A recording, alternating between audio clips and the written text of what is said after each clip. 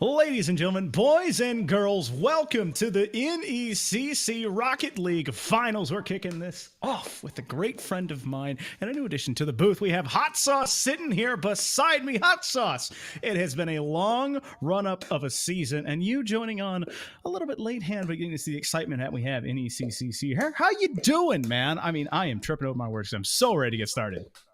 Yeah, awesome. Great to be here. Excited to be casting with you for the first time. But yeah, I had the pleasure of casting, I believe, Lebanon here in the upset earlier this week. But yeah, just excited to get into things and excited to take a look at the bracket and see exactly how these teams got here. Well, taking a look at it, you can see that you have Lebanon Valley White taking their trip over RMCJV over top of that Fanshawe team that was looking to be so strong at that number one seed, as well as Keenest Academy coming in, beating Marywood, and then Firebirds B. So we have the number 4 and the number 6 seeds in this Emergence Red division here to play and seeing who will stand tall. And you know what? It's always fun seeing the even seeds make it. Yeah, like I said, I had casting that Fanshawe game, and it was definitely it started off a close game, but really Lebanon was able to run away with it. And just speaking about these two teams, though, Lebanon and Aquinas, they did meet in week 9, and Lebanon was able to take it in a 3-2 fashion. So I think it's going to be another super close game today, but maybe we can take a quick look at the rosters and see who exactly is going to be out on that field today. Rocking in for us here, we have Lebanon Valley White bringing in Blarmth, Will Smith, MIB, and Blazy. I gotta say, this team of 2 freshmen and a sophomore, all underclassmen, and is a young team, Haughtsauce, and so they will have time to not only build this cohesion, but possibly build off of a championship roster. Yeah, just taking a brief look here. Of course, Blarn, I'm familiar with him as well. Will Smith, Blase. We saw a lot of good give-and-go pass combos from Blase and Blarn there, but excited to see him back out on the field tonight. And then we'll take a quick look up at Aquinas Academy here as well. Aquinas bringing in some familiar names, my guy. I gotta say, I stepped on your toes. I apologize. I see Powder's name and I get excited. I've been in the booth with him a couple times. I get to watch him finally, but he's bringing in a couple of studs with him in Benzing and Steph Beef as well. Yeah, you had mentioned, we got to talk just briefly before this had popped off, and I knew that you were excited to see Powder out there. So I guess in that case, I have to ask you, how do you feel about the matchup tonight? Are you a little bit more favoring Powder and this Aquinas team, or do you think Lebanon will be able to win again here like they did in week 9? Well, I got to say, Haughtsauce, if it was about casting, I think Aquinas would be in very steady hands. So this is all about the play, and it's going to be how you play, not only mechanically and as a player, but as a team and as a whole unit. And so with me not seeing either of these squads, all you can go off of is the tail of the tape. And that tape is only a 3-2 best of 5. And this is now a best of 7. You have to put 4 games together in any way, shape, form. All that matters is, can you reach 4 before your opponent does? Yeah, I mean, we often talk about how consistency is key, especially when you have those best of 5s or those best of 7s. So we'll see if they're able to do that here today. But nonetheless, finally out on the field. A little pressure here at midfield. We can see Powder up top trying to get the touch. Blase down, pushing back into the other direction here. And just kind of a little bit of a back and forth, maybe some pong action until both of these teams maybe settle in here in game 1. Well, it's game 1, like you said, but a best of 7 out in front of us. It's a long, arduous journey, as I believe Game Sound making its way back to us as the ball finds its way into this LVC white corner, but it's cleared immediately out there. Steve Beef trying to keep it in the air. Will Smith wants to get to it, but a bit too overzealous. So right now, the nerves possibly getting to some of these players on the field. Yeah, it's that first game jitters sometimes. Got to get that first game out the way. So I think the second game here into the corner as Powder looks to push this one out across midfield. Now Stab tucks it in again. Will Smith is going to be there on the D off the back wall. Across midfield, Blase doesn't find the touch that they need. And Benzing now with the push. Will Smith is there. And Both teams really just being a little bit sporadic.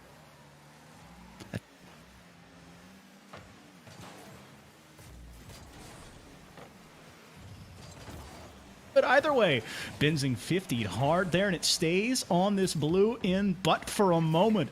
There's now Aquinas on their back foot, a clear going back the other way, so a bit more of that ping pong action. This one's going under Will Smith. I mean, it looked like he had it read the whole way. Yeah, you'll see it here again. Benzing up top off the ceiling, the second touch, and I think maybe that's what threw Will Smith off a little bit, but he did get a little squirrely at the end of that defensive play. Unfortunately, not flying squirrely, as that one left him floundering in the air. And Aquinas with a 1-0 lead, a minute and a half in here, Haughtsauce. And so, the first goal has been scored, and the second maybe as Blase is denied as well. Aquinas doing it on offense and doing it on defense. No. Okay. I thought I cursed him. That's all right. We see the demo coming out there as well, kind of buying some time, alleviating some spaces. Blase trying to putting a little razzle-dazzle on it, but it's Blarn up top. The back wall over to Will, not able to get it in time. Two little fakies coming out as Benzing pushes here into that LVC territory. The demo as well, and now a little back and forth. And can LVC? No, that was a close one there. And now the pressure mounting, kind of a firing squad style coming out from Aquinas.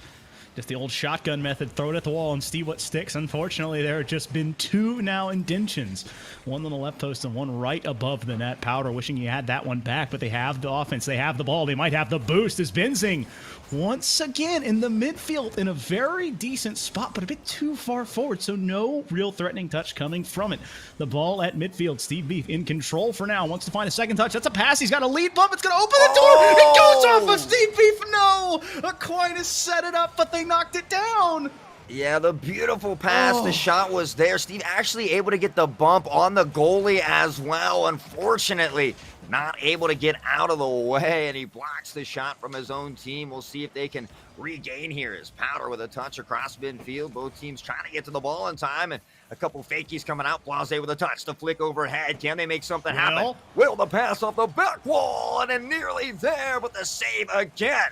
And the defense coming out strong here for Aquinas.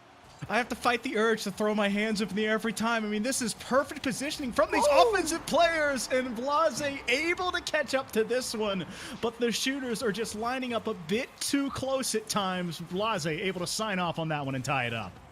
Yeah, just a nice little move. Nothing too crazy. Nice and simple. Able to touch it into the goal there. Find the equalizer as we find 1:30 remaining here in this game. 90 seconds left, and we are now tied in the game, one apiece. First blood being struck by both squads. Sometimes you don't find that, as a team might struggle to get that first goal, but now dams might have been broken. That's another shot going on, and that one goes off of the post, and Benzing bending the post to make it 2-1.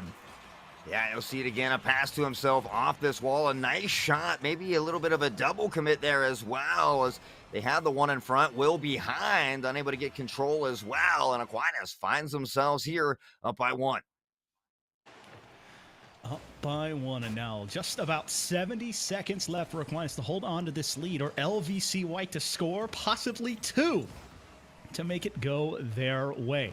LVC in a very solid offensive possession. This is going to be Blase, who is just a hair late. Blarf looking for that far post, but there is just a swarm of yellow and orange cars around this net, making sure nothing comes of it, as LVC White continuing to watch his clock move further and further down, and they need to find an offense and find it now. Blarf had the shot, but not enough on it.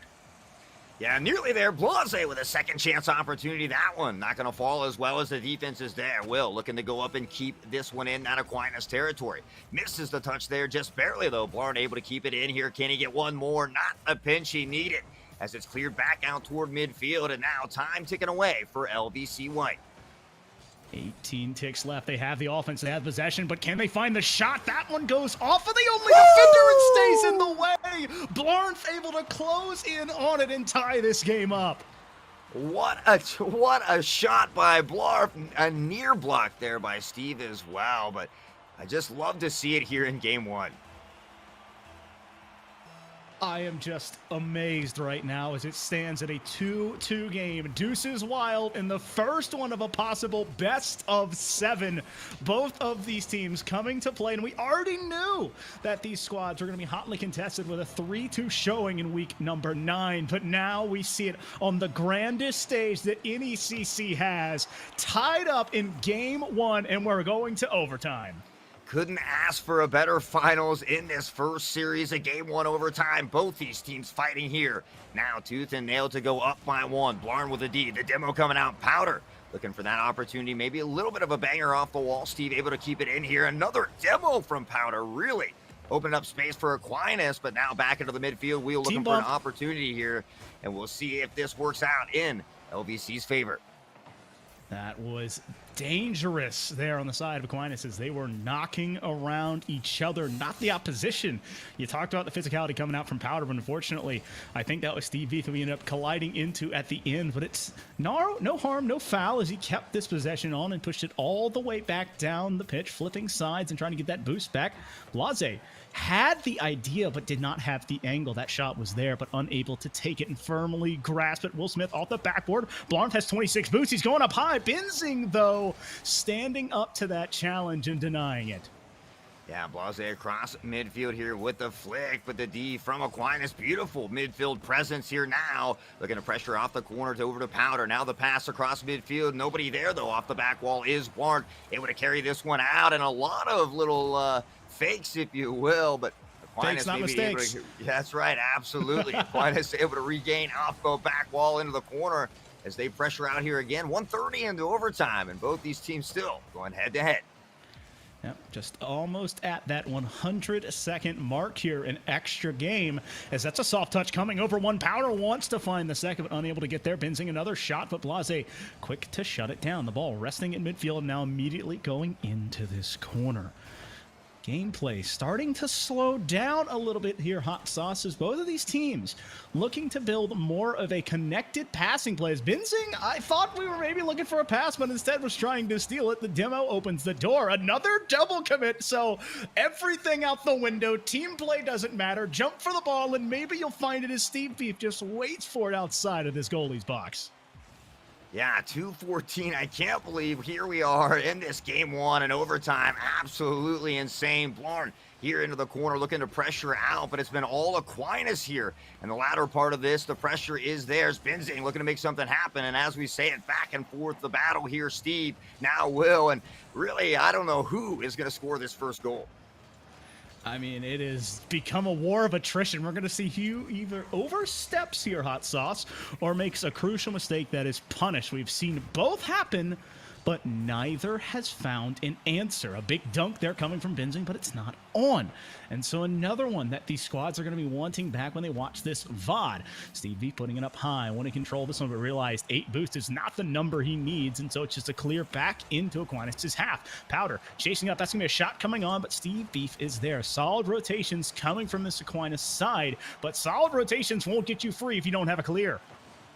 Yeah, and here we go. Steve now trying to just kind of float around that third man position. He's been doing a great job of that here so far, really not wanting to let that last man fall and let that ball break across that plane, but Will with the flick across midfield. Now Powder has a chance to run with it. It's going to be wide and to the right. Can he get the second touch?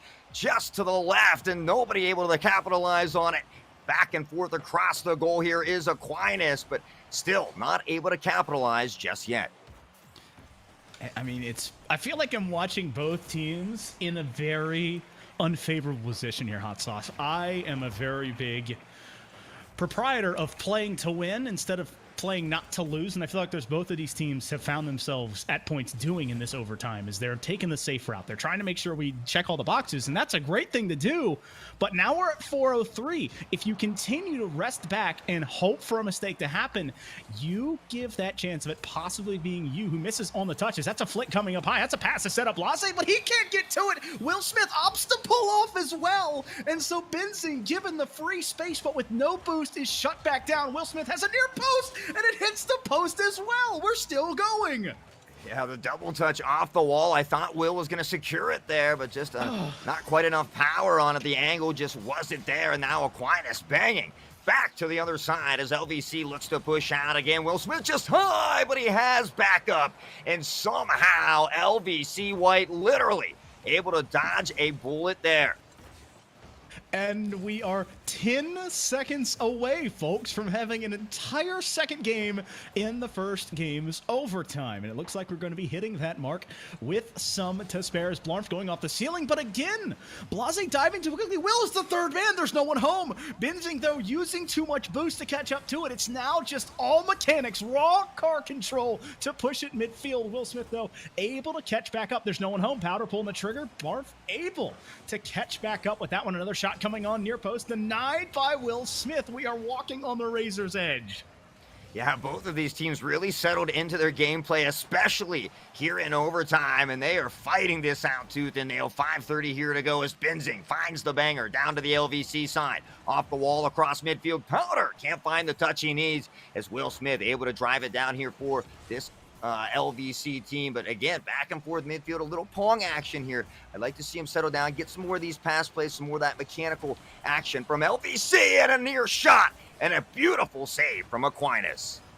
It's a beautiful save, but that first one needs to go in. There was no one in the net and unable to capitalize once again. And so both teams feeling the first game jitters, feeling the overtime pressure, perhaps feeling the crowd's eyes watching their every move, and it's just becoming more and more to bear. We're wondering who can step up and become this hero in game one, who can break this tie that has lasted almost 7 minutes, and neither team willing to step back down. I feel like I'm watching a staring contest, and someone has to blink. Yeah, you know, I kind of thought we were going to get maybe a best of 7 here. I didn't imagine a game one overtime, and your boy Powder dusting it off as he finds the back of the net here and finishes it off. Game one overtime. What was the final time on that? I believe that takes us at, if you look at game time only, that's over 11 minutes. I don't know what the margin time is going to be. I'll have to go back and check that. But you check that off from that right corner shot coming from Powder, and apparently LVC White had everyone on the team together. I love Psyonix's menus as I was trying to take the scorecard in. But oh my goodness, Haughtsauce. I was ready for a lot of things, but a 6-minute overtime was not one of them, and I am thankful for it. Yeah, I didn't, you know, as you had mentioned, week 9, you know, they went to that best of 5 series. So we kind of thought that it was going to be something similar. But overtime game 1, like over 7-8 minutes at that, never would have saw it coming. What a great job by both these teams. A little rough in the beginning. Those jitters may be a factor, but we really saw them settle into their style of gameplay, and just a phenomenal game 1 by both teams. And it was a beautiful showing in the end by both defenses, I'd say, because the offenses were very disjointed at times, but very plentiful in others. And so it's just getting the consistency down, wondering who will step up first. As that's a crack shot coming on from Lebanon Valley White as they look to break through early, but 10 seconds off of this clock and no leader as a trade of shot, I believe, coming off of Steve B's car. Demo looking to open up this door. Powder off the corner, wants to take a bump, but Blase avoids it and finds the clear. Blarnf over 1, just needs to catch up to it. A soft second touch. Woo! No, it's just going in. 4:37, LVC White up on top.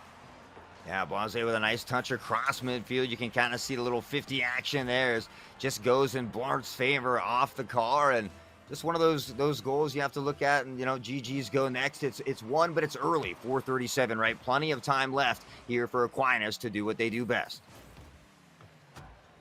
Take a breath. That's what I have to remind myself, as both of these teams had to do that as this game started. That's another shot attempt coming on, and Will Smith's going to be wanting that one back. That could have been abusing that left corner again. 4:20 left on the clock. A soft touch coming through, but Aquinas able to stand that test for now, but they are still down that singular goal. Looking for the first one here. It's Benzing. That one goes off to the right. Powder off the wall. He's got Steve Beef midfield. This is going to be a near post shot, but denied by 2 players. Powder cleaning it up, but it goes off the crossbar.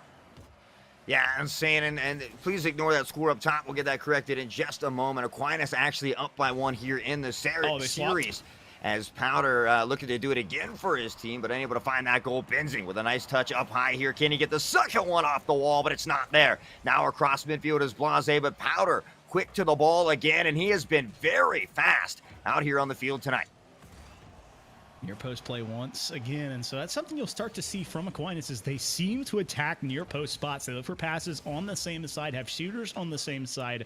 I'm wondering if that's an actual tendency or if they're trying to build that near post dependency and make the defense lean that side so you can have those back post shots later in this series. Will Smith, though, wanting to take advantage of a 1v1. Blarmf gets bumped for his troubles. That's still on, and Aquinas needs to get something going here. Blarmf, tactical fakes as the ball finds its way back into the corner. And, you know, I just want to correct myself. I got trolled there, and hats off to them. Somebody clip it and meme it for me because I deserve every bit of that. But you got to laugh about it and just move on here as Aquinas looks to settle things down and grab their first game, though. But Steve up off that back wall now trying to pressure and not really the booming clear he wanted off the ground. Will Smith let a nice touch, but again, Powder has been all over this ball relentlessly. Offense, defense, and there again, you see another beautiful demo coming out by him. Demo opening the door, Benzing there to find a touch, but because it comes off of the LVC defender, it is hard to make good shot out of it. Powder wanting to find a second touch, but he can't get to it. Blase credited with that long clear. That's a shot coming on. Will Smith might have overstepped. He needs to get back. Blarf looking to save it, and Benzing, I think he used the post to catapult himself back into it. Yeah, I mean, when you said you might have overstepped, I think you already knew that he did. What? And oh, wow. Galaxy brain. Intentional or not, what do you think? Galaxy brain. I mean, that is, you know what? Just use the post, five head, not with the ball, but your car. Wow.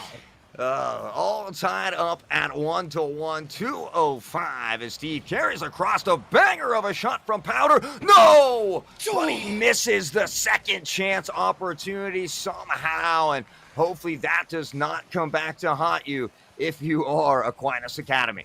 Oh my goodness, Aquinas now with another chance. Benzing, it's off the corner. A second follow-up touch. Powder going again to the same left corner, but he's denied a second time. Maybe third time will be the charm, but Blase wanting to get something of his own. He's got control, but he loses it as Steve Beef quick to steal. Blarmf off the side wall, trying to find it to the ceiling, and this is just awkwardly left. Another shot coming towards it. Will Smith diving to get that save. Powder in the air, pulling the trigger. That one not too high, but Blarmf for the quick save. Powder has been absolutely everywhere tonight. He is all over. We're constantly saying his name, just getting touch after touch, keeping it in play down here on this LVC white. And they've got to try to maybe get a couple demos and alleviate some of this space so they can get some more pressure on that Aquinas side. Slow play by here, Powder. Wanting to catch up to it. Looking for a pass midfield, but there's no real follow. That's just been a handoff to Blase, and Blase handing it back to Steve Beef. Blarf needs to be careful here. He's the last man back for now, but no real boost means no real threat as Steve Beef can't get anything going. Powder, the last man, looking for that left post again. Third time denied, but this time, Haughtsauce, he's able to put it in. Yeah, you know, he had to make up for that little whiff earlier, and he doesn't make the same mistake here twice. Just a beautiful shot off the post, follows up nicely, and now they find themselves up by one here with 46 remaining. Less than a minute left to be played, just under 3/4 of a minute left. And so you're wondering, can Aquinas hold on to this 2-goal lead? And we found ourselves in a very similar situation last game, where LVC was able to score that equalizer and then ride a wave of momentum to almost 5 minutes into OT. Blarf needs to get to save and does. Steve Beef and company looking to put this one further out of reach. But Blase and company still holding on. Defense will put you in very good positions, but you need to have a lead with it. Blase catching it. He caught it perfectly, but Powder rotating far post, able to make the save, and now less than 10 seconds left. 7-6-5. You're wondering if LVC White can step up to make this one happen. It's off the corner. You have two players there. Blase can't get to it, and that one's cleared by Steve Thief, and Aquinas takes their second. First, remember we got trolled earlier, right? What? You said Aquinas takes their second? Is that what you said? Yeah, they did. Remember, Powder scored an OT, and so that would be one win, and this one would be 2 wins for Aquinas. Okay, well, I had said the scoreboard said LVC won up top, and so that's the only reason I was questioning that there, because up top there the scoreboard said LVC won and Aquinas 0. I have to think we might be experiencing the Mandela effect live, Hot Sauce, because I'm not going to worry about it because all that matters is it should be a 2-0 right now for this Aquinas squad because Powder did score that one in OT, and then the team was able to stay on top with a 2-1 advantage in game number 2. And now we move to what is usually the defining moment in a best of 5, but this is a best of 7. The third game is where it either ends the series or extends it, but here in a best of 7, it'll put you at that match point if you've won 3 so far, or it can be the decider if you are that losing team to get you back into it, as Aquinas is now sitting 2-0 in this series. All right. So I think maybe you're right about that. I don't know what I was thinking. So, anyways, here we go. Game number 3. And can LVC find their first game and look to crawl their way back into this? As Steve across midfield here again. And Ward has been absolutely phenomenal on D so far here. Steve with a big demo, though. And as again, Powder all over this ball, looks to pressure into that LVC territory. Blase with some D of his own, but again, and now the wide open goal. Blart, though, able to get there in that return across midfield, and beautiful D yet again. And awkward rotations on the offense and defensive side here coming out from Aquinas, and I'm wondering if LVC, if Lebanon Valley White can step up and find an answer, as that has just been awkward right now from Aquinas. There's another 50 gets it going. Blarnth has 100 boots. It needs to be in a 1v1 win. He gets it off the backboard, but far too far. And a miscommunication has Will Smith taking it here. Blarnth for the quick turn and a long clear as well. I want to see LVC get control of this ball and start looking for each other, not only on this end of the field, but on the defensive side as well, and build down the field and get that offensive possession that they've been missing. Yeah, I was able to cast them last week, and I saw a lot more give and goes from Blase and Blarnth. So looking to see maybe that a little more of that. Will Smith usually plays a very good third role here, so we'll see if maybe they can kind of get into that rhythm again. We see a lot of pressure now coming downfield from this LVC team. Now Blase tucking into the corner. One more touch, but can't get it. As Steve looks to push this one out here across midfield for Aquinas. Blarnth there waiting. A wide open net, and Powder capitalizes, fires into the corner, and Aquinas finds themselves up by 1 here in game 3. And once again, a first blood being struck using the corner plays. This time it's a pass from Steve Beef to set up Powder as Aquinas up on top in the game and the series.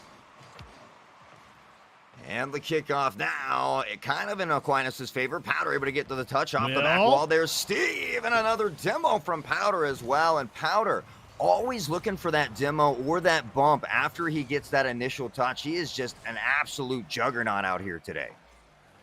I mean, that was a golden opportunity, and the shot would not find its way. Will Smith in a dangerous spot, once again being that third man and pressing up and not finding the touch. I will say there seems to be no shortage of confidence in Will Smith if he is the third man, and I am all for it. I just need the touches to come through, because if you're that third man, you play back passively, bad things can happen, but if you play too aggressive and don't find the touch, worse things can happen. Will Smith finding in at midfield, him and Blase in a 2v1. Need to find some control here, gentlemen, as that's off the backboard. The retreat, though, will not find the offensive means, and so it stays at a 1-0 game.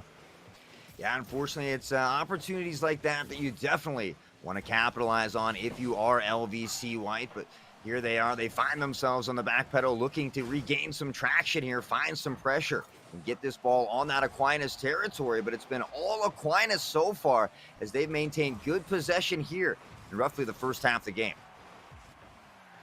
Now we sit with just 120 seconds left here, Hot Sauce, and usually it feels like offenses get warmer and warmer as the series goes on, but they have just slowly shut down, and never mind. I mean, Powder just makes things happen. Just a little bit of pizzazz and spancy just right in front of the net.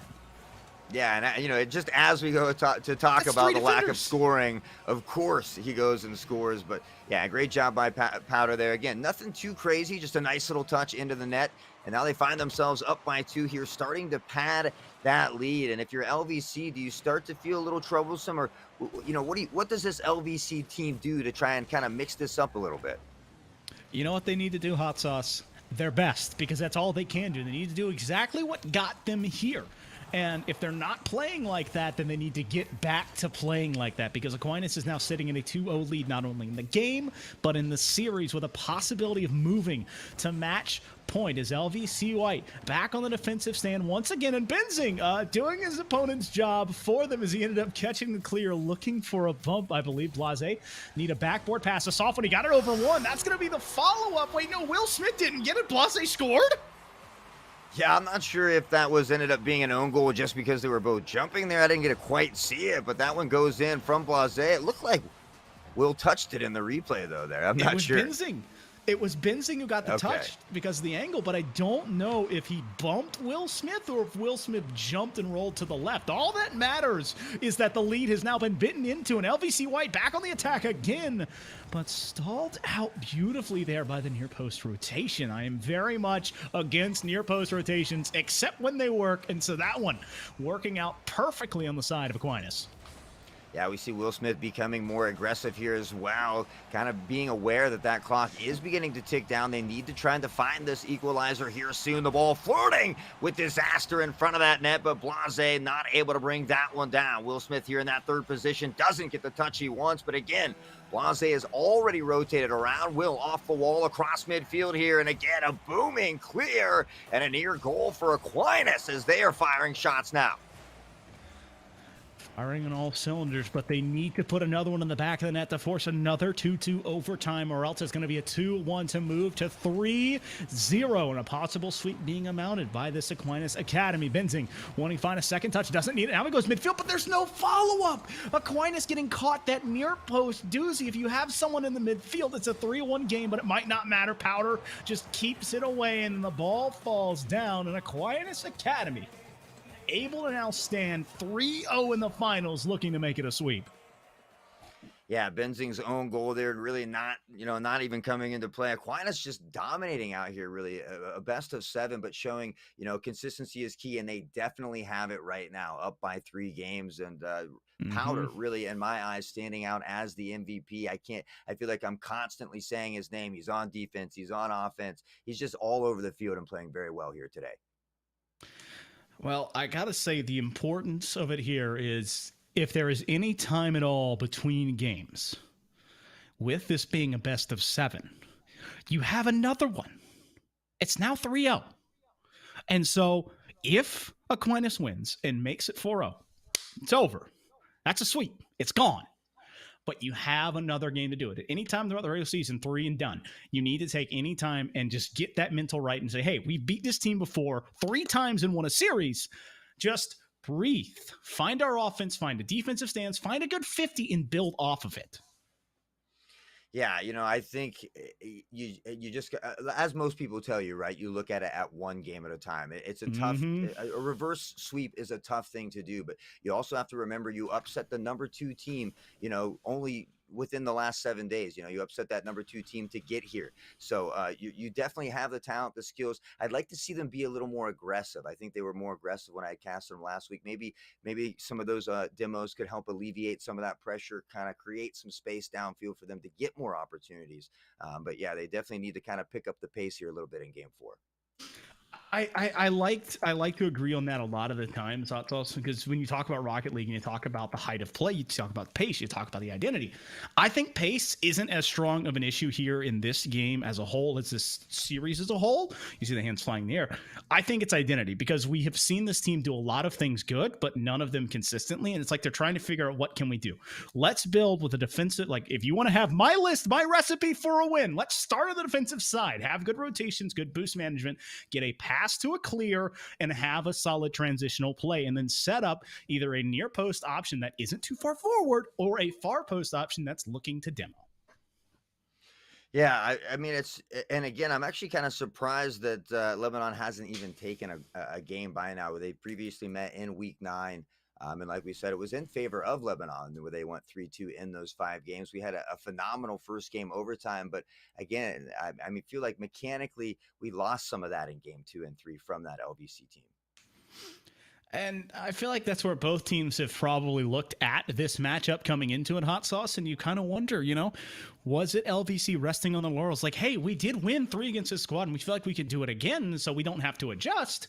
Whereas You look at the side of Aquinas. Obviously, they took everything and went to the lab with it and have come back with a nigh perfect product. It was only a 6-minute overtime in game 1, and now they have been in full control of this series since then. Here we are, game 4, as Aquinas looks to go ahead and send this one home with a clean sweep.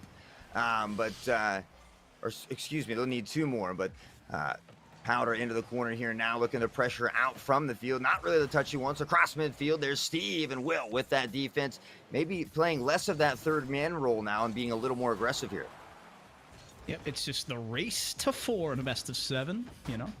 Who can find that 4th win? And right now, Aquinas at match point. Can you put one more together? And if you're looking at LVC White, everything that has gone wrong has been fixable. It's not, we're not getting out mechanic. It's not that you're being outpaced. It's just small little errors that fall at the worst times. And all you need, folks, all you need, LVC, is one to fall your way. One game to possibly shake it. One possession, 150 coming out. But right now, Aquinas still in control. A pass attempt off the backboard is Steve, but Blunt quick to clear it out. It needs to get it past midfield. Powder doesn't want to allow that, so this is just more midfield control coming from this Aquinas Academy. Yeah, again, they just, much like these last few games, they've had the pressure down here on the LVC side the entire time, and now maybe a little break for Blarf, and a whiff coming out from the other side as well, but now the touch going in the other direction. Steve with the carry off the back wall. Nobody able to capitalize on that one as Blarf finds the big booming clear. Powder looks to pressure back in toward the corner boost, but now has to rotate out as Blarf fires one again, but really not a lot of second chance opportunities here from this LVC team. That is a monumental thing that I've started to notice. And if you want to have a good offense in Rocket League, obviously scoring on the first shot is great. It always feels good, but it's never going to be that clean every time. You want to find first, second, and third chance opportunities, and it starts with boost and position control as Steve B50'd hard there by Will Smith in the third. And I like the follow-up here from Blarf. Now he needs to find his teammates. He's a bit far ahead, and Powder with the pinch to push it all the way back and hit the old reset button on that offensive possession.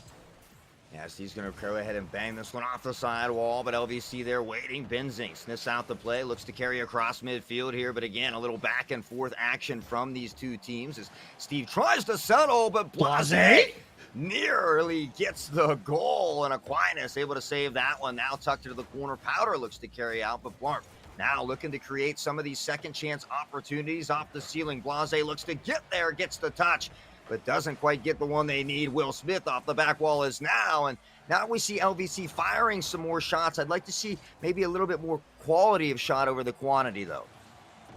And that is always what you want as maybe a player, as a spectator, and definitely as coaches as you kind of watch a team go through this. But right now, Will Smith and company, they want it all. Give me the quantity, give me the quality, give me anything on the offensive end, because we need to find something as they continue to stay at a deficit. Currently 0-0, but it has been almost all Aquinas on the offensive end. That's a soft touch coming through. Will Smith, the third man back, and that is all 3 cards here from Lebanon Valley White in this defensive third, and very tight. Blase wants to find a clear, but he cleared it straight to Benzing. Benzing in the corner, looking for a off backboard play, but instead clearing it all the way into the corner. So just more control ball building. No. Oh, in front of the net now. Woo, a wide open net, but again, not able to capitalize here as we hear near that 1 minute mark, and still neither team has been able to score. A little bit different than some of these first few games that we've seen here. And that is almost a back-breaking double commit coming from LVC White. That was one of the best defensive stands that they had that turned into immediate offense.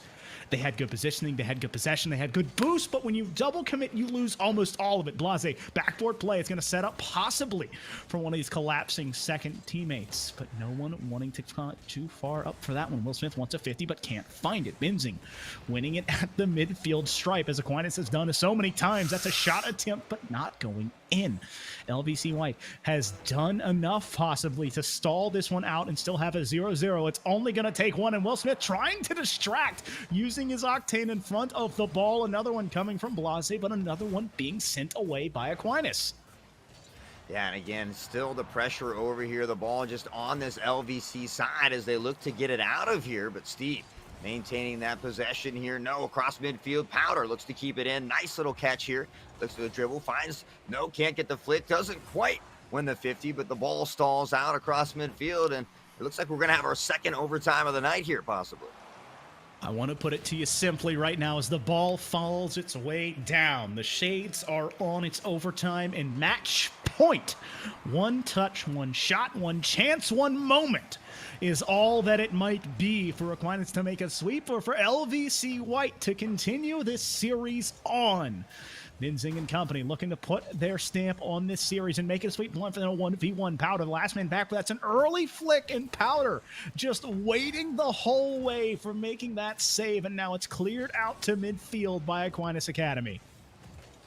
Yeah, again, I'm just excited to be here. Another overtime as they are fighting to hang on. LVC on this defensive stance yet again as the pressure coming relentlessly from Aquinas. Powder with a little touch here. Blarp able to get the clear out now downfield and looks to get something, but unable to find anything there as Blase gets the touch. Ooh. But Benzing able to win a big boomer here. Will able to grab it off the back wall. Doesn't get the pressure outward either. And over top, LVC has got to get this ball off their side.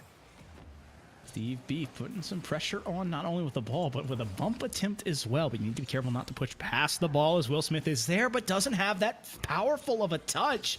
And so Aquinas, once again, just withstanding that pressure, controlling it. They do a very good job of getting the ball, but both teams do a little bit too much of the dump and chase offense for my liking. But it's currently favoring Aquinas' side as Blase has a chance. That could be a nigh open net, and that's the perfect touch coming from Steve Beef to deny. Now back across midfield, we see the ball. Powder up top, the pass down, but LVC able to sniff this one out as, again, back here we find the ball in this blue territory. They've struggled all day other than that first game, really, to apply this for pressure to Aquinas. Steve off the back wall looks to carry it out. Does get a nice second touch and maybe putting a little flair here in this overtime. Well, coming off the ceiling, trying to change angles and change ideas as you move this defense around. But now with 120 seconds gone, as overtimes go further and further in, you're going to see rotations break down. You're going to see double commits. You're going to see possibly new plays coming out from both sides as Powder is 50 hard by Blase. Another touch coming in from this Aquinas offense, but no follow-up. Means Will Smith has a clear, but he does not get all of it. I like that one a lot more as he looked for the bang, but ended up staying with the ball. You see how much further he was able to control this one down, and you have LVC White sitting with the ball now for one of the first times in probably a minute and a half as Benzing looking to get some more control.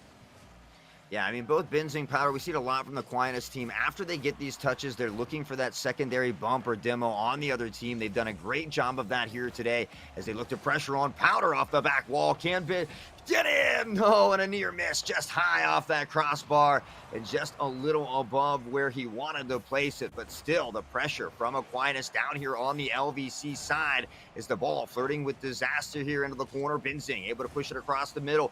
Wilbo with a beautiful touch carries it out and wins that. What a play, but LVC nothing to come of it as the ball finds itself at midfield and all this pressure still coming from Aquinas. Well, I do kind of feel that we are seeing some Molly Hatchet-esque play. I'm just wondering who is looking closer and closer to being in that disastrous spot as LVC White off of that side wall. This could be an open here for Blase. Blase doing the smart thing, trying to get in the air early, but got in front of the ball. Big 50 there coming from Steve Beef, and another win keeps in front. He has to catch up and push it now out of this corner and create something. Looking for a pass midfield. He's got Powder, but the stifle coming from, I couldn't see who that was, on the LVC White side, killing that offensive possession before picking in. Yeah, and if you look at the demos, I think there's roughly 7 demos between Aquinas. The demo numbers are much higher for this Aquinas side. They're really getting those bumps and help opening up that net as well, as we see one going missing the attempt there. But now the ball back on this LVC side, and Powder looking to make something happen. Oh, they bump into each other. Powder able to regain, fires near the corner, going to be wide as well. Will Smith looks to carry this one out. Does get the touch he needs. Can he carry it for more across midfield? Over to Blase, and that one's going to be just wide as well. And here we find ourselves at another 4.5-minute overtime. And just another war breaking out in front of us right now. As Aquinas still in control at that midfield, still in control when finding touches on the ball. Big 50 coming through, and that keeps it up in the air. And LVC White, the ball is literally in their court, on their half. They're starting to try and find something. But again, it's a dump and chase. Powder a bit too overzealous. There's no one near post. That's going to be a team bump coming through. And if Will Smith put more on it, that was the one that LVC White needed. But Lebanon Valley stays scoreless. And here they're still trying to fire this net high off the back wall. Another second touch. But again, even these second chance opportunities, they don't really have much on these shots. They're really just putting it at the net, kind of hoping it falls in at this point, as both teams just trying to find that one goal, to either clutch this series up and win that championship or extend the life for LVC. But there it is now. Finally, a little pressure from LVC, but only for moments, it seems, as Aquinas is pretty good at settling this ball down, regaining control, and pressuring the other direction.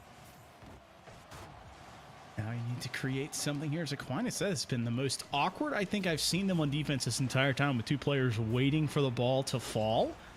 And so, again, I talked about it a little bit beforehand, but the reasoning now is that once you get into overtime, communications itself will start to break down as it becomes just almost instinct. And so whatever team that has practiced the most with each other or played the most with each other usually has the best outlook, as you will know where your teammates are, even if they're not communicating it. And LVC White finally stepping up now in this probably 6th minute of overtime. And as soon as I say it, Powder and company with a quick, fast break. Steve Veith wants to catch up to this one and look to control it. A pass midfield is going to be the attempt, but with no real follow-up. Aquinas backing off to their own side. And there's Blarp going high. He is able to at least get the hit on Powder. Will looks for the flick, but not the flick he wanted. And now the 2v1 opportunity coming out for Aquinas. The ball floating high across the net. Powder with a touch, but it's not quite enough as Blase looks to carry in the other direction. And wait for freeze things frame to settle here. Steve, yeah, freeze. It was so amazing. Even the game took a second to catch up. But again, now a little pressure here coming out from LVC. I mean, it's pressure, but look how far back the second and third are. I feel like I'm looking at a spotty Wi-Fi connection because they cannot find ways to get the ball from one player to the other. Blarmf now in a 2v1. He's got to get it to his teammate midfield, but he goes for the shot instead. Use the 2v1, guys. It is now 7 minutes into OT. Take advantages when you have them. And now LVC once again trying to open up this one. Will Smith can't find it. That's going to be one for Blase. Awkward positioning here from Steve Veith, but he stands up to make the touch. A shot coming from Will Smith, and no bump on the back end means Aquinas gets out just by the skin of their teeth. Yeah, I can't believe coming through just in the nick of time as LVC was looking to take their first game. Powder for the flick, but it's not there as LVC was waiting. Benzing looks to bring this one down. Now Steve across midfield carries up towards Steve. The pass back off the back wall, looking for the double touch, but it's not there. Just a little low for Steve as the ball settles down here in front of the net again. Blarn looking to carry the other direction, but there's Powder yet again waiting. And again, both these teams really just banging this ball around, trying to find that opportunity while keeping one back, it seems. I gotta say, I think it's the best, like, most apt description we have. I mean, I feel like I'm watching two guys. It's just a home run derby. That's all they're trying for, man. They're just hitting the fence over and over and over again, and somebody is eventually just going to blast one through, as that's a shot coming from Blase, but immediately stifled again at the edge of the fence by this Aquinas defense. And that is where you've seen, in my opinion, that's where the biggest difference has been. When Aquinas has had the shots, there's been one to maybe two on that backboard to make a save, whereas LVC, if they pull the trigger, there is an entire unit waiting for them. Yeah, I mean, I believe we've officially passed up the first overtime that we've had. The amount of time that we have had in these games has been absolutely nuts, and they're just really holding on here. Oh! Okay, Will Smith does it. I was going to say, if we have another minute and 5 seconds, we'll have a best of 7 time-wise. But, I mean, I want to harken back all the way to game 2, where I told you there was no lack of confidence in Will Smith. It was just, I want to see the consistency of the touches. And now Will Smith able to step up and make that touch from midfield, winning the game in overtime, folks, to keep his team's season and this series alive. Yeah, I mean, a reverse sweep though is gonna be tough to do. It's you know, it's never easy, but as we mentioned, you know, it's basically one game at a time. hmm I think the biggest thing here, Hot Sauce, is that you and I and the fans at home are going to be talking about a reverse sweep. But if you're on the side of LVC, you talk about goal number one, possession number one, touch number one, kickoff number one. As we go to Farmstead, this is what I have never seen, at least in my memory of NECC. So this is a new experience for me, but maybe it's exactly what LVC White needed. Get it down and dirty and just find the win as they denied a sweep and are now trying to find their second. Well, we'll see if they can do just that, as that one's going to sneak over Blase. Blarf on the return there as well, but the attack not following from Aquinas is now Powder able to carry into the corner. Steve looks to get the second touch. He does! And what a shot from Steve here in the corner. The angle, unreal. Well, Powder sets it all up with a double, triple tap, maybe, to go off of the corner, and that one is almost pixel perfect. That angle, so difficult to read. And Aquinas back on top. And here we are. Aquinas again. They seem to be scoring that first goal in the majority, if not all of these games here today so far. So we'll see if that continues to work out in their favor, or if LVC can start to answer back. We've already seen a couple insane overtimes here today, and what we could have another one in front of us as Blarf looks to carry this one out. Still 4:13 remaining as LVC finds themselves chasing that equalizer here again early in this game. Early in this game is now the first minute goes away, and it almost looked like Queens could find their second, but they are unable to get to it. That's a backflip opening the door. Blarntown putting his own back for it, and this is just almost going bad to worse. But LVC White, like a magician, turning bad to good, good maybe to great, as Blase in a 1v1. He can't get it under. Powder, though, who sees through the literal smoke and mirrors of a demo to make that touch. Now Benzing from up top fires one, but Blase there waiting. Blarf fires into the corner. Will looking to get there for that second touch. Maybe get a nice touch across mid here to his teammates. But Steve out there. Now a little bit of a double commit from Powder and Steve, but not going to come back to Hanum. Able to reset here. Will looks to carry off the wall, and Steve with a booming clear from that pinch. And now we'll see if they can settle this one down. A little fakey coming out as Blase finds a nice touch, but again, nobody forward enough to kind of capitalize on that opportunity. Big time pinch there coming out. Blarf's in control now, wanting to get it all the way to midfield. LVC White, once again, stymied as they try and cross that midfield line, but Steve Beef ran out of boost. And I know that feeling, my friend, where you just can't even air roll anymore to catch up to it. You just know, well, that's not me this time, as he had to watch that one fall away from him. Blase and Blarf now, the two players that you talked about had the passing connection. Don't even need to do it as Blarf goes far post. Yeah, I mean, I thought exactly what you did. A nice little pass across center, but he just had the touch he needed. And, of course, the defender coming from that far side not able to get there in time as LVC finds this equalizer. And we can see if maybe they can get one more here and possibly kind of extend that longevity of this best of seven. Well, Hot, you know what they say. The best pass is always to the back of the net, and that's exactly what LVC White was able to do there. Yeah, absolutely. I couldn't agree with you more. The best pass is the pass to the back of the net, intentional or not. And again, we see a little more pressure from LVC. As I say that, of course, Powder really putting on a shot down here in the other direction. Steve looking to create some beat there as well with Blase. And now Blarf with that clear in the other direction. Can Blase go up and get this one? Not enough boost, maybe, as Blarf with a little flick of his own, the double commit, and it's all they needed to go up by one. I mean, I put hats off to Powder being all three defenders in game number 2, but this is Blarf staring down the teeth of this defense that has stopped them time and time again, and now they score. Yeah, I think Benzing actually hit Powder there as well when they were both going up for that defensively, kind of knocking him out of the way. Not sure if it really played an important part or not, but nonetheless, LVC able to find themselves up on top here as we head into Game 5, looking to keep this series alive as Blase with a banger into the corner looks to get one more touch over the top, and it finds its way into the back of the net. What a play by Blase. Big time plays now coming out as my power making funny blinks out behind me, but it's a blink out on the defensive side as Blase able to now make it a 2-goal lead here for LVC White.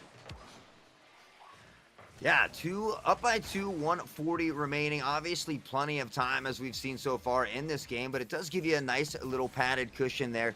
Again, you don't want to change up your play style though. You just keep playing the game that you're playing right now. It seems to be working very well for LVC, and I'm liking where it's going. I'm wondering, though, if Aquinas can get back to form and find their offenses. They now seem a little bit timid.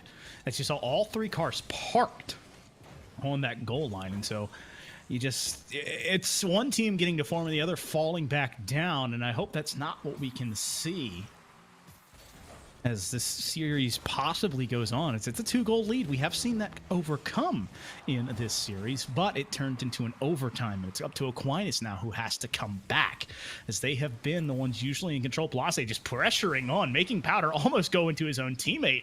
And Aquinas, once the kings of the midfield and the boost control now have been stifled back into their own defensive third and find themselves with less than a minute and only one goal to overcome, as Powder able to bite into it and make it a two-goal game. Yeah, just kind of taking things in his own hands here. A nice touch up top. Will Smith just kind of cheating too far forward without being in the air there. Maybe a little miscommunication on that D side, but Aquinas finds themselves one away from that equalizer here with just 35 seconds remaining. Well, that always is my magical number. Around 25 to 30 seconds is what you want to have if you're down a single goal, because that allows you one or two very solid offensive opportunities. But LVC White, they still have offense. They can still try and put another one on, as they have all the time as well. Aquinas down one in this game and are trying to make it match point.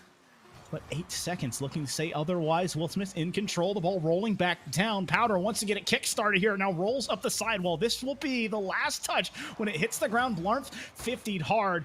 Running underneath here. Steve Beef, that's going to bounce and keep it up in the air. Steve Beef with a near post play. That's double commit on the defensive side.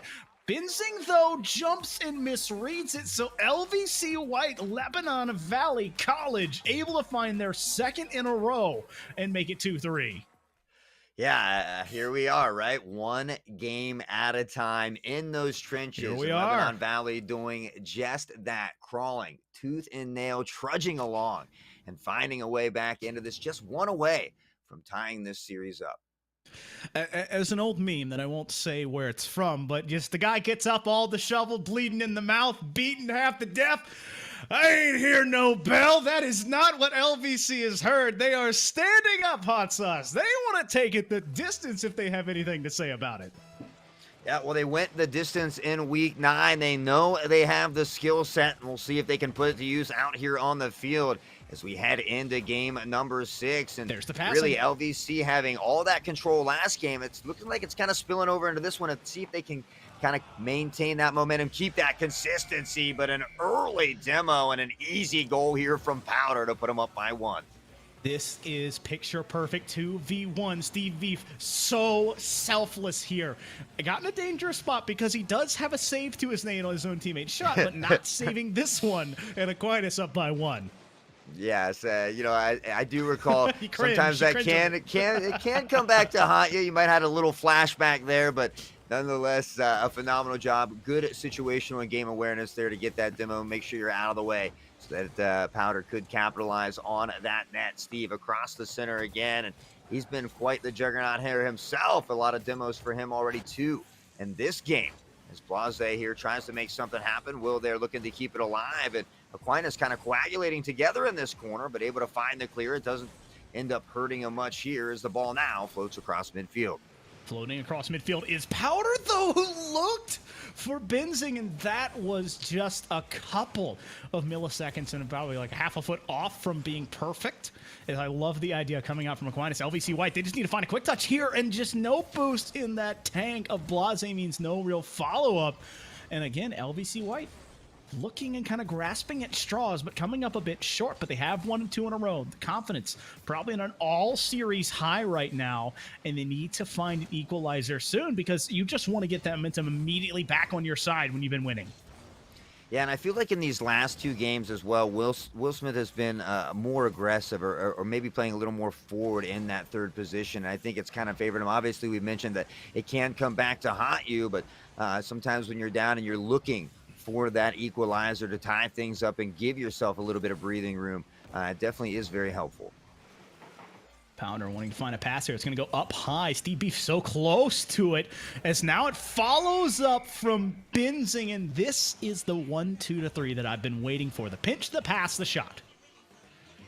Yeah, I mean, now Aquinas up by 2 here early, kind of putting on that show that they put on in those first couple games, right? And we talk about consistency being key. Can LVC start to bring this one back? They want to find the goal here soon as they are down by 2. Obviously, 3 minutes is plenty of time, but you really don't want to let that clock begin to dwindle away too much because you don't want to just, obviously, for obvious reasons, the more goals you get now, the easier it is later. Sitting now just over probably 10, 15 seconds before the midway point in game number 6. Aquinas up by 2. LVC White looking to try and find their first goal of this game. Will Smith at a dangerous spot. Steve Beef so aggressive on that push, but could not find it. Steve Beef again with a quick turn. That might have been the angle, but not the opportunity that he could find as Powder lets it fall past them. And once again, LVC White under siege and trying to find a way to break through this midfield line of Aquinas cars that just kind of continue to circulate and keep the pressure on. Yeah, I think, maybe with that aggressive style that they've been playing here for LVC, maybe a little bit more double committing coming out, a little ball chasing as well. So, again, sometimes those things can come back to haunt you as well. Puts one off the back wall. The second chance not there. Blase looks to carry down, but it's going to be Powder. Doesn't get the touch as well. Blase able to keep the 50 here with a stall and across midfield. No, it's Steve who's up first, gets the touch. And Steve has been phenomenal these last couple of games as well. We see him all over the field, much like Powder in those first few. As Aquinas sitting up by 2, and we're getting a little bit closer to that 90-second mark. Yeah, just beginning to crest and wonder if Aquinas has maybe built too insurmountable of a lead as LVC White. Their offense, it's starting to cool off. They were red hot in the past 2 games and were challenging at all the right times and finding everything going their way. And that was a bump from Steve. I mean, Steve Beef just had the momentum, I guess. He bumped his teammate, bumped the opponent, pushed the ball out. And that was just enough to turn what should have been a disastrous play into a clear that's now set up Aquinas on the offensive end. Yeah, Steve off the wall here again, looking to create some pressure. But Will Smith does find the ball. Powder doesn't win that touch as well, but Benzing on a good rotation here. Again, that midfield presence from Aquinas and just being able to maintain this pressure here on that LVC side has been very phenomenal. Will Smith able to get this one out, though, and Blase looks to bring this one down. But again, Aquinas all over this ball here in this Game 6. And it's more true effort at trying to find the control as we are smokescreened to see Will Smith. I mean, Will Smith, hello, welcome back to this game with that goal. Yeah, I heard a wise man once say, 30, 35 seconds is about all you need when you're down by 1 goal, and they have just that and a little more. So we'll see if LVC is able to capitalize with its remaining 35 here. Yeah, that's an opportunity coming from Benzing, but unable to capitalize here. Blarf's going back towards that Aquinas goal. Still need to find another one here to force maybe an OT. Will Smith 50'd hard, and he has been, surprisingly, that flag runner for LVC White, as he usually is in that 3rd man position, has been that defensive stalwart on the back end, but having so many goals in key moments has pushed LVC White back to possibly in to find their 3rd win. That's going to be on the backboard. Aquinas looking to control it here. Just need to continue to kill. 3 more seconds. 2, 1. The ball's not being touched. No one pushed it. Aquinas takes the win and then takes the series, crowning themselves as champions. Yeah, Lebanon Valley might have won that meeting in week 9 just before this postseason, but it was all Aquinas today, and they just really were the better team today. They played phenomenal. Hats off to both teams. Obviously, the number 4 seed making it here as well, and the number 6 seed. But what a way to win a championship series, being the number 6 seed. If you're Aquinas Academy, you have to be absolutely ecstatic right now.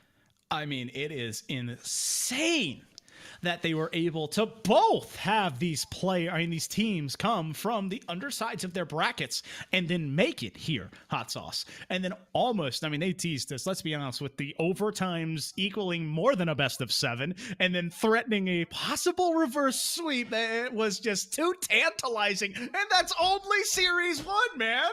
Yeah, that's the insane part is it's only series 1, right? We have so much more awesome action coming up here as well. And I believe I'm not 100% sure, but we might be having an interview coming up as well. Yes, we are going to be trying to get a player in here for an interview here. So we're going to be taking a short break. And in a bit, folks, we'll be right back with one of the winners from Aquinas College. See you in a bit.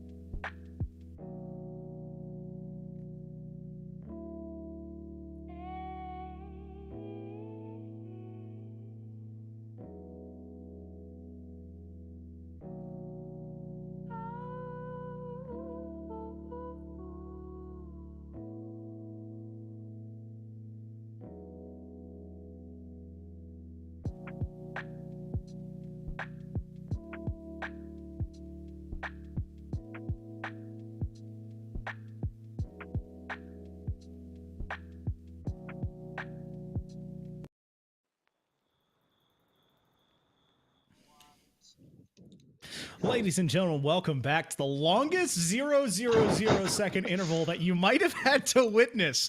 I'm Foof, this is still Haughtsauce, and now joining between us, my very good friend and now NECC champion. We got Powder coming to join us, and who's in the background there? That's Benzing. That's Benzing over there. We got both teammates. Steve right next to me. He can't get into the camera. There we go.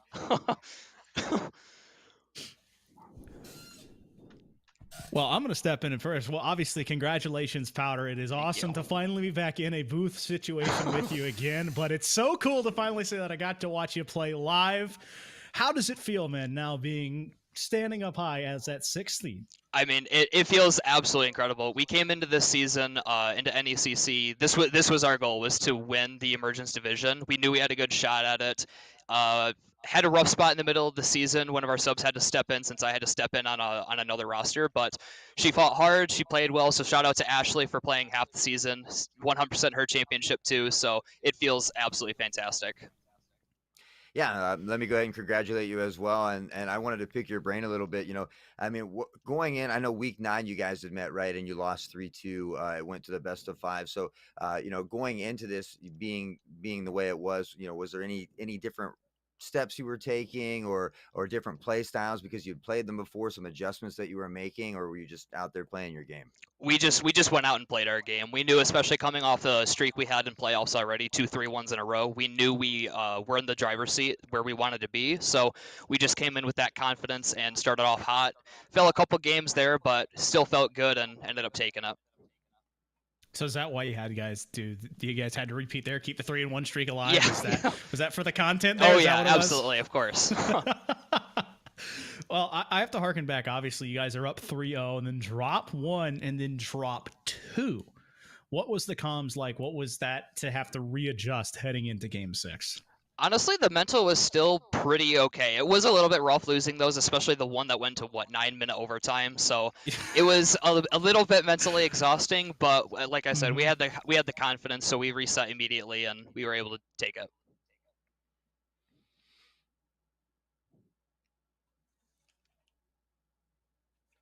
Well, I mean, I will ask another one if I don't have another one from my friend Haughtsauce. I love asking questions and stepping on toes. But Powder, my favorite question to ask winners of series like this, and now champions. I wish I could put the crown on you here, but I can't physically do that. But at what moment in Game 6 did you realize that we are going to be NECC champions?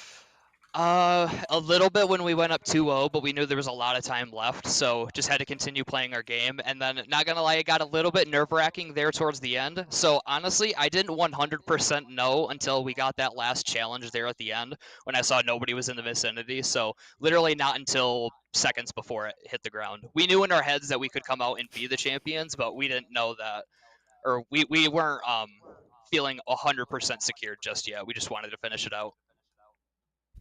Any special celebrations tonight? Going out for a steak dinner, getting some ice cream, or how are we celebrating tonight? Not quite sure. Yeah, our coach got us Jimmy John's, so we're waiting to eat that. But but not sure about any celebrations just yet. You heard it here first. Dinner of Champions, Jimmy John's. Absolutely. And Powder, any shout outs you want to make before we send you off as a now champion of NECC? I mean, first of all, shout out to my teammates, Steve and Benzing, absolutely fantastic. Benzing carried the first several games, so great showing from both of them. Also, shout out to Benzing. This was his last match at Aquinas. He graduates later this week, so shout out to him. Shout out to my family watching at home. Shout out to my girlfriend. Her family's watching as well. Just shout out to Ashley filling in half the season. Shout out to the coach. Just shout outs all around. Just I can't thank everybody enough. Well, Haughtsauce, you got anything else you want to ask the now champion, or are we no, I just all I can say is congratulations. You guys played phenomenally, especially you, Powder. I mean, you were all over the field. We were constantly saying your name. So congratulations to you guys and enjoy your championship. Thank you. Holy cow, Haughtsauce. I mean, we got more than we bargained for. And it's only been one best of 7, my guy, and we still have more. Yeah, we have undefeated Firebirds coming up with 9-0 on this season versus BVU Navy, that number 3 seed. And these teams had met earlier in the season, but only week 1, and a lot changes over those 9 weeks. So definitely excited to get into that here in just a little bit. Yeah, so stick around. We'll be right back after a short break.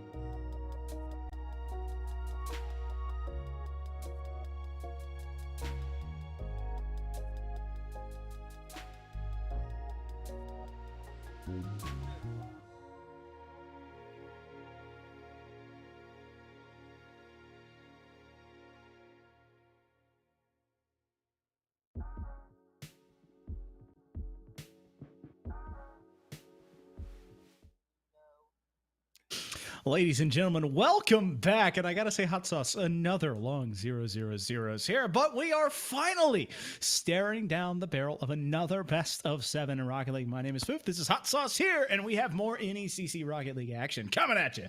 Yeah, another crazy lineup here. Firebirds 9-0 on the season, Undefeated. taking on BVU Navy, who were 6-3. And again, these guys met week 1, where Firebirds took the series 3-1. But as you know, a lot can happen over those 9 weeks. And actually, previous this week in the semifinals, I casted 2 teams that were 9-0 that were upset by that lower team. So anything can happen on any given Sunday. I might be, or a blessing. It depends what team you ask. Ah, okay. Oh, so that's what we need to see. Because are you gonna stay undefeated, or are the teams? This is streak versus streak here, folks. This is high tier content. But right now, we need to delve into who these teams are bringing on. Let's run down these lineups today. Coming in first for the Firebirds, we have It's Petey, we have Nyrome, and we have I Am Westoff coming in. Powerful squad that has yet to lose a series. Yeah, Westoff looking like he's going to be in computer science and game development there, as well as the juniors, so that's pretty cool. But heading over to the other roster here, we'll take a quick look at BVU Navy and their lineup tonight. And it looks like we've got Sky, who's in business accounting, a freshman. We've got, I know I'm probably going to mess this one up, Dylan, exercise science senior, and DJR02, business agriculture for a sophomore. So great lineup there as well. Gotta say, it is always interesting when you see someone replace the letter A with a letter that isn't the letter A. Mm-hmm. And so it always trips you up. At least trips me up when I'm looking at it. But up, Scott, Dylan, and DJ are an interesting squad as well. And now this is a plethora of age, having the freshman, the sophomore, and the old head in the senior. So possibly the Rocket League, quote unquote, boomer there to try and round out this squad. But number 1 versus number 3. We had the even game first, and now we have the odd teams here. 9-0 going against this BVU squad that is 6-3. And a reminder, folks, a step away from our regular season stance. This is now a best of 7, a true race to 4 wins. It's going to be seeing who will be on top and crowned kings of this emergent black division. Yeah, you know, as we often say, consistency is definitely key in these best of 7s. And much like that first series, you don't want to let a team get a big 3-game lead on you. So you definitely want to keep things in control. We'll look to see which team kind of settles into their play style first. Here is Petey with a booming corner to this BVU side. Looks to bang it across midfield, and he does have one there. Another pass fires off the top crossbar on that one. It's just a bare miss. Petey just a bit too high on that one.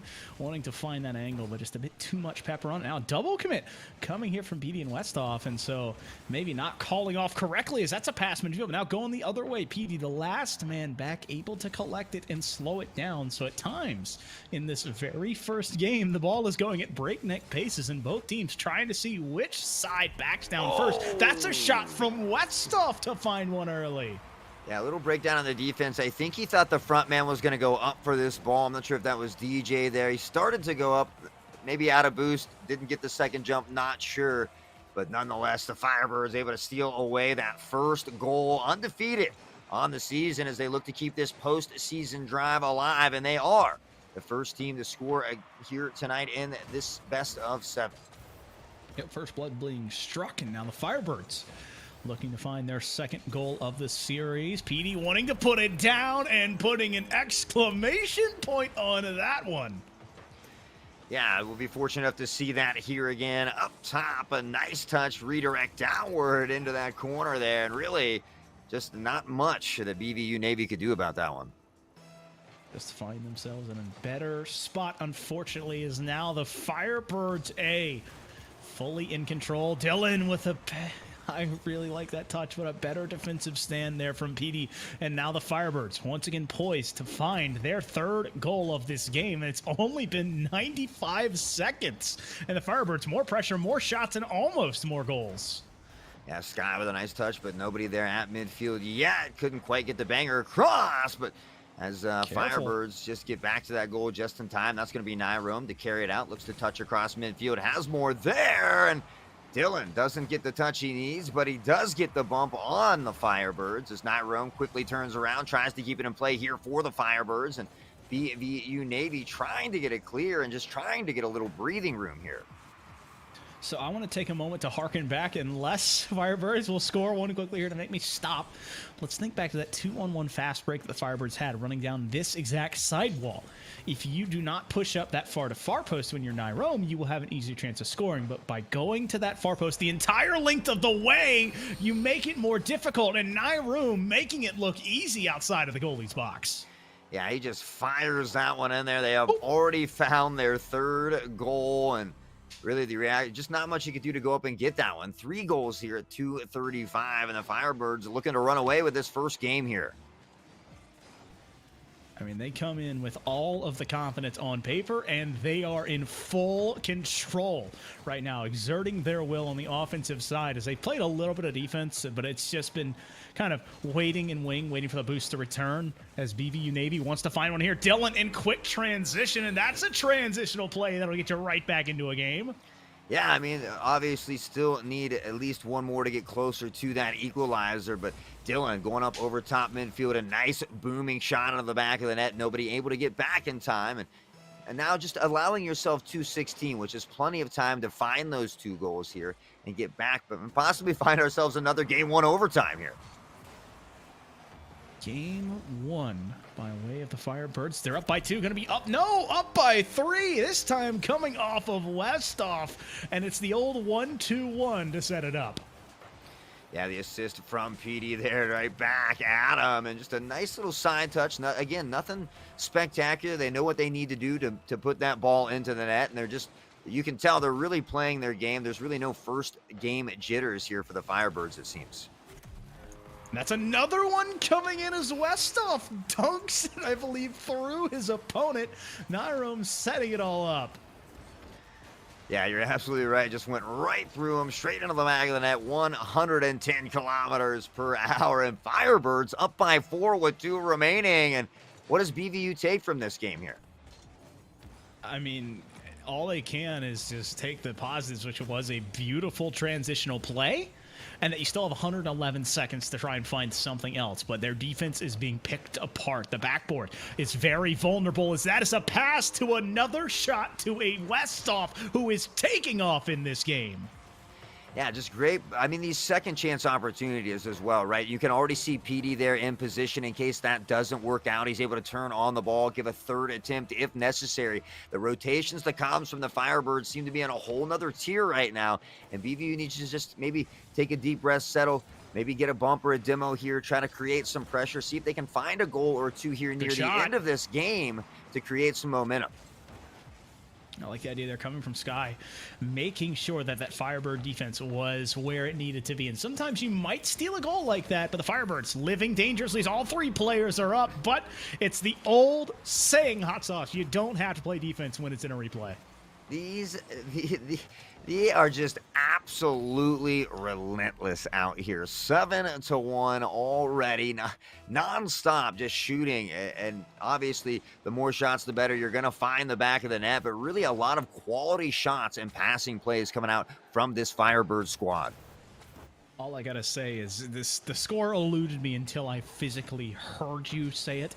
We have now taken a trip from the New England side of the North American continent down to South America on a different East Coast, and we're riding with a Brazil scoreline right now with just over a minute left in game number 1.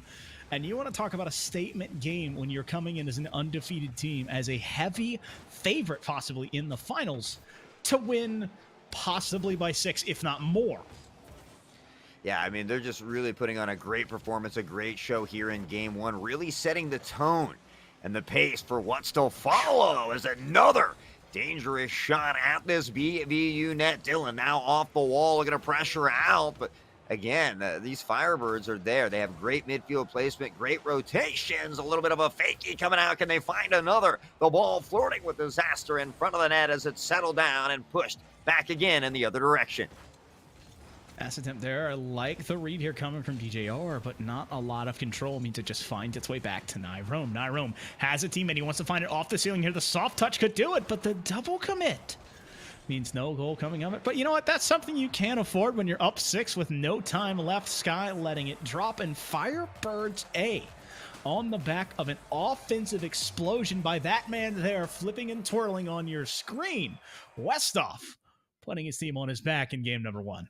Yeah, and 5 shots, 4 goals. Clearly, just all the aggressor were the Firebirds, showing you why they're 9-0, why they're in the championship, and really the rotation.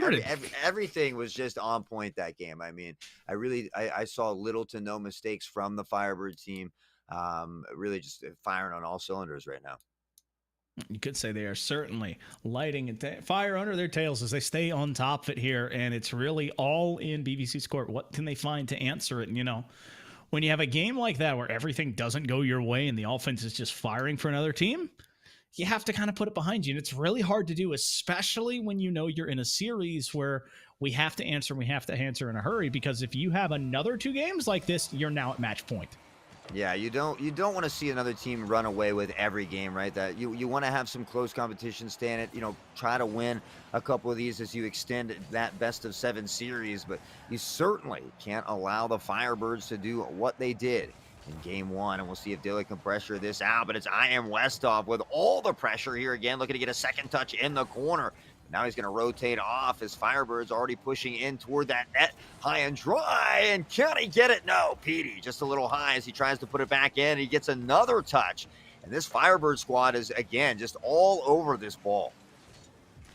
All over this ball and all over it in midfield. Nyrome has a teammate underneath of him, but a bit too close in the positioning here from the Firebirds. I mean, no offensive, but no pressure coming from BVU Navy. I feel like they're a little bit timid as they've seen this Firebirds team time and time again and make those passing plays, make the touches off the backboard. That's a read coming from Westhoff. So the smoke and mirrors, Firebirds strike first.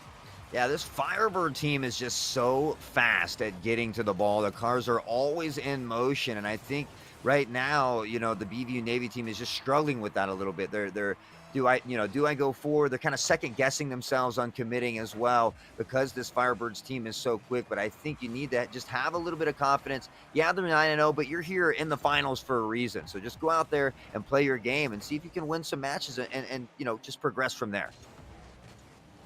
All starts with something positive. I mean, it could be a touch, could be a clear, could be a demo, could be a shot and or goal.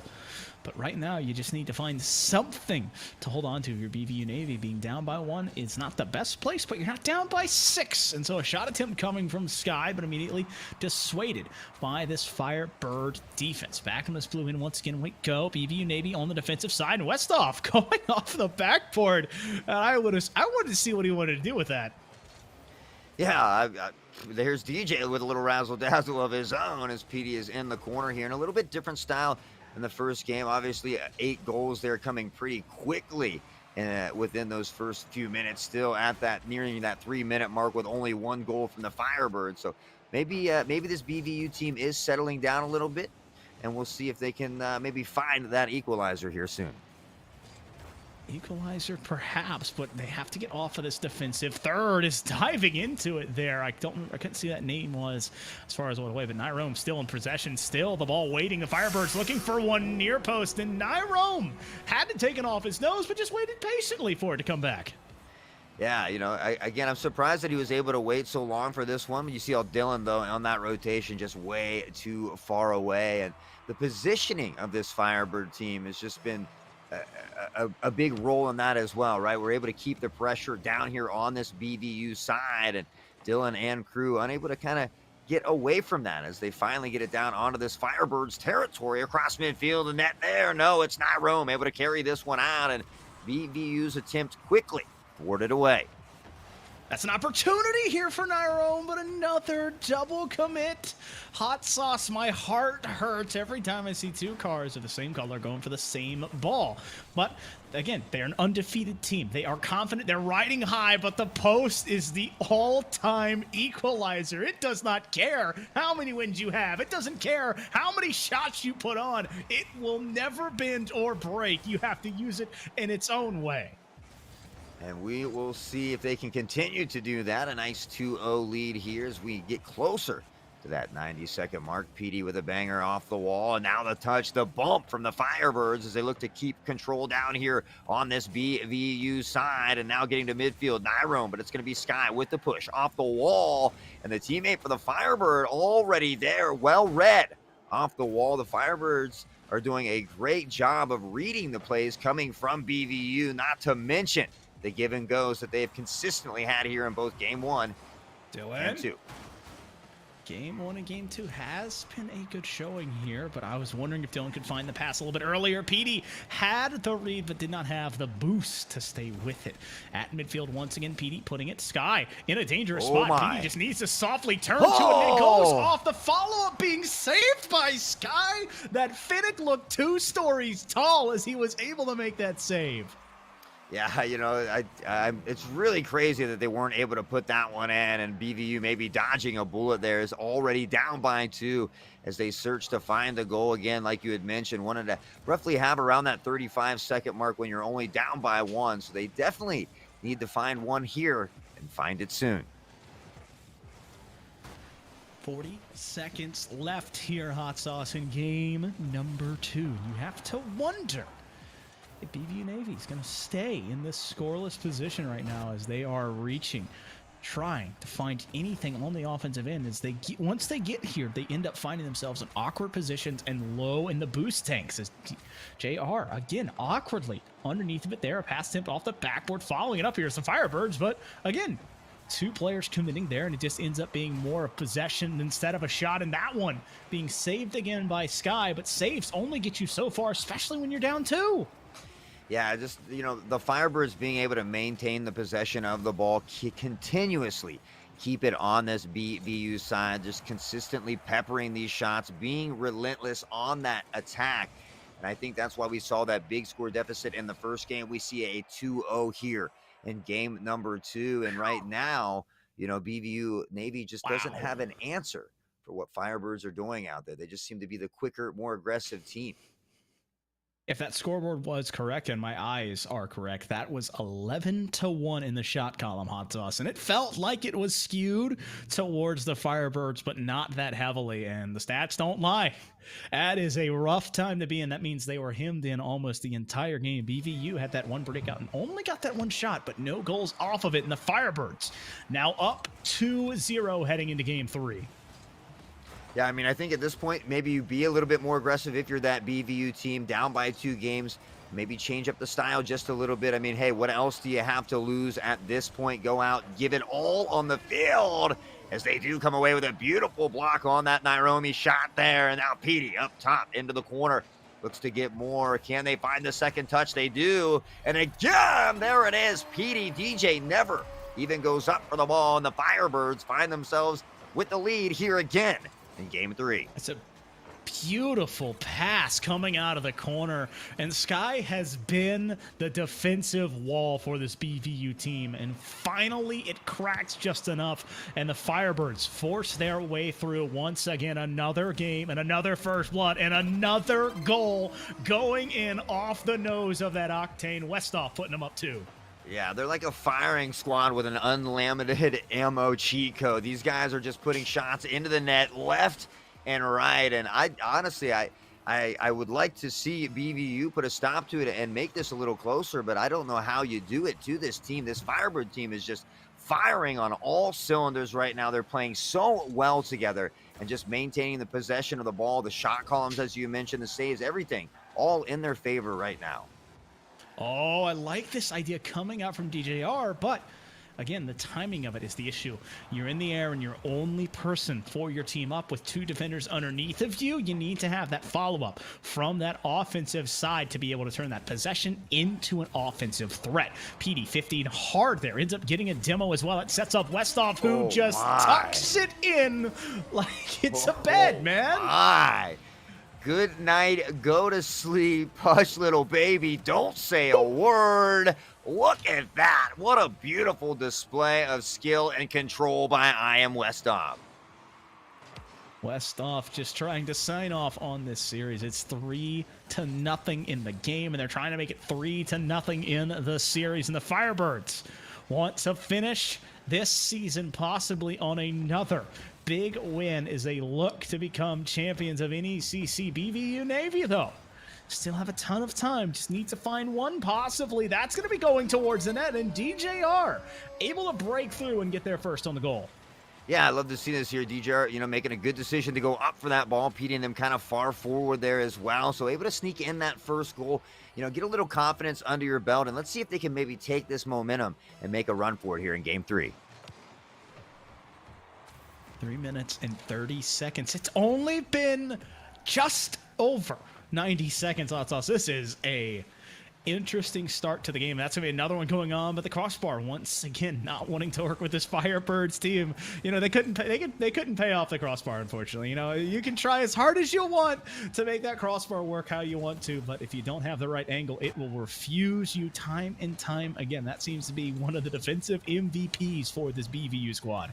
Yeah, I mean, this game is almost a little reminiscent of that first game. They had a little trouble with that crossbar, but nonetheless, 7-8-1 or whatever it was, they put in a lot of goals, and they're doing just that here as well.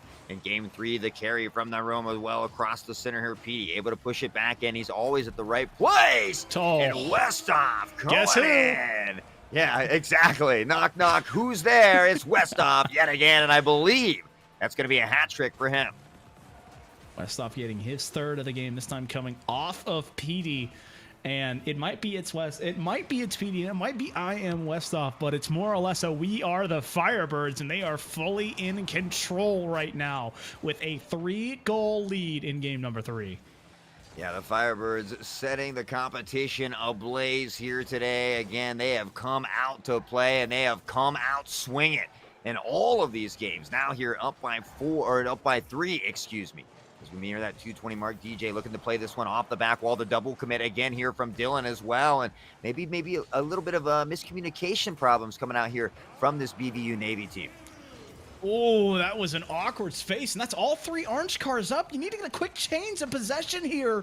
But BVU Navy, because they spent so much of that boost resource, because they spent so much time, that means the ball's still left in this corner, and that's Speedy finding what should not have been there to make it 5-1. Yeah, I mean, we'll take a quick glance again, and just, we see DJ go up for it. Sky as well. Petey just really threading it in there, but again, the Firebirds just doing what they do best. You can clearly tell they're a very good mechanical team. They've obviously played together for a while. They have good team chemistry, and, plain and simple, they've claimed to play, and they're putting on an absolute show here today. I mean, it is just insanity right now as the Firebirds are going to have to be on the defensive end for the first time, and a great save coming from it. And so they can play defense too, folks. I promise. They just haven't had to play too much of it as BVU Navy able to get a clear for now, but it's back on their own side. Nyrum looking for the pass into the corner. I like the idea. I love the touch, but it's just too flat. Firebirds still stand at 5-1. Yeah, like, BVU is stringing together a couple nice attacks here, but that midfield presence just isn't there. They're not able to keep that ball on the Firebird side, much like Firebird continues to do here as PD finds the assist to Nyrum, and they collect yet another goal to the repertoire. And it is just once again continuing to get further and further away from this BVU squad. And we have now set ourselves up, folks, for what has become lap number 2, possibly, to South America. 70 seconds left in the Firebirds, trying to make it once again a reality. Yeah, they just, maybe they felt like they didn't have enough time down there in that beautiful Brazilian beach home. So, yeah, looking to get a second week's vacation paid there is the Firebirds. If they have really driven home here game 3, and BVU just trying to gain some momentum, trying to find a goal, maybe put a little confidence under their belt, but it's been all Firebirds so far here today as Dylan going up with a little move of his own. A beautiful save here. Nyrum comes in with a pressure. Westhoff right behind him. The flick from Nyrum, though, and that's going to get over too. Nobody's back, and the ball nearly just rolling in for a free walk in the park. Oh, this is dangerous, though. Sky's the last man back. And Firebirds just not in a favorable position to make advantage of it. And so BVU Navy surviving right now as the ball's awkwardly left on this end and cleared all the way down. TGR wants to get on the sidewall. PD 15 hard, still in control. Pass off the backboard, looking for Westhoff. And why not? He's already got 7 shots. Feed him more. Yeah. 7 shots. Who knows how many goals between him and PD alone? I know PD's got a couple as well. Okay. And the Firebirds able to take game number 3 as we see that scoreboard there. PD with 2. West, of course, with that hat trick. And the Firebirds are just looking, they woke up feeling dangerous today. I mean, that was 16 shots, if my math leads correct. You're not supposed to have 16 shots in a game, folks. It's not how Rocket League works. I think maybe the teams in the 8 and 6 minute overtimes might have had that many shots, but no, doing it in that 5-minute span, it was all offense all the time. And they now stand at a undefeated 3-0 in the series, protecting this undefeated streak. Yeah, you have to feel really happy, really confident, not dropping a series the entire regular season, now the same into the postseason. Now you find yourselves in this championship game, and your whole team really just playing phenomenally together. So we'll see if they can continue this up and maybe possibly get a clean sweep here in this championship match. Opportunity arising as the Firebirds wanting to put one more in their repertoire, another one perhaps in their trophy closet, as that's another shot coming, but being denied. PD into the corner once again, looking to find a teammate. That's off the backboard. That got past the defender in an awkward spot. Sky wanting to set DJ up for a clear, and he's got it. A follow-up from Dylan puts it off the backboard for now, but immediately going back the other way. The Firebirds with an open net opportunity, and Westhoff just walking it back. Yeah, I like BVU kind of cheating forward here. They want to be more aggressive, and I like that. But Sky just kind of out of position as he's coming forward there. The ball on the left side. Not much he can do to get back in time as Westhoff finding another goal, and he is really just putting these notches in his belt. And it's just been a continuation of last game spilling into the next game. This entire series, the Firebirds literally stepped on the right foot immediately and have not looked back since. And so game 1 started very firmly in their hands. Dylan, though, does not want to go bump into the night. A misplay there opens the door, and now we stand at a 1-1 game. Yeah, again, I feel like, BVU Navy is being more aggressive here. Obviously, it hurt them in that previous play, but here it pays off. And I like to see this. Mix it up from BVU. They don't really have anything to lose at this point. Just give it all you've got. We'll see if it works out in their favor as they're able to find that equalizer with plenty of time. Petey looking for a little fancy play himself as Nyrum looks to push it back in. The D from BVU. There is West. That one's going to go over him, sailing across midfield here as Nyrum looks to get one. And again, a booming clear from Sky, and that one's going to go in as well. BVU up on top, not wanting to go silently into the night. So this is the time to play dump and chase. When you have all three players in that offensive third, you see how it just gets away from the man Westhoff, who cannot get to it to make the save, which allows BVU Navy their first lead of the series in game number 4. Yeah, and I think maybe Firebirds just going out there having a little fun with it too. They probably feel pretty comfortable, pretty confident with that 3-game lead. It's not Rome showing you just what he's capable of there up top. I mean, it just bounces midfield, and every time a ball finds its way there, you know that the Firebirds are looking to make some kind of highlight play, and that one coming off the undercarriage of Rome to tie this game back up immediately. Yeah, you just see the constant rotation. You see that second chance, third chance opportunities. They're always taking advantage of them. And even when they capitalize on them and they score that goal, you see that third man already in the backfield coming in. So you know that really their gameplay is just on point. And I think a big part of that is also the comms. But right now the Firebirds find themselves tied up here in game 4 as BVU looks to fight and crawl back into this one. It's Petey, fires one now in front of the net, and it's open. And guess who? It's Westhoff. Westhoff finding just the pixel-perfect time to just show up and collect that near post play. That's all three defenders there sneaking it past DJR and able to put his team now back in front with a 3-2 scoreline. Yeah, again, you feel confident. It's nice to have that lead. Ideally, you'd like to have a 2-point lead no matter what team you are at a minimum. But again, 2:45, plenty of time here as we see this BVU team creating more pressure, trying to get some more opportunities down here on this Orange Firebird side. DJ going up, doesn't get there in time. He knows it. The double commit from Firebirds as well. But again, that one's not going to come back to haunt him, and we'll see if BVU can maybe keep up some of this pressure and find this equalizer here shortly. 50 off the sidewall there, gets it set up for the Firebirds. Into the corner once again we go. Westhoff with a pass, but he's unable to pull anything out of the hat that time. Still a 1-goal deficit here for BVU Navy. They need to find something and find it quick because the Firebirds can strike at any time. I mean, it just really feels like they are a mousetrap, and any sensitive movement sets them off and they get back into a lead. Yeah, not just at any time, but from anywhere, it seems, on the field. And they are just a dangerous squad as a whole. Really just a phenomenal team playing well together here in this entirety of this series, really making minimal mistakes as they find themselves up by 1. BVU with a lot more pressure here in game 4. We're about to see if it's going to be enough as we near that 90-second mark.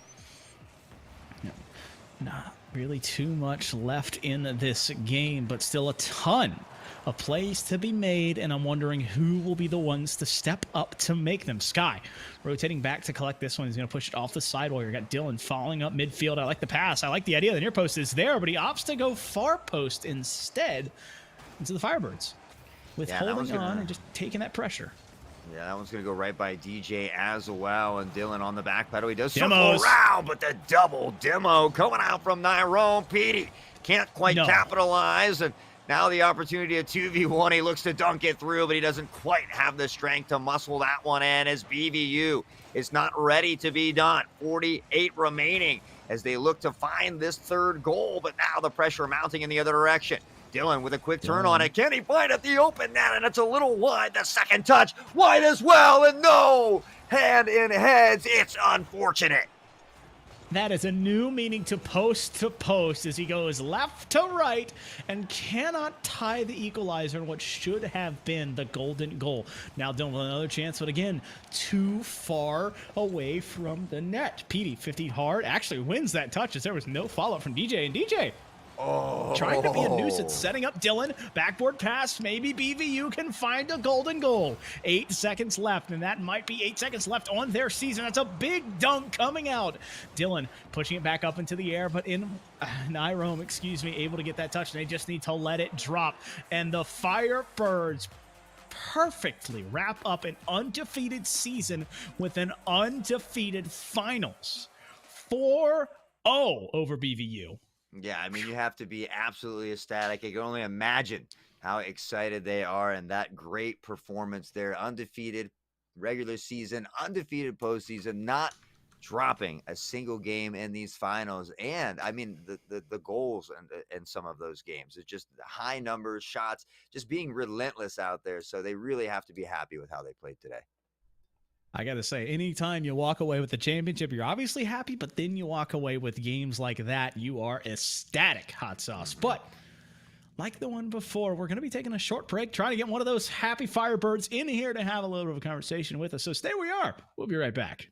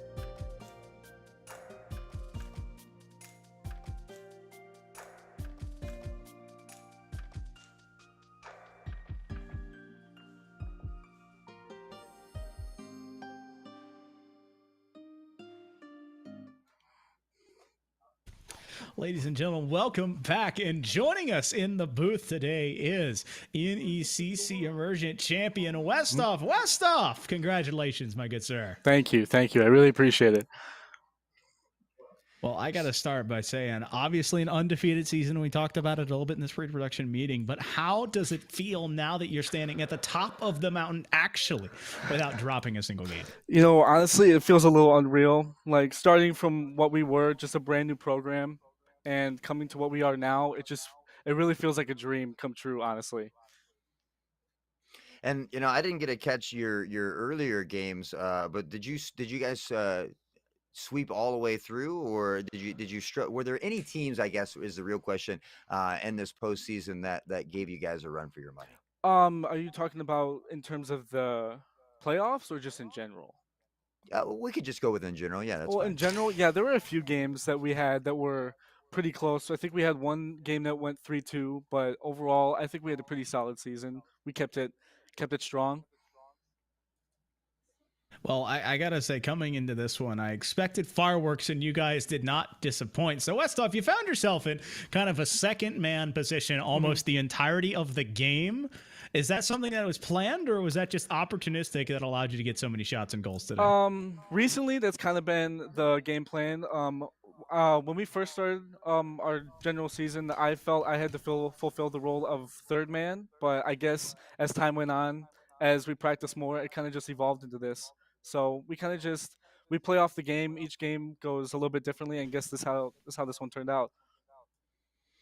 And now, you and Petey are both juniors. Of course, Nyrome's a freshman. So, are you excited to keep this alive next year and run it back a following season? Are we looking to be undefeated again, or That is I sure the see hope. you're awesome, awesome. That's great to hear.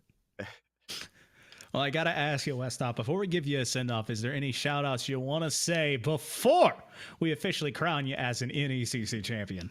I just want to say shout out to everyone who actually came out to support and watch, and shout out to my two teammates that are over here next to me. I couldn't do it without them, and the rest of the Firebirds teams. Thank you, thank you.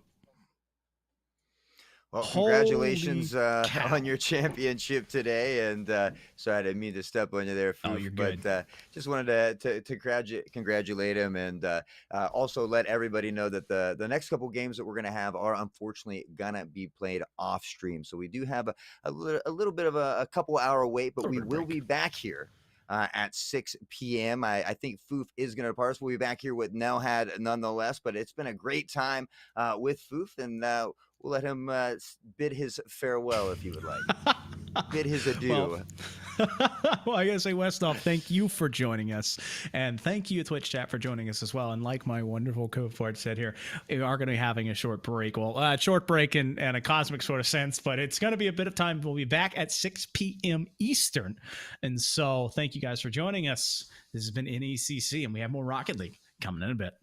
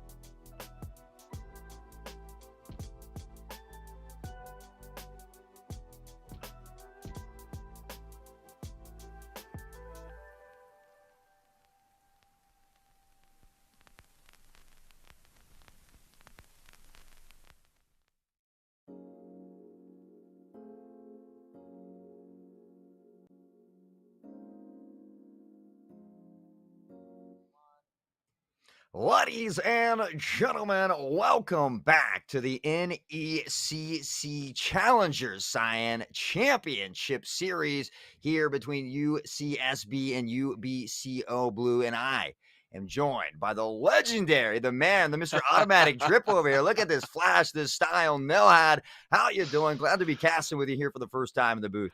Hey man, I am good. I've been away from the NECC for too long. You can't call me Mr. Instant Droop with that unicorn on your chest. Hello? I was talking to this man in the Discord call for a good 15 minutes, chopping up. He said, yeah, I got like this little unicorn hoodie on. It's not a big deal. First of all, he left out the expertly combed mustache. Do you see that? That is a conditioned mustache if I have ever seen one. You got the streak of blonde hair there. He kept it interesting. You go, all right, all right, all right. Oh, what's that? All right, all right. This man brought it all today, and that's just before we even get into the cast. All right, so you know he's bringing everything else. But as you said, Gauchos taking on the Heat, Santa Barbara taking on British Columbia, Okanagan. This is our grand finals. We are set for a good one. Two teams that have blazed their way through the playoffs. Yeah, on our first series earlier today, we've seen a lot of overtimes and going to game 7, we saw a clean sweep in a following series. Here, we have two very similar teams. University of California, Santa Barbara, 6-2, just like the Heat down there, 6-2. However, Santa Barbara is currently seeded number 1 in week 2. Both of these teams met, and it was a 3-1 series, however, going in the way of Heat. So even though they are that lower seed, I think we're definitely going to have a very exciting match here in front of us tonight. And you love that coming in, knowing that these teams have seen each other before. There's some film to review going into this game, so you know that VOD has been living on loop since they knew they'd be playing each other in this game. So I'm really excited to see adjustments made from that game to this one. Can the Heat be just as successful as they were? That's what I'm really, really curious to know. Round 2 between these two. And as you said, you look at that last matchup and you wouldn't expect the scene to be where it is, but here we are. We've got our underdog who really won this matchup last time around. Yeah, and especially them meeting in week 2, right? A lot can happen in 8 weeks as teams grow and develop together, build that team chemistry. So why don't we take a look at these rosters here and see who is actually going to be out on the field here tonight. For UBCO, the Serpents, we can see PC, Geography Junior there, Caden is a freshman in psychology, and Choco Thunder, the freshman in biochem. Going to be a great lineup for you here tonight. Meanwhile, Noah, let's take a look up at the Gauchos over there. Yeah, UCSB coming out on tonight's lineup. We have Butter Saucer, Mathematics Junior. Not a topic I ever really succeeded at, but might help him balance the scoreboard tonight. AV, an Economics Junior, and Eon, a Mechanical Engineering freshman. I gotta say that logo for UCSB looks a little more like a raccoon. So hey, Twitch chat, if it's not the Gauchos like the university, you can let us know. But they're looking to come out strong. I do like to see this freshman in the mix, Eon. See how the communication goes with that. But Butter Saucer, AV looking to lead the way as the upperclassmen on this Santa Barbara squad. Yeah, we'll see if Eon can use some of that mechanical engineering to get mechanical on the field. I do love that icon, by the way. But yeah, I believe UCSB, excuse me, has a strong lineup. A little bit. It looks like there was a couple juniors and a freshman on the other lineup. I think there was 2 freshmen, so maybe a little bit of a younger squad out there. But as we all know, it really makes no difference any given Sunday in this best of 7. I think consistency, as always, is going to be very key here. Yeah, definitely looking for consistency, especially at this collegiate level. I mean, you're talking about teams that are getting together, they're practicing together, and learning your teammates' tendencies is so big at this level. Going up here, going up on the wall here as we're getting game number 1 underway. Our grand championship here kicking off at 6 o'clock in the NECC. And here we go. Getting it underway is Choco. Looking to make things happen early now off the backboard, and the defense kind of dissipates there. But Pacey able to find that third man position well. Reads the jump nicely. Can't find one more on the touches. Oh, what a shot. But Choco Thunder just wide and to the left. And already UBCO Blue putting on some significant amounts of pressure. Yeah, and you like to see those shots here early from UBCO Blue. Big demo right there. AV trying to find some of the PC on the defense end saying no, no, no. Eon playing it off the wall. Good opportunity for Blue here, but they're not going to be able to find it. Eon chasing this one up. Buttersaucer can't find the touch, and there is Caden on the defensive end. Both of these teams, Challenger Cyan Division, so they're similar level of competition. We're seeing it right here, trading offense here in the early going.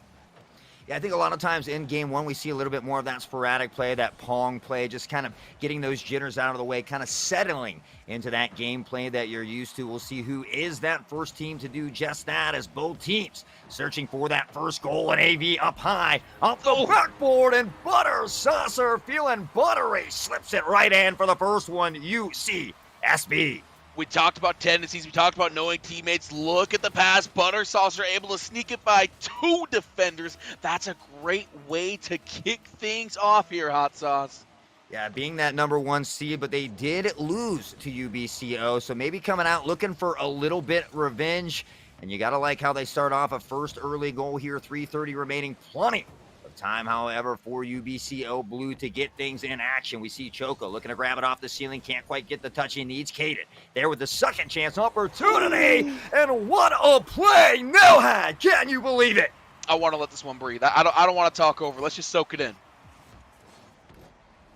Oh, that double tap is absolutely dirty. You see Caden expertly guiding that ball exactly where it needed to be. UBCO, they strike back, and they strike back fast. We're all knotted up at 1 apiece, and here comes UCSB. They put a shot on goal. They can't quite find the target. The follow-through, the demo, that doesn't find it. The third shot doesn't go either.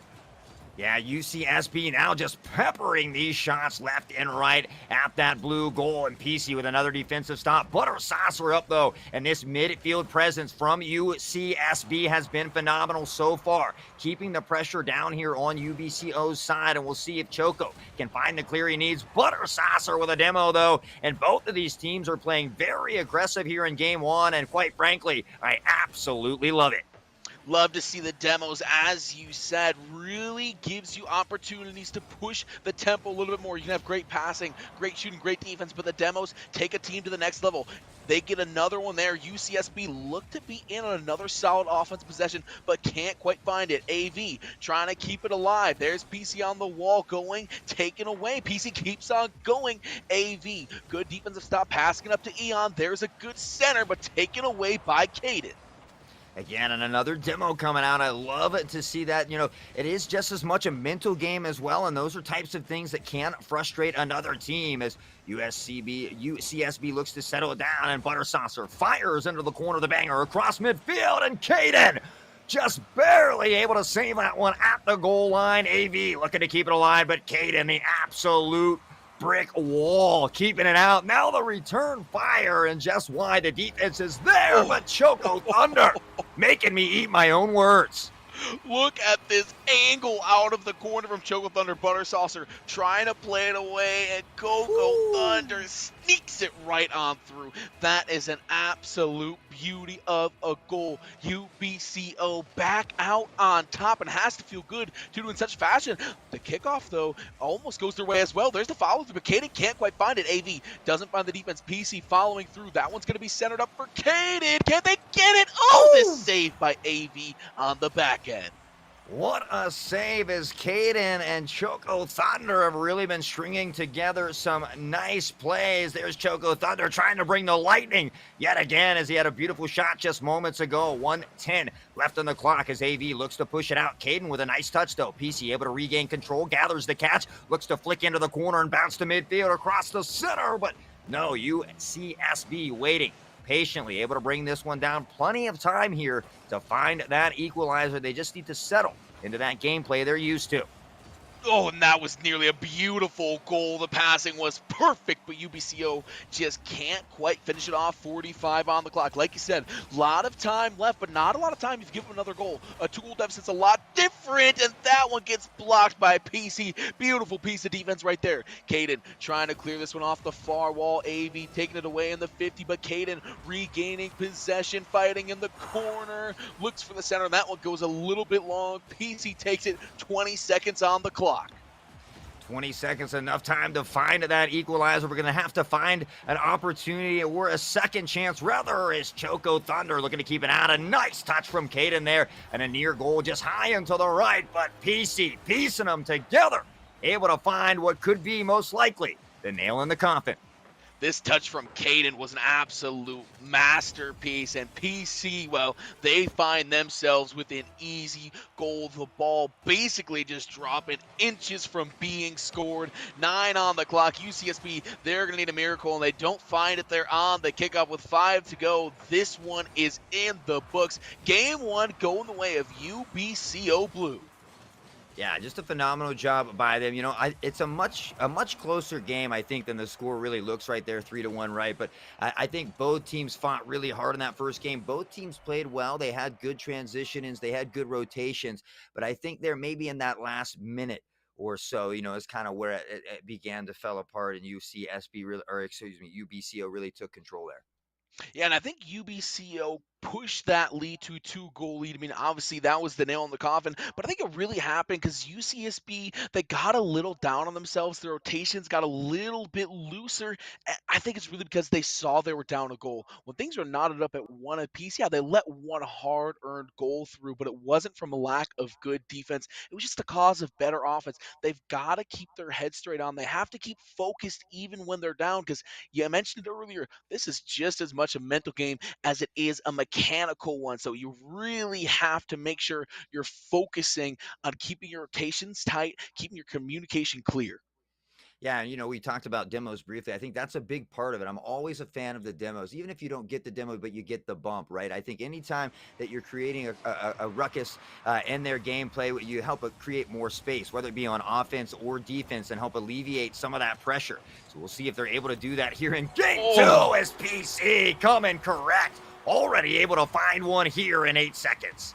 And we talked about maybe the rotations not being super clean there. The bump back there, Caden takes care of Eon, and there's no communication. AV, what are they doing? Getting boost to the other side of the goal. The defense just not showing up, in UBCO already taking advantage of early mistakes by UCSB early on. And this one's going to be a goal on the other end. Eon does the same.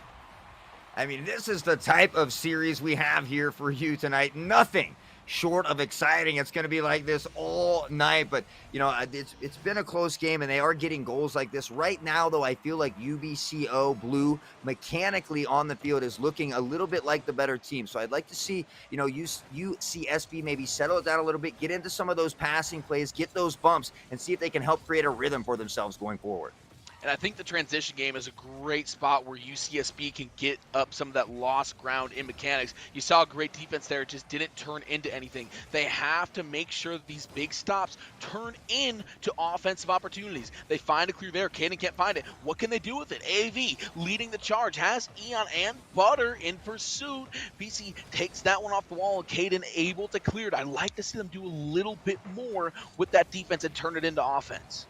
Yeah, again, UBCO Blue is really maintaining possession of that ball, keeping it on this UCSB side very well. So, again, maybe a little bit of those demos or something to help alleviate that pressure, start to build a drive down here, see if you can't get something across midfield, rotate in with that third guy, try to get those second chance opportunities and find your way back into this game, because clearly a close game, and there it is as we talk about it. Butter Saucer coming across the midfield to fire it into the back of the net. 108, KPH. And look at the center from Eon, bouncing it off the corner. Really, really smart play there. Didn't go for the direct center, but with using a little bit of that geometry and a little bit of that math stored up, they're able to get a pass. They even can't find an AV, a shot on goal. That one's going to be just a little too tall. Nonetheless, beautiful pass leading to that last goal. UCSB, they find a lead here, and it's a big one, trailing 1 game in the series. Yeah, a huge lead here. Now just continue to play your game. Don't get too antsy. You know, you don't have to be overly aggressive now, but again, you don't want to let anything by. So we'll see if they can continue this pace. As we had mentioned, consistency being key. And right now, UBCO peppering these shots. UCSB able to finally get it out. But again, Caden with a banger back the other way. PC off the backboard. Nobody there for the second chance opportunity, and they're going to loop her out, and USB should be able to take this one away. And they do. Wow. Yeah, and there it is. I wanted to see them turn defense into offense, and Buttersaucer does that just here. Takes it up the wall, catches the defense stumbling. PC, that's an unfortunate feels backflip, and winds up with the lead extending 3-1. But there is still 3 minutes left to go here, Haughtsauce. Plenty of time for a comeback. Yeah, I can maximize my dead zone, and I always have that problem, so I feel PC's pain there, unfortunately. But 3-1 the lead now. UCSB starting to build that lead, starting to build that confidence and gain traction. We're seeing it here on the field as well. AV with the hit up high. Choco Thunder there. Buttersaucer waiting to keep this one alive. He does. Off the wall. Can he get a second touch? No, the D is there for UBCO. And they are doing a much better job here, attacking on the second game. UCSB is starting to build some confidence because even though UBCO is putting a lot of shots to go like that one right there, and there's the follow through, they nearly find the save. PC gets the score. Yeah, you'll see it here again. Choco just banging it off the wall. Kind of the members just kind of coagulating together there. I think maybe a little bit of miscommunication, really just an open net and an easy goal there as they start to bring this one back. Yeah, as I was saying, as UCSB lets in a goal, it really feels like they're starting to build some confidence because even though UBCO Blue is just peppering shots on goal, UCSB is starting to find their offense a little bit. They're starting to find their defense a little bit as well, and it seems like they're playing just a little bit more free, a little bit more open. I've still been very impressed by UBCO's movement as that goal sneaks in. Eon, what an angle. That's exactly what I was going to say. What an angle. Just threading the needle here. The bounce over PC's head. He knows there's nothing he can do. And UCSB coming out swinging in game 2. Yeah, they have come out and they have not let anything on the bench. It's all on the field for them. Minute 57 to go, so UBCO Blue has time to come back, but UCSB is firing on all cylinders. Eon, big save right there to keep it out of the goal, and now trying to follow it up with some offense. Won't get it there, and they continue to play it forward. AV keeping the possession alive. Won't find anything. The pass forward, but center taken away by Caden. Stays alive. PC, that's a big defensive play with a minute and a half to go. Yeah, nearing that 90-second mark, and UCSB has done a great job at peppering these shots, and we see yet again Buttersaucer just running this one in. AV with a nice 50 to keep it alive here, but nothing Caden can do, and I'm not sure, but Buttersaucer might be getting close to that hat trick there. Yeah, Buttersaucer putting in a big performance. UCSB's lead grows a little bit more. Haughtsauce, what does it say to you to come out in game 2 with such confidence and put a statement 5 goals on UBCO Blue as they finally find another? Yeah, I say, especially in a best of 5 and a best of 7, I feel like, yes, game 1 is important. It's nice to have that early lead, but it really doesn't tell you much about the series. You have the game jitters. You have different things that come into effect there. So I think game 2 really says a lot about the game. And UCSB able to come out and answer like this says a lot to the team in general. We'll see if they're able to keep that fight and that hunger alive, as we keep mentioning, like a broken record. Consistency is key. Looking for a center right here. There's the tap. Oh, good piece of defense. Caden nearly bring it back to a 1-goal game. So big for UCSB to stay on top of that. 1 minute to go and counting. Caden up and out of that one, sending it forward. They need a goal, and they need it now. Time ticking, and it's not on their side. Buttersauce are trying to play it out. There's a center. Oh, big save by AV. But the follow-through from Chocolate Thunder. Yeah, I mean, Choco really just giving them a little taste of their own medicine. Is really the possession has been in favor of UBCO, but really just peppering these shots left and right. And again, just a slight break in the defense, able to collect that goal. Now 50 seconds remaining, plenty of time for UBCO to find that equalizer. And it was a 3-goal deficit, just it felt like mere moments ago, and now UBCO knocking on the door of overtime. They've got to find at least one more goal to try to have a shot at this in game number 2. Kata looking for it, won't find it. PC dropping back, but trying to get something here. Another goal would probably put this game away for UCSB. That's a good shot, but PC is there for the defense. Here's AV putting one on goal. Not going to find it. Caden, big piece of defense, 19 on the clock. This one nearly in the books.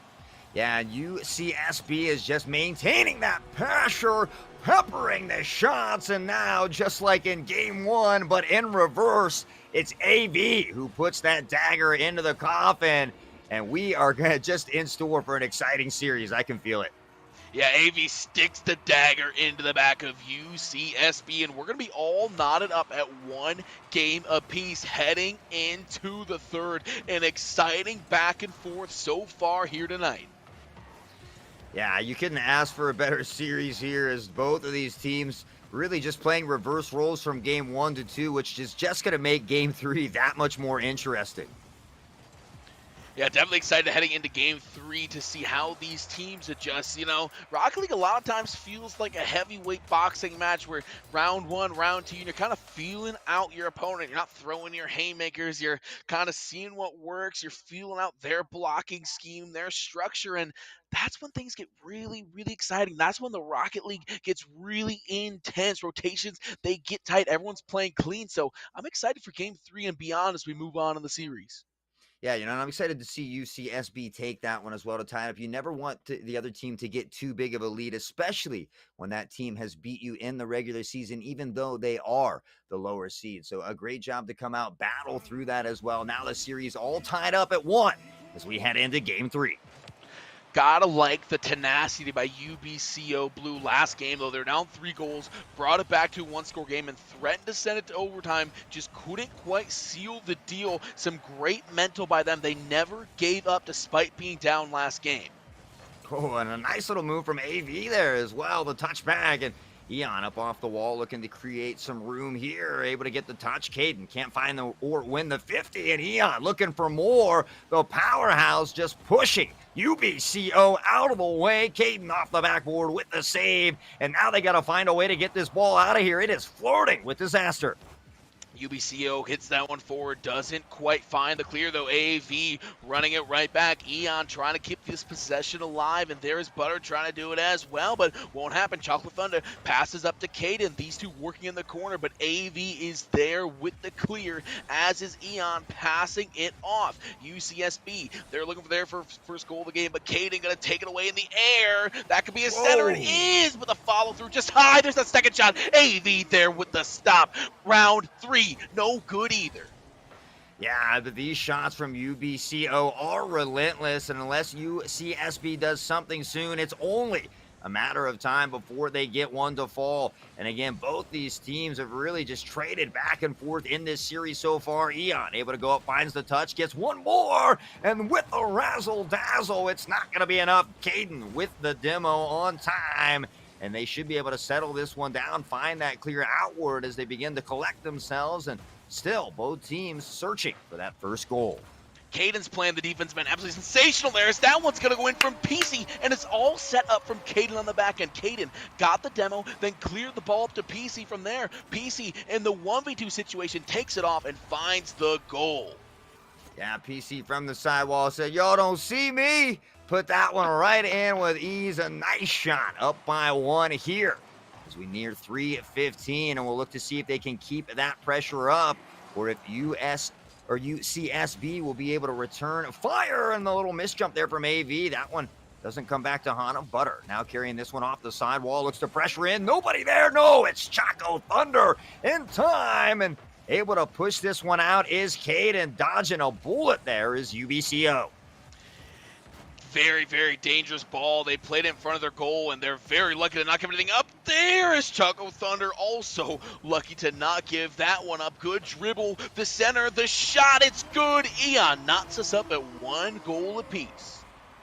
Yeah, unfortunately, UBCO Blue kind of got stuck in the corner there. The pinch comes across mid. You can see PC trying to get back in time, but the shot from Eon, 107 kilometers as he fires it in, and not much Blue could do to stop that one. Kickoff here, Butter Saucer wins that one. PC taking it on the back end, 2:30 to go, knotted up at 1 apiece. This whole series has been close. Why would game 3 be any different? PC, demo, this could be a good opportunity in the 3v2 situation, but they bump into each other. Butter Saucer passes up to Eon. Eon goes for the center, but it's a beautiful clear, and that one might be on target. It's just over the goal. You know, you said demo there for a moment, and that's a word we haven't heard much here in this series. I kind of expected to see a little more bumping, a little more demoing going on, but we'll see if they maintain that or if things change. The mechanical ability here from UBCO on point as they look to get this banger off the backboard. PC with another pass back to Choco Thunder. Now into the center. It's floating dangerously, but UCSB able to come away with a beautiful blooming clear. Eon able to touch this one, keep it alive now. Another shot as Chaco able to carry this out, and both teams really just going head to head here. Yeah, some good opportunities for both teams to score the ball, but hey, it's not up at one apiece, and another good opportunity right there saved by Eon and AV. They build the wall around the goal. Caden trying to waterfall it in, but taken away by Butter Saucer. 1:28 to go. They are building the wall. UCSB, another save. This defense cannot be thwarted until PC finds the lower left 90. Yeah, it was only a matter of time there. You can see a double kick commit right there from Butter and AV as well. And just before that, another double commit nearly leading to a goal. They need to settle it down a little bit, make sure the comms are on point. You cannot consistently double commit on a team like UBCO, or they will continuously take advantage of you time and time again. Yeah, they're going to exploit the mismatches. They're going to make the most of their opposition's mistakes, and you see it as they've done it to get a 2-1 lead here so far. Eon, defensive end, plays it out to AV. Good push here. Caden is going to win that 50, but Butter Saucer keeps the offense alive, sending it towards UCSB. They need a goal with under a minute to go. Good bit of defense from Caden. PC gets in the way just a little bit, but Caden going to be unbothered. PC up, but Eon up just a little bit faster. Yeah, and 45 seconds is still plenty of time. Continue to play your game. Try to get a bump. Try to get that demo and set yourself up. But Eon coming in there nearly finding the goal just a hair wide as Butter Saucer looks to keep it alive. Doesn't win the 50. AV doesn't win that one either. And now UCSB finds themselves on the back pedal. Able to push it out, though, is Butter. Looking for that second chance opportunity. Can they find the equalizer across the center? PC with a booming clear. And that is unfortunate from downtown. PC with a dirty goal. Yeah, that one's going to hurt UCSB so much. It looked like they were in on a good offensive opportunity. It sucks all of their players up, and the clear turns into a little bit more as UBCO takes a 2-goal lead. Yeah, that's one of those unfortunate goals that, you know, from time to time, those things just do happen. It's unfortunate as well that it happens with 10 seconds remaining. So UCSB cannot let that get in their head. They need the GG go next, collect themselves, and keep up this pressure that they've maintained in these last couple games. Continue to pepper those shots and see if you can find the back of that net. Really great stuff from UBCO Blue there. They picked up game number 1, couldn't find it in game 2, and they roar back to life here in game number 3. You have to love the tenacity once again, drawing back on consistency, drawing back on the importance of mental game. They showed both there in game 3. Yeah, and what an exciting series, right? Here we are at the championship finals for this Challenger Cyan division. Both of these teams 6-2, the 1 and 3 seed, of course, they've met, but they met early in week 2, right? So a lot of things change over time. Both of these teams really showing why they deserve to be here. I love this back and forth, one game to one to the other. So really an exciting series here as we get set for game number 4 underway. UBCO Blue, they are looking to move on here and claim a championship for themselves. UCSB trying to crawl back into this one, trailing 2-1, and they put a good shot on goal there. The follow through, not enough. Good stuff from Caden, able to save their early goal here. Only 20 seconds off the clock. Eon plays out of the corner, can't find anything. PC has it taken away. Another shot opportunity. That one is going to be wide left for UCSB. I am absolutely loving this pressure here from UCSB, though. They are maintaining possession of the ball. They have a good midfield presence as well, keeping it down on the UBCO side. Meanwhile, as I talk about it, Cade, PC, the 1-2 touch off the back wall. Eon, well read. He sniffs that play out and back in the other direction. Choco Thunder now waiting as we near that 4-minute mark, and neither team has been able to touch the back of the net. Yeah, some good opportunities, but they just don't turn into shots even. They have it in the midfield and then won't get it to go. Here's PC looking to set up their team, but taken away by Buttersauce, just a little bit too complacent. Butter takes advantage. Choco Thunder, not a great clear, but the back end is there. Kept alive here. UCSB looking for PC. Good clear to the other corner. Can't quite find anything else there. Caden up too slow. This could be something one-on-one in the back end, but Choco Thunder taking that ball away. Yeah, I really thought Buttersauce was about to drive that one home, but Choco Thunder coming out of nowhere with the thunderstorm. The defense able to stop that one. AV now on the push over to Eon, not there. Choco Thunder rather, able to find that one across midfield again, and UCSB has really picked up the pace, but it's not quite enough as PC able to sneak that one in from the side as well. And they picked up the pace everywhere but this last rotation. You see, you got AV in the back post, Eon on the front post, but no one has their eye on the ball. The reaction time just a little bit too slow, and UBCO gets first blood here in game number 4. Yeah, first blood can be crucial, but we'll see if UCSB is able to battle back. Of course, plenty of time here. Butter up top. Caden waiting patiently as well. Read the play. Fires into the corner. A touch from UCSB as well. And we'll see if they can get this out as they start to make that push. PC on the 50. But UCSB has help. Another 50. Doesn't go in their favor. Caden out here. What a juggernaut. Caden is an absolute beast right now. Caden doing all stages of the game, midfield, offense, defense, really making their impact felt. Buttersaucer chasing this one down, but who else but Caden there to take it away. AV playing a bit of defense. This one could spell trouble for UCSB, UBCO. Everyone is up, and they have it in the corner. Oh, unfortunate. Choco Thunder plays it off their own teammate. There's Caden pushing it on forward. UBCO's best efforts go unrewarded. Across midfield here now. Caden with the push. AV able to get the pinch off the top. Some good defense. Choco Thunder, though, off the top crossbar, and he nails it in yet again. Choco Thunder bringing the storm. Beautiful stuff. See AV there gets the clear. Eon, Buttersauce, they're in good position. They just don't have the reaction time to get up for that save. So ultimately, UCSB, they've got to be kicking themselves. They did everything right. They just couldn't come up with the save. Yeah, UBCO feeling pretty confident, of course, winning that series. Even though they're the lower seed, they did win this previous series 3-1, and right now the confidence continue over some of those previous games as Caden looks to carry this one down. Choco Thunder fires high just again. That one doesn't favor them, but PC, the second chance opportunities, UBCO is not letting him slip away. They are doing whatever they want. Haughtsauce, I mean, you see in the midfield, there are no contests. Their passes are free, and when you're not getting up in the opponent's midfield, when you're not disrupting their game plan at all, this is what's going to happen. It's free passes, and it's turning into free goals as UBCO has 3 goals on the game. Yeah, I think the fast pace of this UBCO team is kind of catching UCSB a little bit off guard. We're seeing a lot of double commits from them as well, and I think it's due to that high pace action. The cars from UBCO are never stopped, always in motion, and really putting on a performance here in Game 3 as they have this 3-goal lead. Can UCSB battle back with 1:15 remaining?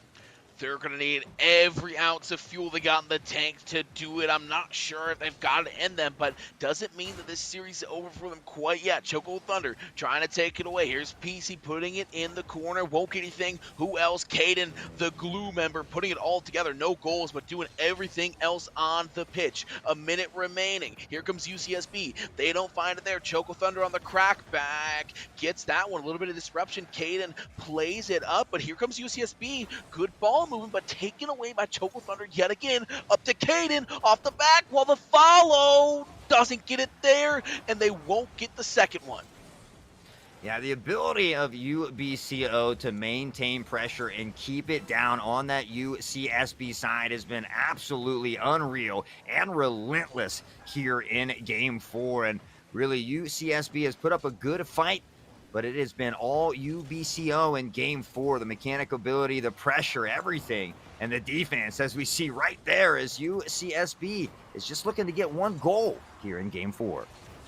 Yeah, UBCO, they are cleaning things up, and they're going to take a commanding 3-1 lead into the fourth. A second on the clock. Can they get one for the road? A little bit of a confidence booster. AV plays it up to Eon. Doesn't find it there. PC, it's up. Ball still in the air. Because at UCSB, they're just looking for one goal for the road for a little bit of confidence. It's going to hit the floor, and game 4 goes the way of UBCO Blue. Yeah, I see UCSB out there on the field, especially like the first half of the game. They're very aggressive. They're putting in the pressure. They're getting a lot of shots. They're peppering off the wall, and they look a lot like this UBCO Blue team. But somewhere around that halfway mark, it seems like they can't quite consistently keep up that pace. Things start to kind of break apart for them. I'd like to see them maybe take a deep breath and reset on that. They definitely have the skill set to be here. They can definitely push this to a game 7. But man, UBCO Blue is looking very strong right now. Yeah, and through the 3 lost games, I've still been very impressed with UCSB's communication. Like I said, they've got the skill to be here. It's more of a pace issue. The game's just coming a little bit faster than they can read it as they come up with a little speed of their own. And there's a shot on goal, and AV says, hold on just a second. We've got accelerators in our car, too. Yeah, and this is exactly what we talked about, what we want to see from this team here. That quick early pressure. They find an early goal. They give themselves a little bit of a cushion, but don't let up. Don't play softer because you have that lead, right? Keep doing what's working for you. Be that aggressor team. Hit those demos or those bumps and keep forcing it down the gut of UBCO and see if you can collect another game.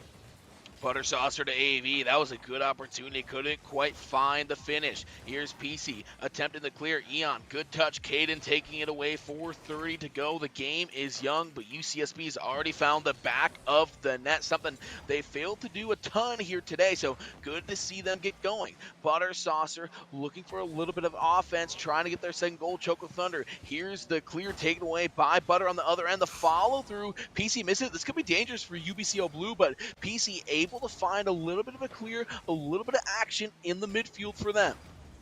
Yeah, and even right there, though, I still saw Butters and one other go up for that double kit at midfield. Luckily, it didn't come back to haunt him, but again, they have to be careful with these double commits because when you're playing a team like UBCO and they see something like that, if the opportunity is there, 9 times out of 10, they're going to capitalize on that. So I would like to see UCSB maybe slow that down a little bit, make sure they're communicating properly, make sure they're not double committing because they are still certainly in this championship series. AV trying to find something there, can't quite get it to go. Here is Caden up, taken away on the other end. PC plays it out of the corner. Choco Thunder, they're looking for their first goal of the game, taken away by Eon. Good stuff, aided by a demo. Eon on the crackback. Caden takes it away, playing it into the corner. Choco Thunder plays it back to Caden. AV, the last line of defense, plays it into the wall. Choco Thunder, that one's going to be way wide left. Yeah, and again, UBCO Blue starting to pick up the pace a little bit here themselves, but the pressure from UCSB starting to be relentless here in Game 5. You'll love to see it, and as I say it, though, Caden blows one by. Butter sauce with the touch, not the one he wanted. PC goes up. Eon there with the defense. Now the ball again, floating dangerously in front of that UCSB net as UBCO is all pressure here in the latter half, and I had mentioned about how things start to fall apart around halfway for UCSB. They need to make sure they can hold on to this. Big demo there, might open up the field a little bit for UCSB. AV trying to find something, can't quite get it to go. PC is right there. I love the intensity, as you mentioned, the peppering of the shots from UBCO Blue. They just couldn't find the back of the net, and right there, Butter, a big reason why. Takeaways like that. PC playing into the corner. Here's Eon battling for, bumped around. Caden, they can't get the clear they're looking for. There's Chocolate Thunder. Beautiful rotations on UBCO's side. Just wave after wave of defender coming to clear that ball. Good bump. PC takes it out. There's Eon stopping it out in the midfield, playing it into the corner here. 2 minutes to go on the clock. PC should have a good shot at a clear there, but AV able to take it away. You can clearly tell that both of these teams are incredibly hungry for a goal. Of course, UBCO wanting to tie it up, but UCSB wanting to extend the longevity of their championship run, needing a game here to do it. The pressure mounting now. Butter Saucer with a nice touch into the corner. Eon doesn't get the second touch he wants, but Butter able to get there. Now the hit as well. The nice backflip, the bicycle kick. But again, Caden, the rotations from this UBCO Blue team has just been on point. and that puts them why they're here. And they're just an inch off. You see that passing away from UBCO? That was absolutely ridiculous. They're going to pay for it on the back end. Eon able to find an easy goal, but this UBCO team is so close to having so many amazing plays, and when they're just a little bit off, this is the result, a goal on the other end. Yeah, I mean, much like it, I think it was game 3 where we saw that happen in PC's favor. Now we see it come back the other way, that long rolling goal, and UCSB finds themselves up by 2, which is a nice lead. But with 1:08 left, there is plenty of time for this UBCO team. Very talented, as they've been relentless here like a firing squad. And we'll see as they begin to mount some pressure here. Buttersaucer looking to get the booming clear, jumps over the hit as well. And a nice play from him, the razzle-dazzle, and it's not enough as he was trying to look a little bit like Lionel Messi out there. Definitely looking to play some hero ball. There's a good center. It's going to find the back of that. Pacey, make sure that UBCO Blue has a fighting shot in this game. Yeah, I mean, a nice touch from AV, but just an even better touch from Caden over to his teammate, waiting there for that pass. A nice shot on net. And again, you know, that's really just boils down to taking advantage of your opportunities, not letting those simple mistakes affect you. And, you know, overall, UBCO has just been slightly better at that here tonight.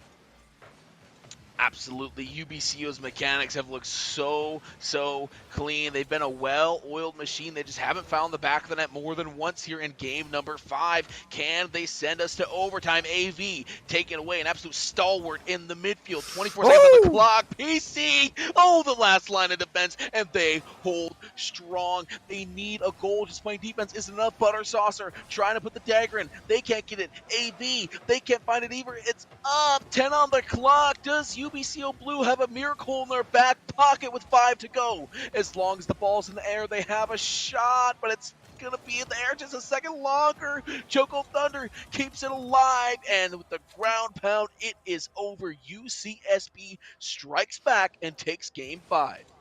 Yeah, you know, UCSB not ready to be done here tonight, and Eon with 5 saves that game. A phenomenal performance from him on that D side, really allowing them to clutch this game up. And I mean, here we are heading into a game 6. We very well could see a game 7 or an overtime.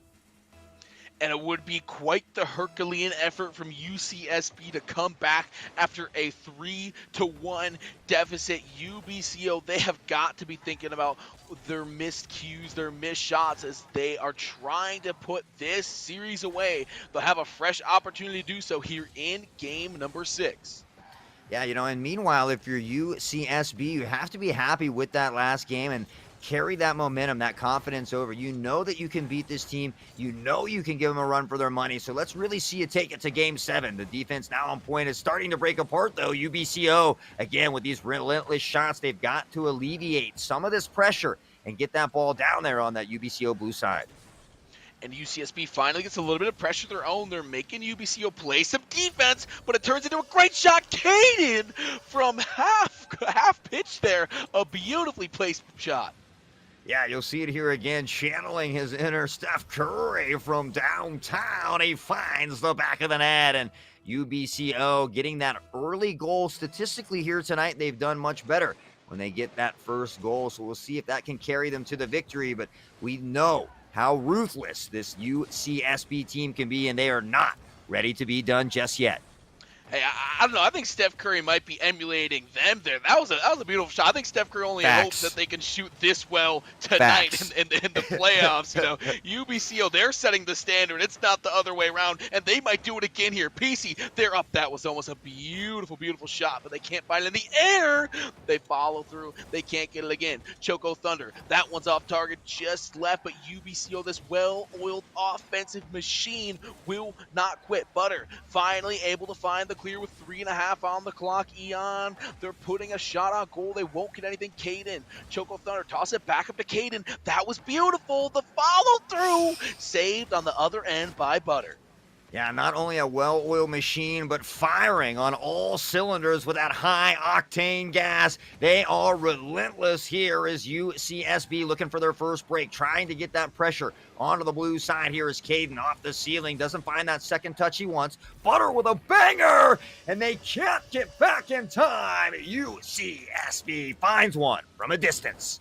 Caden thought they had it. They lost the handle on the ball. Butter says, thank you very much, and they find the huge equalizer with 3 minutes to go here. Haughtsauce, UCSB, their tournament life is on the line. This is really their last chance to dance here in the finals, and they are making the most of it. Yeah, Butter said I'm going to butter up that ball and then straight sauce on him. He did just that. AV looking for a turn up in the aerial, but the defense from Blue is there. Now Caden looking to pressure that one out. A near miss again as Eon with a little flip, the fake, and Butter coming in with a fire to the right, and it's just not there. Near miss as BCA looks on the counterattack. Now back in the other direction. Both of these teams getting a little wild here as they look to be the first team to go on top here in game number 6. Things are getting a little loose. Both teams playing with a little bit more reckless abandon. Their tight rotations being let go of in favor of these fast-paced offensive shots. We'll see if that continues. Choco Thunder here in the midfield going to have to cut off AV. Does just that, but the ball is played up. Could be a good opportunity for UCSB. They can't find it. Caden takes away, but Butter Saucer soaring in, setting it up, played down. UCSB, they still can't get the contact that they're looking for. Caden up and Adam looking to guide it in. That's a good opportunity, but AV takes it away on the ground as we're just under 2 minutes to play. Yeah, he had a nice flip reset there, but unable to hit that second hit on the ball. And now it's UCSB who is on the back pedal. Chaka with a banger off the wall, looking to set up his teammate. There's the flick, the ball high and wide to the right, but PC! No way! What a touch, and it nearly slips away. Unreal. If this game goes to 7, PC is going to be looking back at that moment for a long, long time. Just centimeters from really putting the pressure on UCSB. But it doesn't happen. Caden playing it out in the corner. Both teams looking to avoid that dreaded overtime. UBCO looking to go home. UCSB looking to buy an additional lease on life and send it to 7. Caden sends it over the top of the goal. Can't find anything there. Retreating now. One it forward, AV up for it, doesn't able to get the clear, the center, it's over and not found. Butter Saucer, a big save. Yeah, Butter Saucer looking like a raid boss out there right now. He is all over this field trying to help alleviate some of the pressure, trying to create some pressure for his team. Meanwhile, now into the corner toward Butter Saucer. Choco Thunder, though, goes up. Butter able to win the 50. Teammate there for UBCO Blue. And now Choco the other direction. AV tries to catch up into the air. He bounces high. And again, UBCO is there as we near that 20-second mark. And we might have our first overtime of the series. Yeah, despite how close it's been, we haven't quite got to extra minutes yet, but with 15 on the clock, sure looks like it's headed that way. Choco trying to play some good defense. Caden gets that one out here, 8 on the clock. UBCO Blue, can they turn some offense here? But UCSB, they might have another shot, and them, 1 on the clock. As soon as it hits the ground, we'll be headed to overtime, and there it is. We've got a our first overtime of the series here in Game 6 as UCSB looks to keep the drive alive. The fight still in him. Ian into the corner now, looking to push it out. PC able to pop it up, looks to carry this one across midfield and does. AV can't get there in time. Butter, the final wall, comes up with a stop. Caden up top to drop it down. And again, the double commit from UCSB. They have to be careful about doing that here in overtime. And a near goal. What is going on here?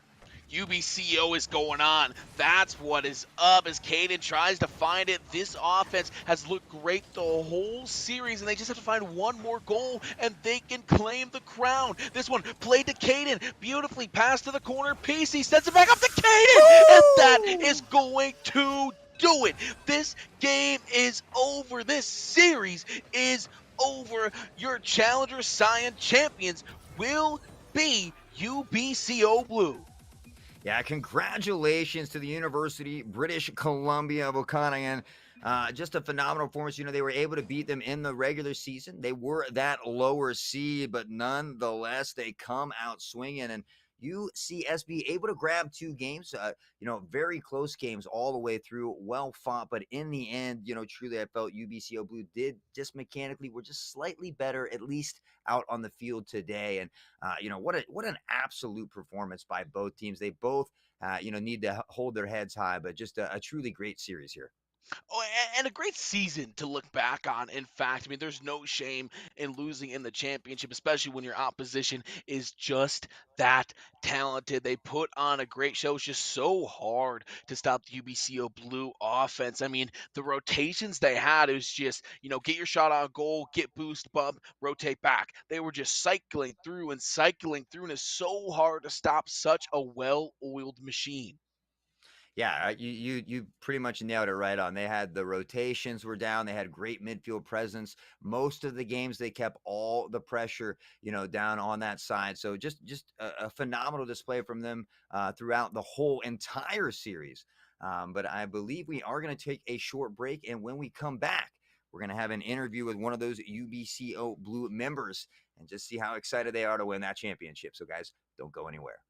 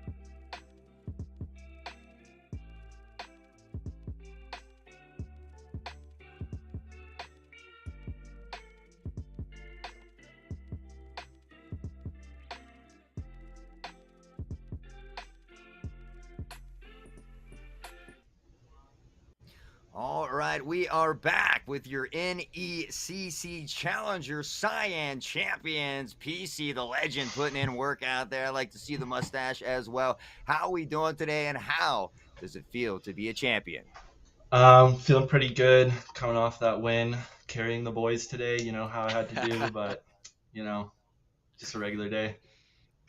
Yeah, just a regular day indeed. So you guys got off to a pretty hot start there, and then you got pushed to game number 6. What was the mental game like? What were the comms like to keep your rotations clean, to keep your heads clear, to really finish off that series right?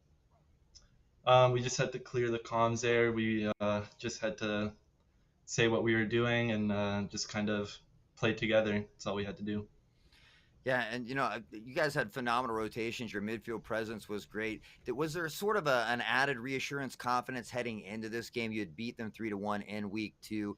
Was there really any changes to the gameplay, or were you? I mean, walk us through what was going through your head before the match started. No, we just kind of were playing our game. We knew our game was probably going to be enough. They are pretty strong opponents. We knew that. They were the #1 seed, so we knew that our game was probably enough. And are we Yeah. celebrating tonight? Oh, yeah. Huge celebrations all around. Haughtsauce stole that. I was gonna go off script and ask a second question. That's how you're celebrating. So I'm glad he stuck that one in ESPN. there.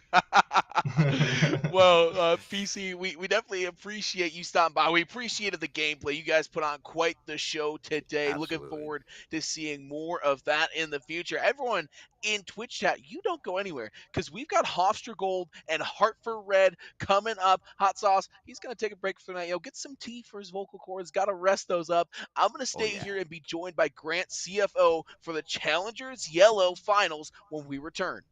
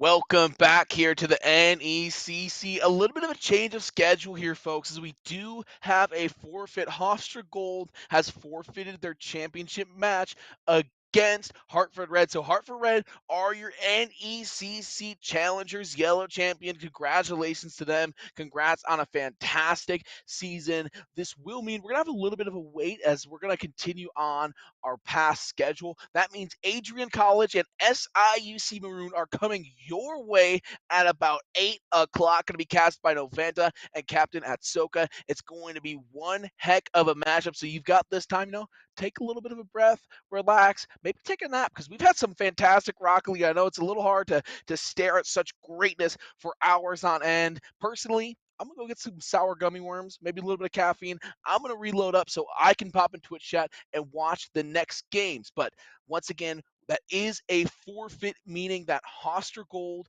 forfeits, Hartford Red are your Challengers Yellow champions. And on the other side, we'll have Adrian College and SIUC Maroon. Don't go anywhere.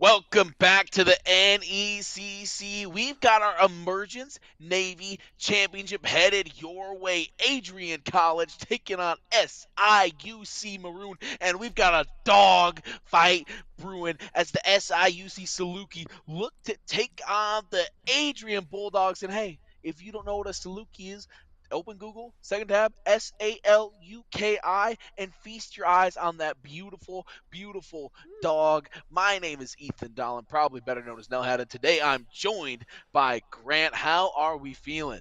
I'm feeling good. It's good to be back at the NECC, specifically in the booth next to you. It has been, we haven't been here since Season 0. It has been a long time. And I can't even remember if we casted in Season 0, but it has been... What do you mean you can't remember? Boise?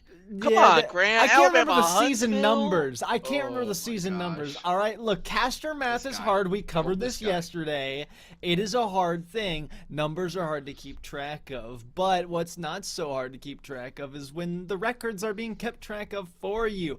Adrian College is coming in as the number 3 seed with a 6-3 record, while on the other side, Southern Illinois is coming in with a 3-6, completely flip-flop record at the number 8 seed. So it already doesn't look that great, and especially when you consider Adrian College taking down Upper Iowa in a pretty good matchup, and then on the other hand, SIUC is losing 0-3 to that same team.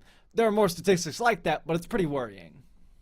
Yeah, definitely worrying, but you know what? That gives SIUC just a little bit more to play for. They know they're the underdogs. Like we said, they already know that they're the Bulldogs. They got some, or no, excuse me, the Saluki. They got that dog in them, so that they're the dogs, Grant. They're the underdogs. They got so much to play for. They have the film to look at, right? That's the beautiful thing about being swept. All that film is profitable for you. All of it is great for teaching. You can look back and say, man, we screwed up there, and there. Where if you're Adrian, you can't really look at that film. You look at it like, oh yeah, we killed it. There's not much to learn from. We already played well. So that's the big takeaway. I would say SIUC Maroon has a lot to prove tonight, Grant. They definitely do, and they better start off with a Game 1 victory. But I say we look at the rosters coming up. Who is going to be taking the pitch tonight? It is going to be on the first side. Let's take a look at the Adrian College Bulldogs. XB Agent 1, who is majoring in computer science as a freshman, echoes another freshman, exercise science, and of course, another freshman. Ole Hides is going to be a stacked lineup for the Adrian College Bulldogs. I'm excited to see what the freshmen can do. A bunch of young legends here for Adrian College, Grants. Over on SIUC side, once again, the Saluki, they got some dog in them. We've got No Ment, who's a radio, TV, and digital media freshman, but that's where the inexperience ends, Grant. It's Lurk Jr., IT, Lolo Folo, Biochem Jr., so a little bit of experience coming out from the SIU side. I think that's going to help them a little bit weather the storm. We always talk about how Rocket League is equal parts mental and mechanical. Well, hey, I think your mental gets a little bit better as the years get on. I would say so. If there's any hope for SIU, it is having those juniors on the team, because obviously more experience, but that doesn't necessarily mean more experience in Rocket League. More school experience, more potential experience for being on a team, but we don't really know the history, and if they have been on the Rocket League team for long enough to form that bond, or that biochemical bond, if we'll go there, for SIUC, this could be a complete toss-up. That it could, Grant. We're here into game number 1. Adrian, SIUC, our Emergence Navy Championships should be a good one. Once again, SIUC, the big underdogs, 3-6 regular season record. Not often that record qualifies for the playoffs. Not often that record gets you into the championship. That's exactly what I was thinking. I was like, how did a 3-6 record make it all the way here? It means there's got to be something special about them. Unfortunately, unable to pounce on some early opportunities given to them, instantly punished by XB Agent. XB Agent, beautiful play here. Look, just take it away in the midfield, a little dink to get the job done. Midfield play turning into an easy goal for Adrian. What was a little bit more difficult to see off that POV replay is he actually pinched it off the defending car and might have another opportunity. He will. We're pinching off cars and going off walls. Grant, this is a beautiful play. Look at the kickoff, just sends it careening and taking advantage. XB1 Agent yet again. You can't read the ball more perfectly than that. Maybe jump a little earlier, but you didn't need to. Right on the ball, right on time, and it was just quicker to beat out the other team. You got Lolo Folo on the ball this time. A 50 down low, forces it out to the orange half, where SIUC have to make the move on it. No, continuing their carry.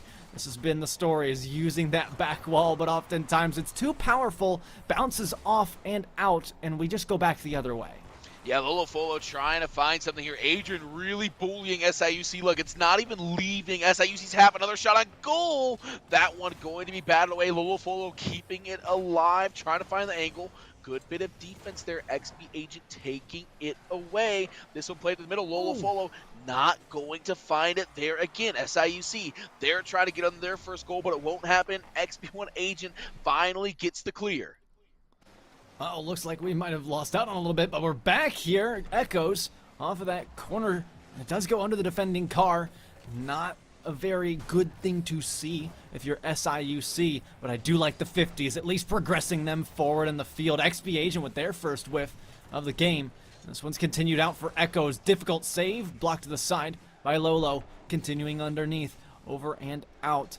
This is where Adrian College start to shine through that midfield. It's why they've had a bit more of the majority of the offensive pressure.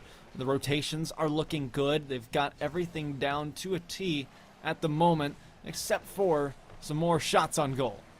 Yeah, they came out strong. 2 big goals from XP1 Agent, who's trying to find this in the corner, but they've cooled off a lot, and I'm going to credit SIUC for that. They've tightened up their rotation, they've tightened up their defense and midfield play, and it's allowed them to get a few opportunities like this one. Lolo Folo, nothing going to come of it, but just looking so much better than they did in the first minute or 2 of this game. I think SIU Maroon has a lot to be proud of as they get another solid opportunity there.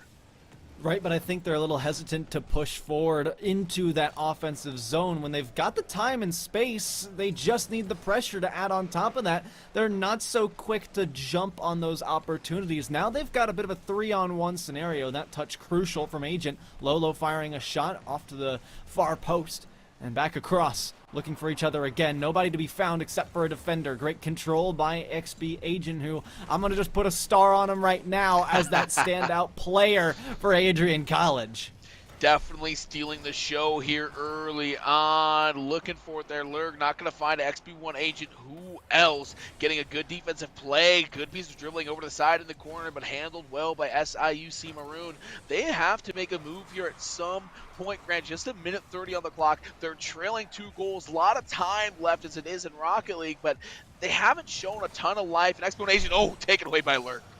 I was going to say, I thought life was going to come to an end there, but Lurk making that last-second stop to push it back out. SIUC, like you said, they need to make a move. They're just getting smothered from all ends of the pitch, though. Forced to jump out in front of each other are Adrian College. There's no counterattack in sight. No clear in sight either from SIUC. Now making their move down, but so quick to leave. Boost game wearing thin, and they just can't get it out of their corner. No, they're just treading water back here. XP1 Agent looking for another goal. Can't quite find the hat trick. Echoes keeping it alive, keeping SIUC under pressure. No, Mens looking for something there. Been a bit quiet despite the 2-0 lead. Lurk should be able to take care of this. Good play, but they won't find anything. It doesn't matter. Adrian's still holding that 2-goal lead, and SIUC Maroons still can't really clear this ball out of their own half, Grant. At this point, it is do or die. Go big, go home for SIUC. They've got an air dribble. Now they've got offense. Needing a goal probably within the next 5 seconds. It is lingering in front. Lurk tries for it, falling short. 8 seconds to go. They need to get this in front of the net immediately. It goes over one. Nobody's really there except the defense to block it away. And Adrian College will be taking away this game. SIUC may not be able to get even a consolation prize at the end of it. It drops in front, and they fall on that opportunity too. Adrian College with the win. Hides with a big piece of defense there at the end to ensure the shutout. XP1 Agent really put the team on the back early on, but Grant, we can't underestimate the Adrian defenses. They really just allow a donut to be scored. I mean, that's obviously the case. They've blocked everything that has come forward and into their box. Not even into their net. They don't have to worry about the net at all. They've got the rotation solid. They use each other effectively. They're taking possession has been another big thing. While SIUC may get some clears full court or full pitch rather, they're not really taking control of those. And then when they're not taking control of those opportunities, they're just leaning back into their own half. They're not pushing forward. It's no wonder why there's no offense being put up. They are doing everything they can on the defensive end, Grant. I really love that you pointed out it's not even at the goal line. It's at the box. Their midfield play has just been so tremendous that it hasn't even mattered whether or not they can find the save because, hey, there aren't even shots on goal. I guess it's also hard to call it a box when really it's just half of a hexagon. I mean, can we call it that? Just a shot on the hexagon. I don't think playing's a geometry major, so I'm gonna have to leave that for the experts. We're gonna have to get someone on the phone for that. Yeah, it's more technology and science. Well, let's see if they can whip something up in the chemistry labs. SIUC in desperate need of a big start here in game number 2. No, Mets clearing this one early on, trying to find a goal. They need some offensive production. Southern Illinois Carbondale found none of it last game, and they flirted with it like they did right there. They just couldn't find the shot. Passing well and then not finding the angles they want to actually shoot the ball.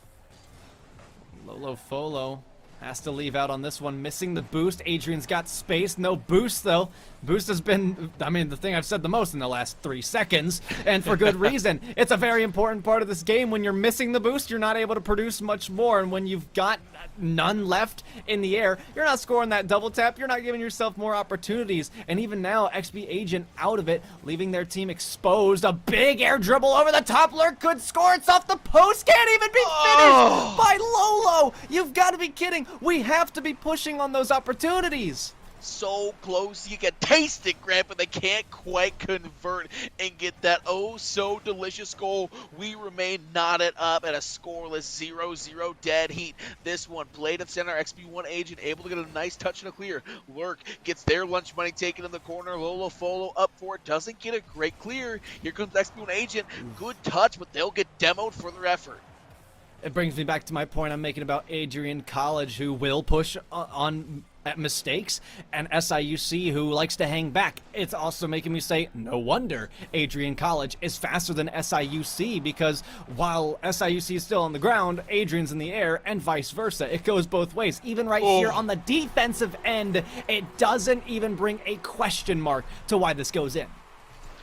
I mean, look at Old Heights just set this up. Beautiful piece of passing. XB1 Agent, you gotta be happy, Grant, when your teammates can put you in easy scoring positions.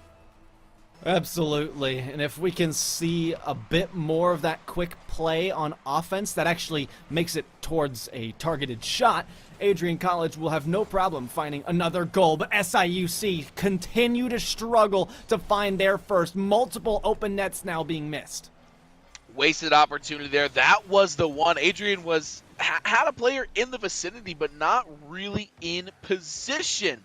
Adrian attempting to push this there. Echoes gets it taken away, falls back to Old Hyde. Shot on goal. That one will be dished out by Lurk. Good piece of defense. Now on the aggressive SIUC, they don't get anything because Expo Agent is just a beast on the defensive end. There's the center. There's the goal.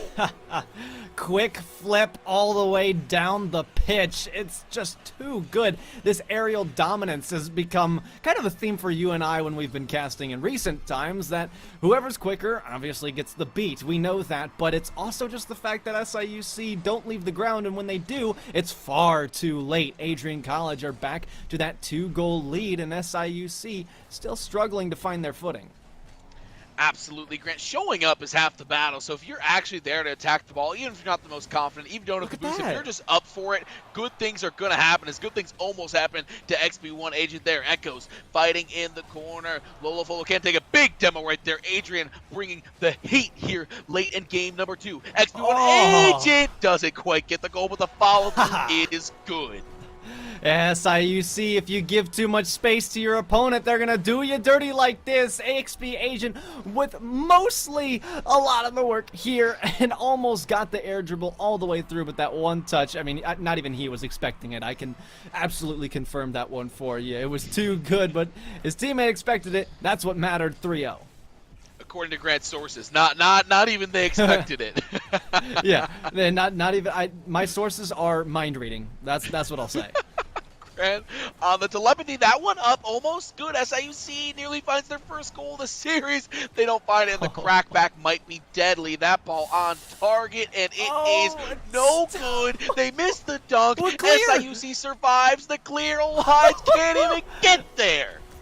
Well, all right, I think we might have a strategy that works. Wait for everybody to overcommit, then push it into your teammate who gets the clear all the way down. It's lucky, but you don't care. But what does happen now is you think, okay, if they're on offense, if we just try to clear from our half and shoot it on target, clear on net, you might find yourself tying the game quicker than you could have imagined.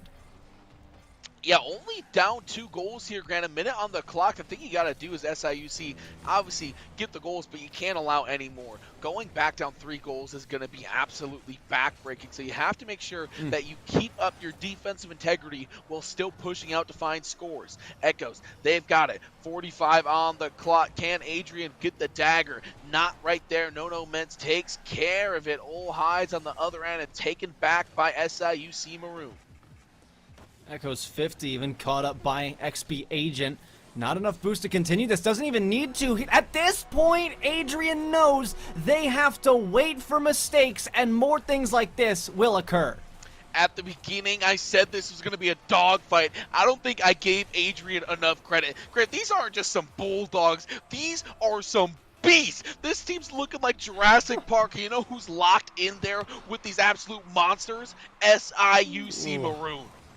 Yeah, this has been a dominant showing from Adrian College, but it almost wasn't over yet. SIUC denied at the door. Back out to midfield where Adrian College like to shine. Lurk's got the clear to the side.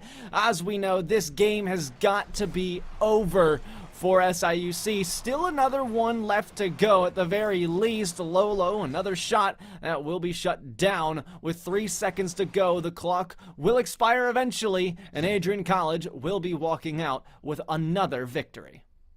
Adrian doing so well to keep their composure and win another game here, Grant. They are one step closer to claiming the championship here. They're one step closer to showing that they are the best team in Emergence Navy.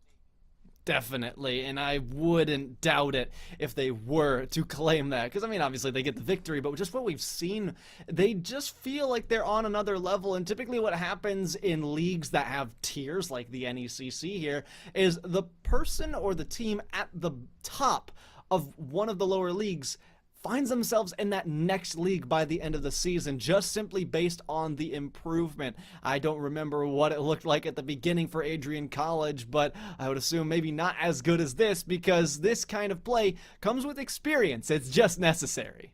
Yeah, and you know what? Maybe next year they're eyeing up sliding up a few divisions from Emergence, because how they're playing right now has been very impressive. I mean, offense to defense, top to bottom, no matter how you slice it, Grant, it's all been good. It has been, and we are going to see some more goodness, I'm sure. But I'm still looking at SIUC. I've given them the formula. I know they're probably not watching stream because you'd want to be dialed in. Maybe they've got a coach, though, that can tell you these things. You got to get up and challenge. You have decent defensive rotations, but you're not utilizing them. It's like the first person pushes up, then they cower away because they get scared. And they're not using themselves effectively. Therefore, the defense can't thrive, and therefore they suffer the offense and the consequences of a 4-1 game like the last one we watched. And we have got word SIUC is actually taking a time out right now, and I like this, Grant. Fair. Coach Yeah. stepping in, saying, hey, let's gather ourselves. Let's make sure that our comms are right. Let's make sure that we're doing things the right way. Once again, mental, mechanical, both important parts of this game. So making sure that they're right, making sure that their balance is good in this best of 7 series, because Grant, it's a long one. It's a long series. We've seen it today. Yeah. In the last game that we got to cast before the break, went all the way to 6, and there's a lot of game left here, Grant. There's a lot of series left, so I like taking the time out now, getting a little bit of a reset mentally and mechanically. When you go down 2-0, I think the timeout is perfect there, at least for a best of 7, because you don't want to call a timeout when you're about to attempt a reverse sweep, because that's a really tough mental state to put yourself into, to say that, okay, yeah, we lost, but now let's try to do better. It doesn't really work, and you don't have that much time to experiment with some new play or new adaptations like what I've been trying to throw out there, like getting up and involved. Getting up into the air has been a big one, because the airspace has been dominated by Adrian College, and SIUC aren't even contending for it. That they are not. We are back here. Game number 3, Adrian 2-0. They are threatening to go to a match point if they win this, Grant, going up 3-0. SIUC, they're coming fresh out of a timeout. Coach got to talk to them. Love to know what they said in the huddle, but we'll see if we can figure it out from their gameplay. The one thing that worries me is that Adrian College also got a timeout. So they've got the play down, and there's not really much to worry about. SIUC, oh goodness, in a world of trouble. Ol Hides, this one rolls in for him. And that's just the type of day that Adrian's been having. Everything going their way. Heights has a good opportunity, doesn't have to do much there, and gets the last touch at the end. And Lola Bola just can't quite get up for the save, Grant. Everything's falling Adrian's way.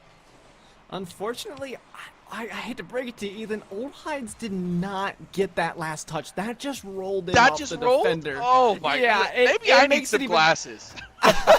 It just makes this whole situation a little bit tougher for SIUC.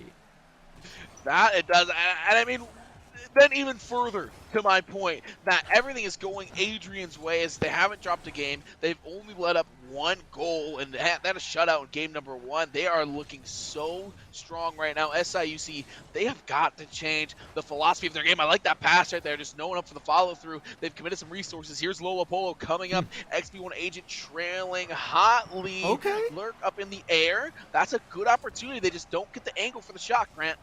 I wasn't expecting them to be up, but I said okay because I was like, yeah, that's what you need to do. I don't think we've seen SIUC in the air that high at all, but that's the reason it pays off, is because not even Adrian was expecting it either. It's a 1-1 game. What did I say? Building off of you saying, yeah, they haven't been getting up fast enough for these aerial opportunities. They haven't been showing up. Showing up is half the battle, Grant. If you get up there, it doesn't matter if you're not confident. It doesn't matter if you don't have the boost. Just touch the ball and make a positive impact, and good things happen. We just saw it. Even if you miss the ball, it still throws off the defense, and if you do miss the ball, you're working at least better to get at, or get better at, those aerial plays that you may not be normally accustomed to nor comfortable with. So I like what I'm seeing from SIUC. Only problem is now we're back into familiar territory of being smothered by the offense. Now they're starting to use their defensive rotations. I just like to see the ball go a little further. Someone's got to be up to that one, but Lurk already uncomfortable with that wasted first rotation. Leaves No with a difficult shot. Lurk across, given away to Adrian College. Lolo put away to back wall there. Extend. He's wasting all of his boost here. I'm not liking what I'm seeing, and I'm surprised that Adrian College are going to miss out on that opportunity. SIUC so much time granted to block it. Felt perfect for Adrian, and they just can't find, and they don't get it there. Adrian commits 3 in the corner. Big demo. No Mets. Oh, SIUC, they had a good opportunity on the crackback as well. Lola Folo sends that one flying. It's a good center, but no one's there for the follow-through. This one into the corner. What can SIUC Maroon do? Oh, Lola Folo doesn't get that touch. Play to the side, but it's right back. The center. Adrian gives it to him. SIUC waste the opportunity. They're up again. Lolo Folo can't quite get the touch. They've got the spirit, Grant. They've started attempting the aerials. They're just not quite connecting. If I'm a fan of SIUC at home, I'm screaming, shoot it! Somebody's gotta be there. It breaks my heart because it's such a good opportunity. But SIUC think that the pass is gonna finish itself, but it's not the case at all. Now they're passing to the defense. Oh no, it's tragedy on the goal line. Ol Hides comes on through. Grant, I'm really thinking about what you said. Even though SIUC called the timeout, both sides get the benefit. You know, Grant, this reminds me a lot. In 2013, if we can all rock the clocks back, in the Super Bowl, the lights went out. Both teams got an extended halftime. San Francisco came out on fire. SIUC came out. They looked a lot better. They got that goal. But ultimately, Baltimore had time too, and they stabilized. That's what I just saw. SIUC, they came out. They got that goal after the timeout. Adrian, they played it cool, calm, and collected. They knew they got the same time. They got the same pep talk, and they waited their time out, and they took the lead here. They keep most of the same strategy as well in this game 3. Lurk, maybe they've got something new. Unfortunately, a miss. Now played off that corner. Luckily, SIUC being prepared for it. Lurk off that backboard. No was there for a moment. Lurk's got a fake out on his teammate. It kind of works out over the second one, maybe. Third, it needs the beat. They're not even home, and No Man's capitalizes for the equalizer. Not home indeed. The lights were out. Oh, no one was there at the door, Grant. It's just open. Both people left the house at the same time. They said, let's go on a date night, and then realized, wait, who's gonna watch the kids? Now you got yourself a tie game, Ethan.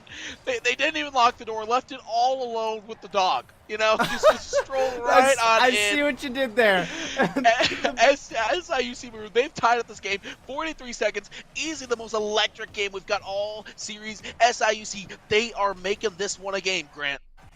Definitely, and hopefully they've got what it takes this time to break out with their first lead. That's what the next goal for SIUC would mean. They've got the pressure, can't beat one though. Adrian Collins, that's their effectiveness on the side of defense, being able to use individuals to make those rotations work out. It's been the criticism of SIUC, and now they need to do that more than ever. They've got the counterattack, flip out play to the transition. Echoes is there. Lurk needs to touch this. Got beat with the 50-50 from XB. Around the back, we could be looking at our first overtime of the series, and that's exactly what we've got. Next goal wins this game.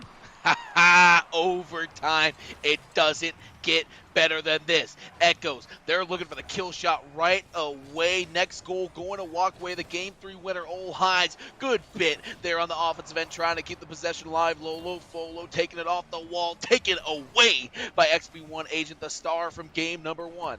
There's an attempted center pretty far off, but XB1 Agent on target. Lolo Folo saves the game for SIUC.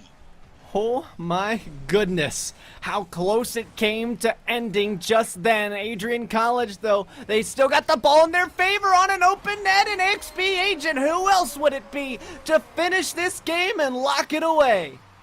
And it looked like SIUC even had the right idea. They just didn't rotate well. No communication. Lola Folo and their teammate got caught in the corner. Nobody's on the front post of the goal, Grant. They allocated their numbers right. They just didn't communicate. Oh man, it is. I mean, is that really even allocating their numbers right then, Ethan? If they they're on defense, they're on defense. You know, they're there, just clumped up. It's like, you know, they're on the right half of the field. I'm gonna say that's solid effort. They just gotta talk. You know, it's the same thing. You know, you're playing threes with friends. You're trying to get better communication. Front post, back toes. Hey, I'm going out to challenge. Someone pull up. You really have to be communicating, and no one was at the front post, and they get caught in the corner. XB1 Agent does what they've done all series long. Yeah, I mean, XB Agent has been that star player that I called it early on from the beginning, and it wasn't hard to tell. Even in the first couple seconds of the matchup, it took 15 for XB Agent to score 2 goals for Adrian. We know that this has been dominant. Now the problem is that SIUC need to reverse sweep. This is what we were talking about. It's not the ideal time for a timeout, and even if they had it, it's been wasted. And it didn't seem like it did too much work, but there was at least some glimmer of hope. Yeah, they got a goal off the back end of that timeout, and they seem to be a little more together, but that dissolved, as you saw by the end of the game. They might be onto something here as Lola Folo starts it off. Lolo Folo is incredibly lucky. This ball did not hit the lip and bounce straight up. Like, that is just centimeters from being a ball that is not going to be an easy goal. But SIUC now have their first lead of the series. Sometimes you need a little bit of luck just to get things going. SIUC, that has to feel good, but they can't sit on that feeling for too long. They're still trailing 3 games. They've got to get a few more of those goals to put away this game, much less get back into the series. Well, XB Agent suffering a pretty deadly 50 there from SIUC. Could have been worse. I like the way this is handled in the corner. Adrian are very well versed in that corner lurk. Can't be lurking upfield for the shot on target. Lolo, a misdirection play around 2. A shot just needs to go behind. It's off the post, and XB Agent clearing it away, and now to move. That pass from Lola Folo was so good, and they almost find the goal anyway. SIUC Maroon, they've come out with a little bit of energy, Grant. Their backs are against the wall. They've got nowhere to go, and I think it's just sinking in that, hey, if we don't win this game, we're packing it up. Our season is done. 3:40 on the clock. Adrian, they're treading water on the defensive end. Can't find the clear for this ball. SIUC has been a menace. Lolo Folo, a big part of that, has the sole goal in this game. Echoes try to quite find anything. SIUC Maroon has to hurry back on the defensive end to get this ball cleared, and they can't quite do it in the center, but no one's there to clean it up. XP Agent getting it done. XP Agent has been chasing this ball down, just lurking around the front of it. No pun intended, especially since Lurk is on the other side of this, the man who needs to stop it, who can't. No, Ments can't quite get there. As you said, Lurk couldn't find it. That ball just gonna stroll on in for one of the slowest goals we've seen all day. Well, Ethan, I saw something in that replay that broke my heart.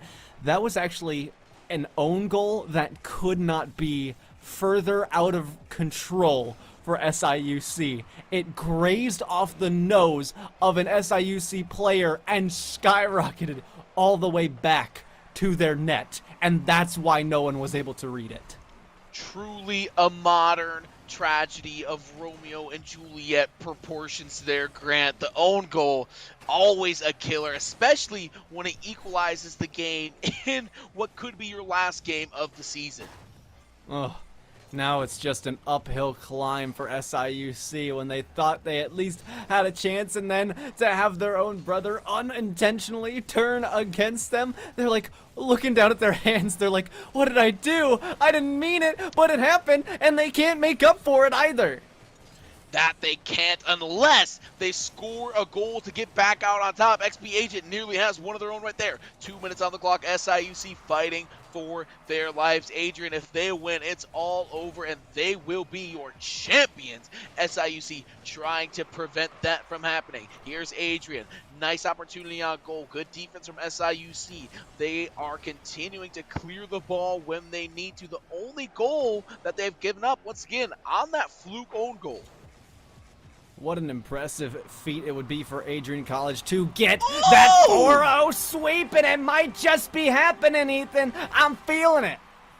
I'm sorry. I got to take this all in again. Echoes passing it up. Heights, think a little bit, just enough to go in. Echoes follows the ball in just to make sure it finds the back of the net. Adrian, a 2-1 advantage. They are closing in on the throne. This mountain just became higher for SIUC. It could even grow in height, but it's just low, hitting that floor, allowing another chance for Southern Illinois. Old Hides, another fake out chance. XP Agent takes it up for the backboard. This time they've got the double. Wait a minute! How did that get out of there? I have no idea if it was a save or off the woodwork. Either way, SIUC surviving. Some way, somehow, SIUC, they are sticking around this 1 goal deficit, 1 minute on the clock. They have got to do it and do it quick here. This one, a good opportunity. XP Agent misses it. Can they get the follow through? SIUC out of the corner. They can't quite find the angle here, Grant. They find it back. Lola follow. Stonewalled at the goal. It's a lack of trust at this point for Southern Illinois. They don't trust that the third man is going to be able to make up for any mistake or any overcommit that they might make of themselves. Lurk's got a dribble, destroyed and thrown back into their half. They actually get the demo on one of their opponents. That shot's on target off the post. Luckily, thank the heavens, this clear across midfield. Finding No, back to midfield. Lurk not quick enough. XP Asian, the savior of this game, the star player, and everything in between, could be looking to finish it. Pass over the head of their teammate. Lurk trying that clear on target strategy that we mentioned earlier. It's 10 seconds to go. SIUC needing this immediately. The Adrian College defense straightening up though. 5 seconds. A great touch back the other way, put further into territory. Now you've got a whole Walmart parking lot to go. A catch down low, keep carrying it. XP Agent could put it down, and it will reach the floor. The 4-0 sweep goes to Adrian College, and the Bulldogs are your champions.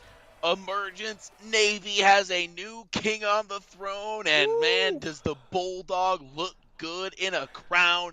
Adrian, congratulations on your championship.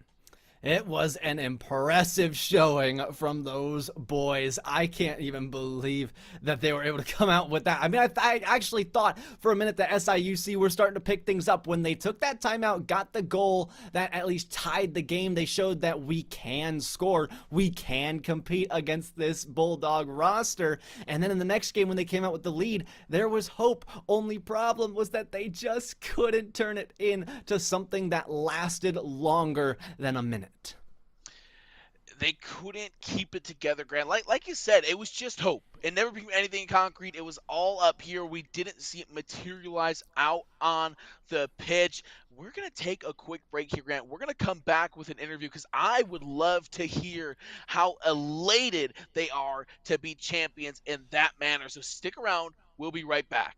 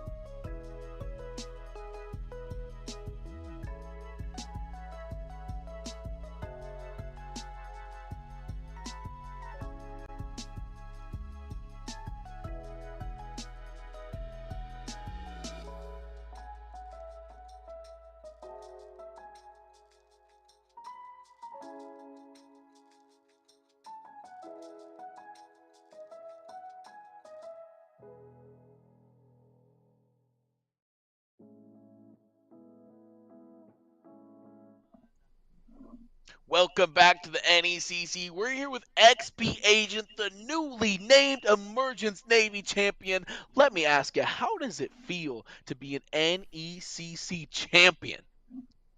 Ah, damn. Honestly, I'm kind of lost for words right now because it's been a tough year for us, being a first year esports for us for college.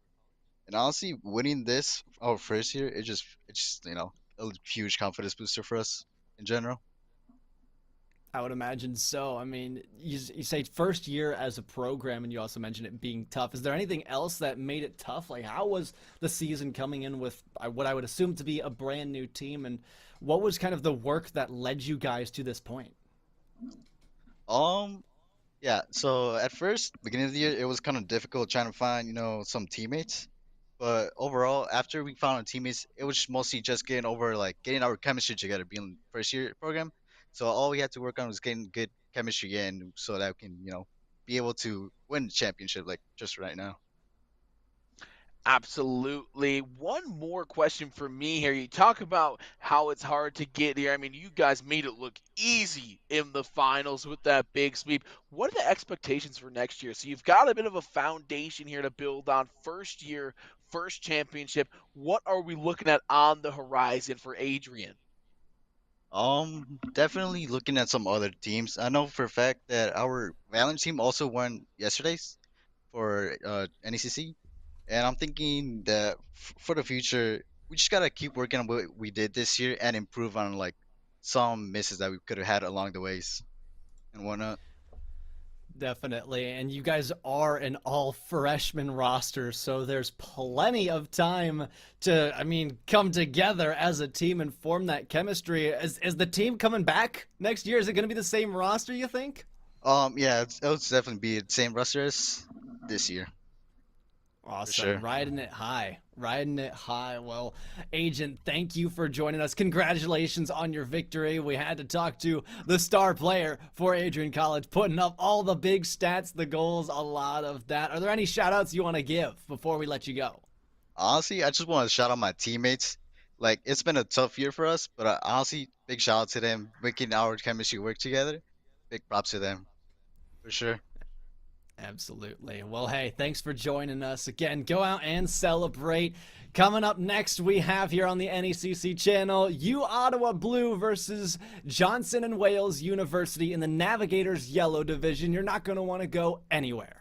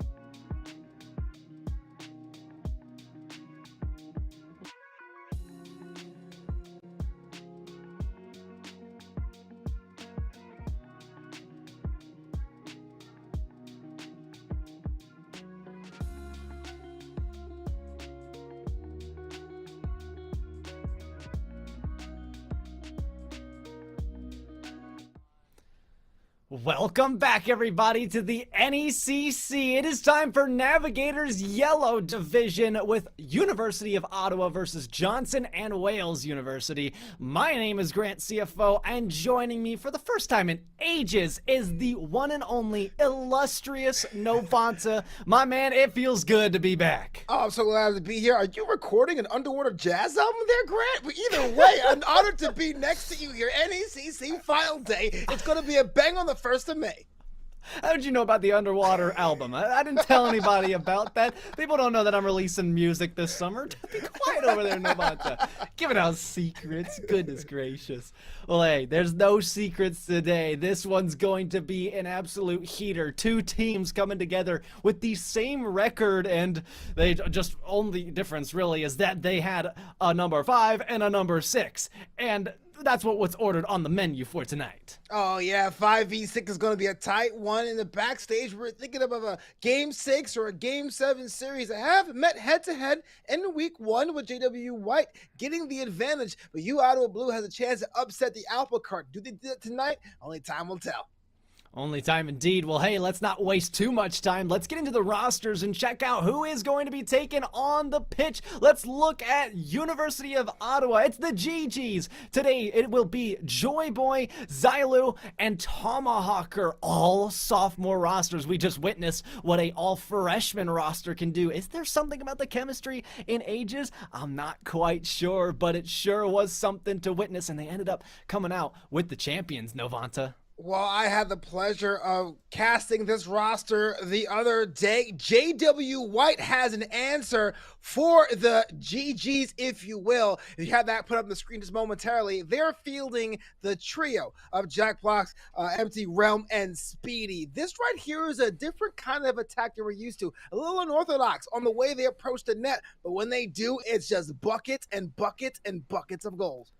And it's a clear-cut captain on top, with Jack Blocks being the senior of a freshman team. But maybe there is some young, unseen talent. Maybe that is the case, especially when we're looking at these Wildcats and what they bring to the table. They've obviously made it here for some reason. I'm excited to see what that reason is. Speedy going to school for culinary arts. Maybe he's going to whip something up in the kitchen. Can you smell what Speedy is cooking? Yeah, oh my goodness, yeah. You're right. You know what? Give me all the puns, because it's finals night. May 1st, 2022. We made it, Grant, and these two teams made it as well. All they are now are waiting to go on. Right now.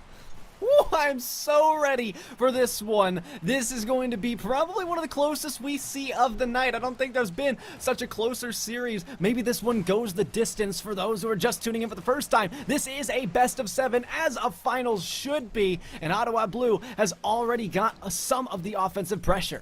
You know, the best of 7, a lot of times stronger teams tend to wait and try to anticipate what their opponents do. What we're seeing is a bit of aggression that we love to see in best of 5s and best of 3s. When you have two teams are so close together, there's no time to analyze. You got to strike.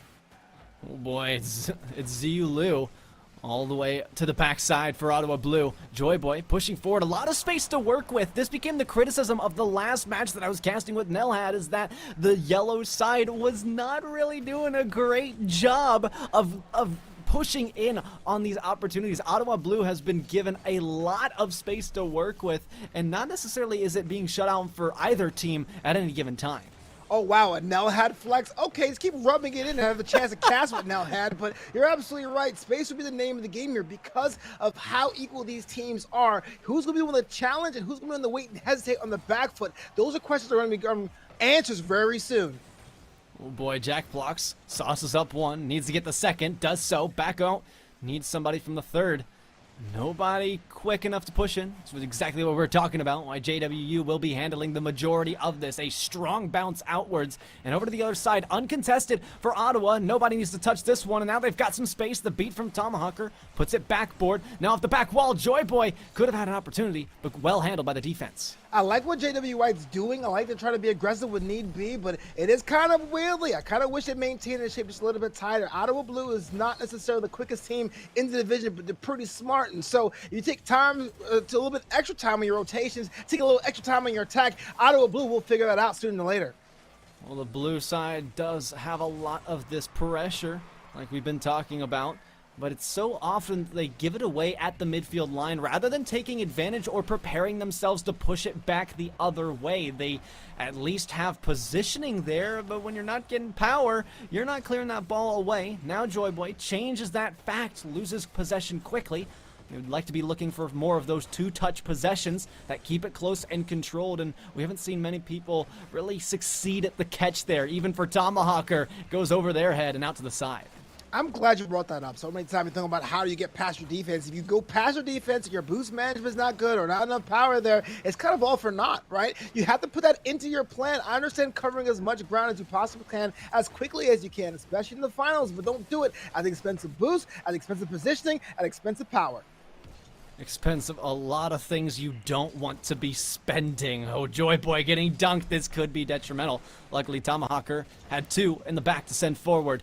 Down under 2 minutes. Still scoreless. JWU looking for their next opportunity. Beating out everybody. But these defensive rotations have what has been keeping both of the teams alive is the fact that they don't really need much offense. They just need defense, I guess. Defense wins championships. And the winning formula for the team that was not as well-versed to succeed was to clear towards the net, wait for everybody to come forward in the offense, overcommit, and then send that thing flying across the field. Oh, I'm with you 100%. I was expecting a defensive classic, but I did not think we were having a goal scored at almost 4 minutes played in game 1. This right here has a lot of questions. One, for JWU, are they as aggressive as they need to be to get themselves out in front? And Ottawa Blue, everyone in the chat had you guys favored, and we haven't been able to break a deadlock. I don't know there, Grant. Me neither. I've still got questions as well, like when is the offense really gonna do something, because the defense hasn't had to make many moves. We talk about a defensive classic, but it's really just been a defensive really good showing of how to rotate, because there hasn't been many leaps except for that one that needed to be made. They control it well, but jump over the ball, really detrimental situation. But Joy Boy waiting in the back won't be able to capitalize. They're forced to wait out, and Jack Block's taking the transition. Well, right there's what you said. It wasn't a classic. It was definitely a showcase. Here's an opportunity that could have been saved a lot cleaner and a lot more forcefully. It wasn't. Nothing really came up of it, but it says there are some ways to beat either side of this contest. Uh-oh, Speedy Gamer. Thank goodness it's towards their own net, but it's still a difficult ball to handle. And as Ottawa Blue find these 50s through you, you start to get worried. Difficult reads off the backboard, forcing out some awkward play from JWU. They'll suffer probably the last bits of pressure before we look towards overtime. Tomahawker, nearly a shot on goal that could have ended it all, but instead they'll miss and go to overtime. Yeah, game 1 overtime is definitely par for the course. Even money if you're a Vegas betting person, but having 0-0 in overtime with no score between two teams, something I did not expect at all. This could be a chance for JW White, the quote-unquote underdogs, to really shock and have themselves the first opening silo. Not every day do we see Ottawa in a retreat, nor giving the ball away to the offense. It's Jack Blocks who comes through with the first game win. Look, overtime is a cruel mistress, usually favoring the underdogs, and well, when it came down to space, the underdogs had their day. Game 1 goes to JWU. Wow, what a first game that we had here. Novansa making me real excited for the rest of this series. We could go the distance with what we just saw. How long it took for somebody to break away with something on the offensive side. More than a game of regulation. And this series is looking to go for a while. Right, we said at the top of the show, these two teams are more or less evil. One's a 5th seed, one's a 6th seed, almost arbitrarily based on head-to-head results. So you can understand the stretches of no score whatsoever. But what ultimately was, you had that third man, unmanned, unmarked, with a shot clear on net. Those are going to go in, especially when concentration waivers as extended as overtime games. And when you were talking about spending resources, and I said that they don't want to be spending all of their resources, and that's what exactly happened. They pushed 2 people forward, and we saw it about 3 times in that last series. Only in overtime, though, did it cost anybody. A lot of things are getting away with here. It's almost like a shoplifting, a robbery, if you will. I'm glad you said that word, robbery, because when you have the quote-unquote weaker team getting that first shock win, you understand the stronger team, in this case, Ottawa Blue, arbitrarily, with air quotes, is going to be a lot more aggressive on that net. I'm going to see a lot more shots from that blue side. There are weak points in the security system for both sides, and only JWU was able to come out on top in that end of regulation situation. How about this? Rather than coming out on top, how about we strike from up top? Well, here I'm talking about. You can wait 7 minutes or 6 minutes to score, or you can do something in regulation. JWU, a little bit of a reprise, an encore, if you will, from that Game 1 performance. They lead 1-0. Didn't know that these guys could fly. I have never seen something like a Wildcat flying, and I hope to never have to see that in my lifetime, but I will take some more goals. Well, when I said that Ottawa's going to be the aggressive or have more shots on the net, Caster, Curse, go the other way. JWU, a little bit of circumstance, a little bit of luck. Doesn't matter. All goals count the same. 2-0. You know, one of the reasons this game has been so close is you look at the past results for both of these teams. Everybody has faced at least somebody difficult, and what should have been, hold on a second, up and clear here, turning into more shots, and it's more chaos on the goal line. Well, how about a goal that feels like a loss? That should have gone in the first time or even the second time with that ball being beat. Finally, to cut that lead in half, Ottawa's on the board after about 7 minutes or 6 minutes and change of not scoring at all. Maybe this may set the tie for them, but JWU still has the advantage. Out of the very few losses that both of these teams have had, you'd expect that because these teams are in the finals and they only lost to Sunny Oswego and New England College, both teams, you'd expect that that would be the final. Instead, we've got a whole other toss-up matchup where these two teams come to face each other, which I don't think they've even done all season. I'll have to double-check my facts on this one, but those two losses that both of these teams carry were against some very difficult teams, and some had better results, but they ultimately canceled out by the end of it. So no matter what difficult situation is put in front of them, it shows that these situations are adaptable and they're very good at renewing themselves in new environments. But as I say it, how about the renewal from JWU? Well, JWU has the 2-goal advantage. These two squads did meet together at the first week of regulation with JW White winning in 4 games. They are just crafty, and they understand being a 6 seed in the 5v6, they put an extra chip on their shoulder. Oh goodness, I was a little worried about seeing that whiff up on that backboard. You had 2 people ready on standby. You send one forward, and it's just too quick for that third one to react. Looking for redemption, though, is Ottawa Blue. Start up their rotations. Third man forced forward. And Lou, Tomahawker with a miss. This could open up an opportunity, and it indeed will. For JWU, they can't get the extra touch needed to force that back out midfield for another shot. Empty Realm missing their chance as well. Putting it back into their own corner, I believe. Sent across, and now taking it up that side wall. Too far away to reach, and they might have forfeited it yet again. Well, the pace is definitely picked up once a couple of goals have been past the net. Everyone's picking at a faster pace, and that one's icing on the cake for J-Dub. As soon as I gave away the microphone, Novanta, I knew that I had said things wrong because there have been defensive miscues all day long, and each of them have been capitalized in this second game of the series. Well, you know, I understand we're talking about stream nerves, but it is the finals. You remember how many hours between juggling classes, a social life, a personal life to get good at this game enough to really show out on the most competitive organization, NECC, to make it to this point. You know, sometimes things are a little bit wonky, things are a little awry, and maybe the defense hasn't been the cleanest, but I'm seeing the heart. There's lots of stress for sure, let alone finals. It's just incredible that these teams can compete at the level that they do. And they're doing pretty darn well for themselves. Jack blocks. Ooh, not the touch they wanted, but the touch they got, or rather didn't get. And Speedy getting shut down by Joy Boy in the corner. We're seeing this boomer ball game and nobody taking control. It's like one of those early problems that I pointed out, is that no one was really successful at the whole catching part of returning the favor and building their counter-attacking plays, although this one will be a little bit of a slippery slope. All right, so JW had the sticky goals, they had the really forcible earned goals, and now we're getting creative goals, being able to be the last defender around the horn against that wall with a little bit of the faux assist. J-Woo has the nickel, 5 goals scored against Ottawa Blue. Wow, what a scoreline that has been put up, and it's a very difficult challenge for Ottawa Blue to be able to do something about. And when it seemed like they were the stronger team in game 1 and they kept things close, this one has completely gotten away from them, and it's quicker than you can blink, really. And it makes you wonder, what really can they do when it comes to a situation like this?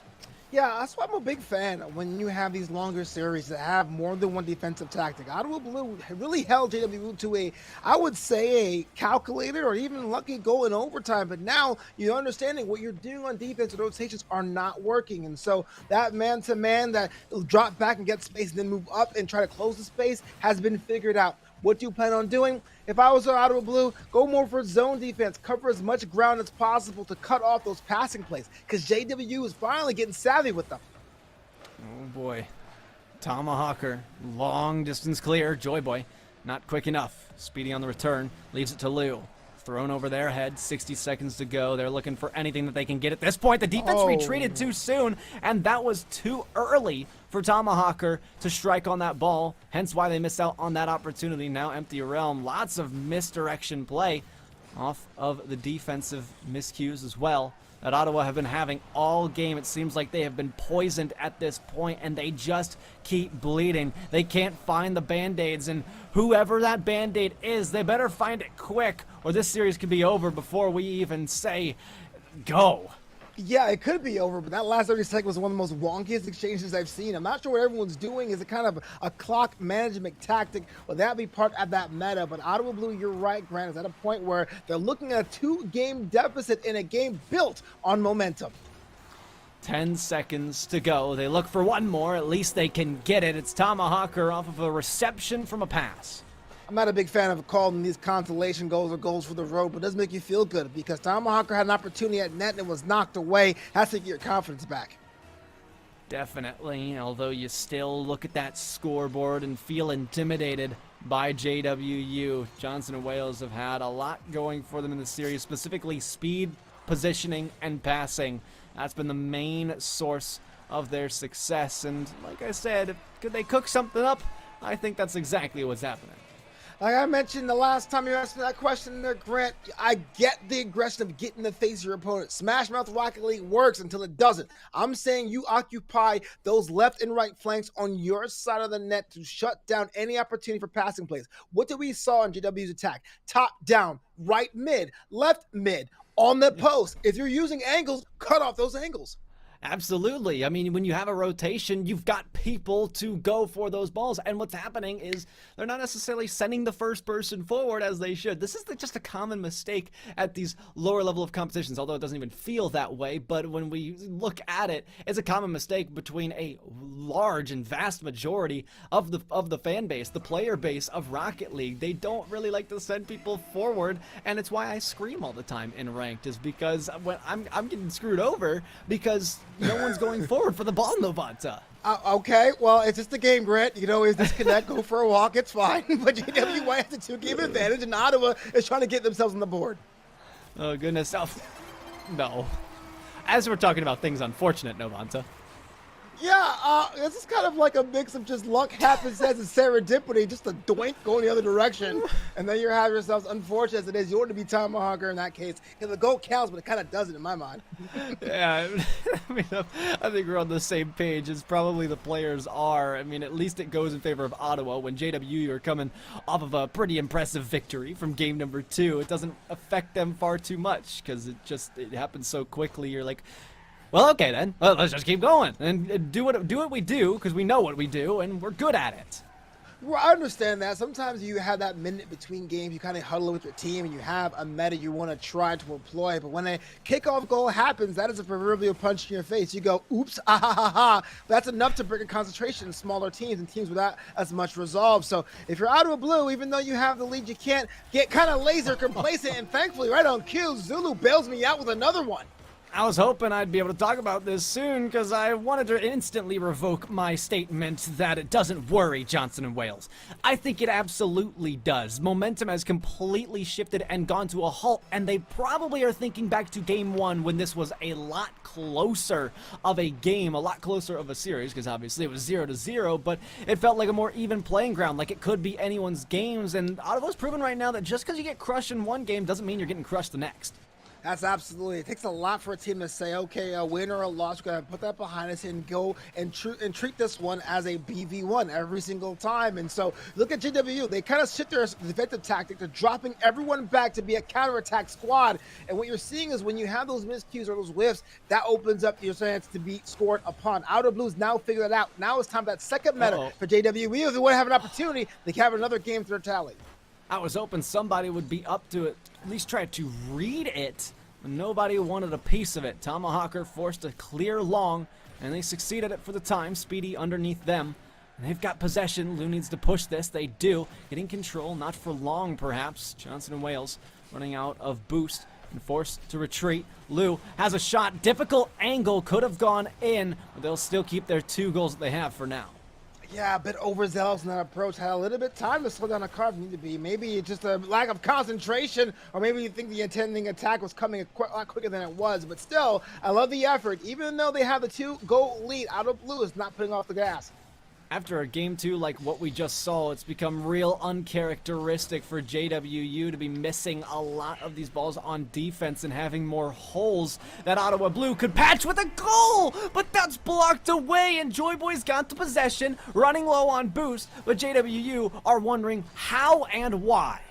That's like sneaking out the house through the window and tripping on your way out. So close and not getting caught, but unfortunately, didn't work for JWU, and I bet something's kind of working in the psyches. Last game, the goals came thick and fast, easy peasy, but now, the fact they're losing this game is that they haven't been able to score for that side yet, and finally they pull one back. I was gonna say, you miss out on a freestyle like that, you start to regret that you even tried it in the first place. Luckily, you've got reinforcements in the back from Jack Blocks to plop that one home, and this game gets a little bit closer. No, wait, hold on, Grant. I gotta give Empty Realm a little bit of flowers there. Maybe he had too much power in the approach, trying to slow it up, and just missed it. It happens. Yeah, of course it happens, but the fact that, you know, if you didn't score, it would have been bad looks. That's all I'm saying. No fun. Sheesh. Oh, goodness. Under 2 minutes to go. JWU at least able to find one, proving that at least we had the competition. But making me eat my words, and perhaps if those were the words of Johnson and Wales, they eat theirs too.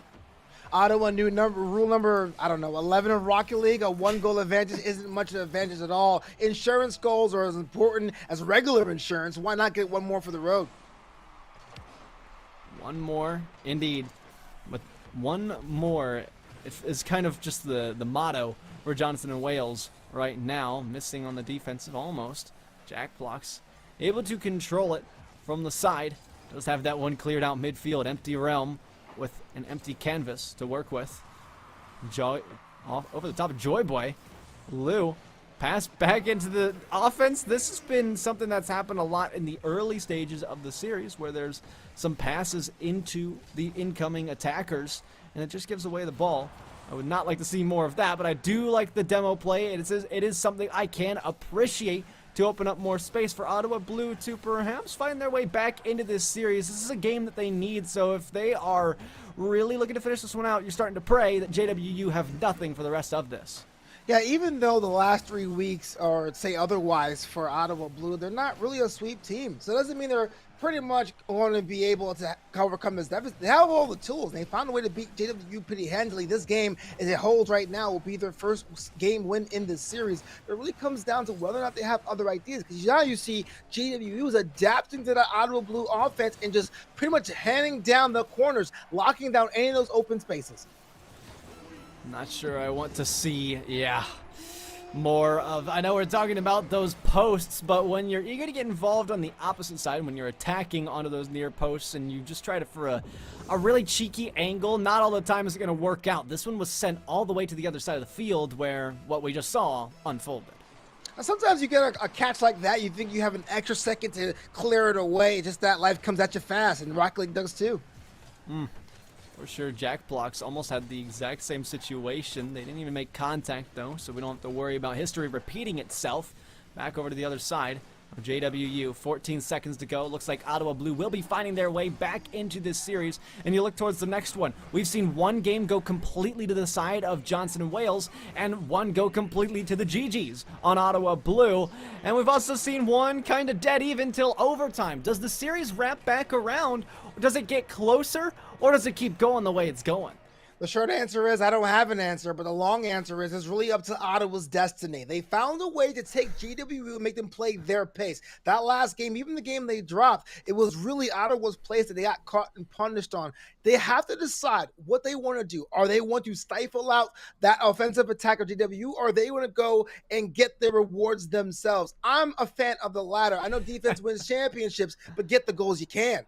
Yeah, I'm one of those guys who just wants to score all the goals, be that star player. It's something that's appealing to me, whereas other people, they like to be the team player, and, that's okay, too, as long as the team is jiving, as long as it's working together. I mean, Novant, I see you pointing to yourself over there. I mean, it's why we would probably play some good Rocket League together, so it's those things that work together. It's teamwork. Yeah, I'm a fiend for that Playmaker medal. I get so excited for that because that says not only do you know about winning the game, you know and you care about your teammates as well, and that's a very rare trait to have, especially in Rocket League. And especially if you're a captain as well, where we saw some leadership in a senior on one of the sides of, I believe it was Ottawa Blue, where they've got some work cut out for them, bringing in a double freshman roster, I believe is what happened. Or maybe it was the other side. Yeah, it was the other side. It was not Ottawa, it was Johnson and Wales who have that leadership. And if I were to guess right now, either we're going into the game into a couple seconds or there's been a timeout pulled. Well, here's the thing about being a freshman in college and being an e-athlete. That's like the equivalent of varsity. It's almost the opposite of traditional sports because when you get enrolled to a school, your first year, you're taking a lot of core classes and you're only going to choose your majors, which is even more time dedicated to your academics, and you have to make those grades, and you have to show out for a team. So you have 3 freshmen on your team. This is a squad that can lock in when needed, and all it comes down to actually doing the dang thing. You know what I'm saying? Well, how about doing the goals for Johnson and Wales? We come deep into this first game. What am I talking about? Game 4 with the first goal going to JWU courtesy of Speedy. Yeah, I love a little bit of the control there. Back to the corners, the quicksand of the pitch, but why not? If you're able to man that corner and say, look, this is our territory in JWU's case, go for it. That was interesting. JWU have gotten a little careless in the air. I think I saw a couple pre-jump passes. It's good to have trust, but not so good to get that deep into, I guess freestyling, for lack of better terms. JWU will at least carry forward the first lead. It goes back the other way. This is an answer to our question that we don't have an answer to as to what is going to happen. But Lou back in the driver's seat with the big 50, now in control. JWU putting it right back into the attacker over the head, missing the demo. That could have opened up the golden opportunity for Ottawa. They have yet another, but it's blocked by JWU again. Jack blocks underneath. Tomahawker off the corner, back to midfield, and sent over. Luckily, the third is waiting back to restart that next push, and it's undone. Interesting. It's kind of a frustrating display to watch if you're an Ottawa Blue fan because plenty of times you beat JWU on defense in this game and you haven't found a way to make a goal happen because when you're done beating the defense, you're at a certain awkward angle. All I'm asking is for one pass, one tiki-taka play to have the second shooting options move up to have a chance at goal to make it as easy as possible. And this can be a very different result. Novanta, ever since I heard tiki-taka from you all that time ago, I've been waiting exactly for that. I've been a sucker for it. How about a tiki-taka to yourself with a double tap from Zilu? Actually, hold on, no, that was mid-air tiki-taka. How about that? Double what we're asking for. This is what I'm talking about. That shot was going to be missing the right post, but guess what? Partner, second scoring option makes that goal a guarantee. Pep Guardiola is blushing. We have ourselves a tie game. Looking back, I just wish I had a better set of eyeballs to realize just how truly insane that was in the moment. Even on the replay, I wasn't able to catch it. It's that subtle teamwork that works really well for Ottawa Blue, and it is one heck of a way to restart yourself in this game. That's gotta be some heavy momentum, some heavy renewing of the mindset for the Blue side. We always talk about Rocket League being car and car soccer, but a lot of ways when it comes to movement of the ball, it's like basketball. Teams that can find a way to be fluid and find their teammates and occupying new spaces on the events tend to have more opportunity to score. And if you have more opportunity to score, even if your average isn't that great, you can get something for your team. Bang! Yes, sir. Bang, or how about a thud as the tomahawk hits the wood off the post and in. Just a beautiful display of power and offense. Well, we were asking about you out of blue, what they have to do. I think they figured it out now. They are just occupying the angles of the corners around the net and trusting their teammates finally. This is the new secret sauce. Does JWU have an antidote? Well, I mean, I'm wondering about the disease, though. It doesn't seem like they need that antidote quite yet. We have talked about it, though. I guess there is that poison, but I think they might.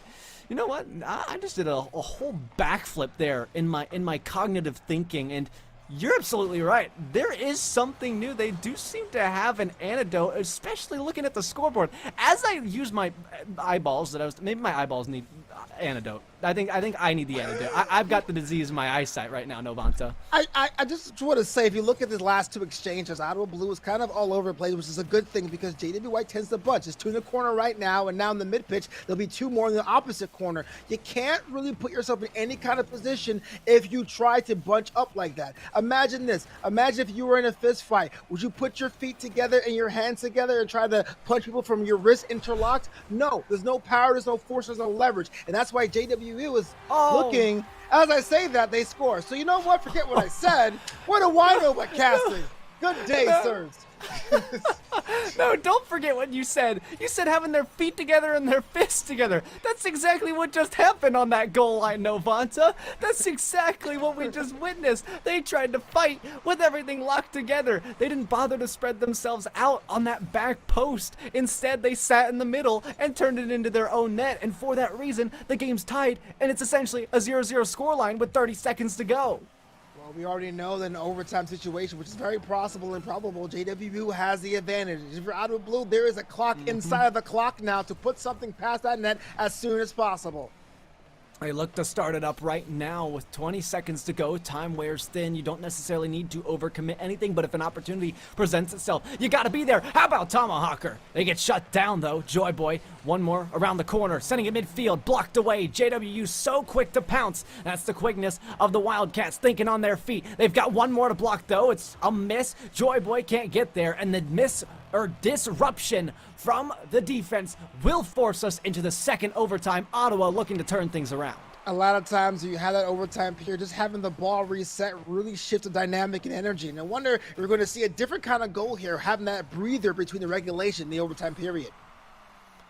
Joy Boy there, touch off the ceiling, giving way to JWU, who won't really push in quite yet. Off the corner, Joy Boy, difficult read. It almost costed them, but just enough put on it. Just enough sauce from Tomahawker to keep it away. Joy Boy has their second chance. They miss out as well. They are forfeiting a ton of offense to the JWU side, and this could favor them.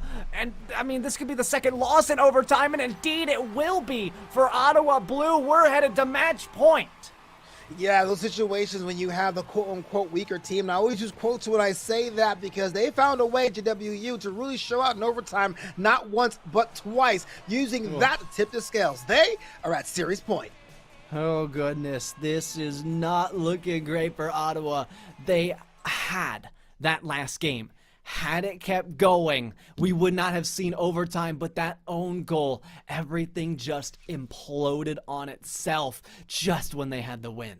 Look, wins and losses are a part of Rocket League. We know that. In my case, I lose a lot more than I win. But the thing is, you got to be able to at least score one goal to your side no matter what happens and not give all the goal opportunities away. There were so many opportunities for you, Ottawa, with their prowess to really put this game to bed, and they kept their opponents in the contest. Ultimately, that was their downfall.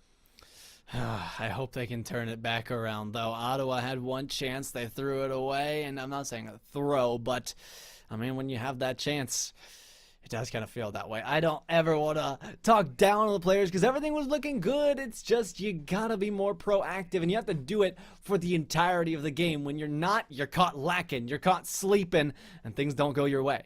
Well, let me put this in perspective. We're talking about microseconds and inches and all that jazz. These teams are elite. It takes a lot to get here. All we want is a little bit more crisper rotations, a little bit more shots with intention, and this can easily be a Game 7. Let's hope we can get there. We head to Beckwith Park to play ball with a fresh clock. Ottawa Blue, of course, we've covered it a couple of times already. An unfortunate loss in Game 4. They look for Game 5 to show some change.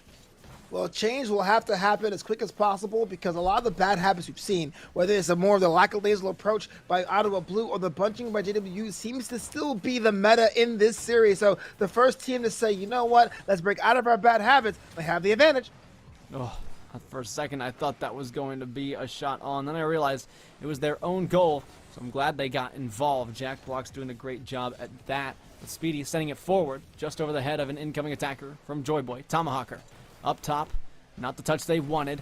Jack Block's the touch they wanted, grabbing the boost and faked out for a moment, sent around their backside. Still struggling for possession in this corner.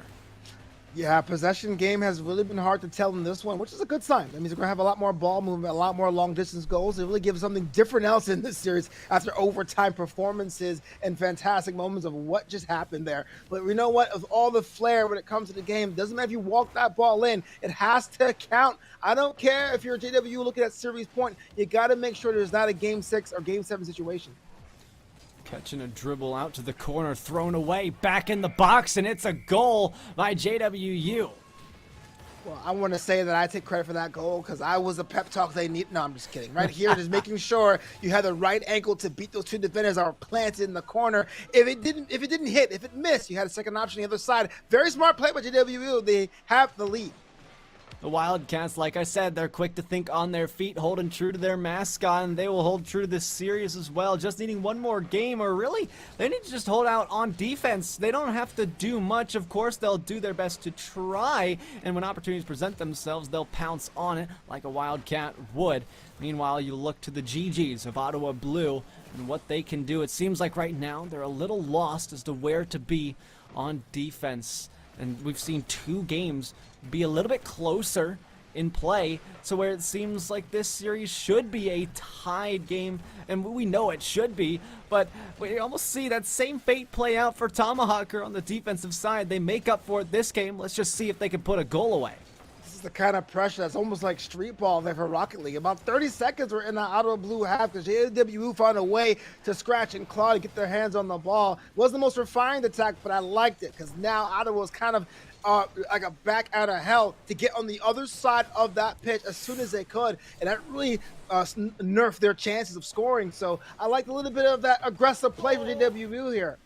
Oh goodness, they're struggling to be effective on the defensive end. We've seen a couple of times that problem of the first man not able to make themselves effective and productive, forcing that second person, that second resource to go forward, and then they're in a whole world of trouble because guess what? Johnson Wales, they've been taking your boost too. You're being run out of resources. They're taking everything off of the shelves and they're ready to check out with it. More passes, more shots to come for Johnson Wales. Well, that's the other disadvantage of being so close to your teammates. There's less boost to go around, and both teams felt it for a bit, but you're right. The boost game has been an unspoken aspect of this game, and probably the reason why the scoreline is what it is right now.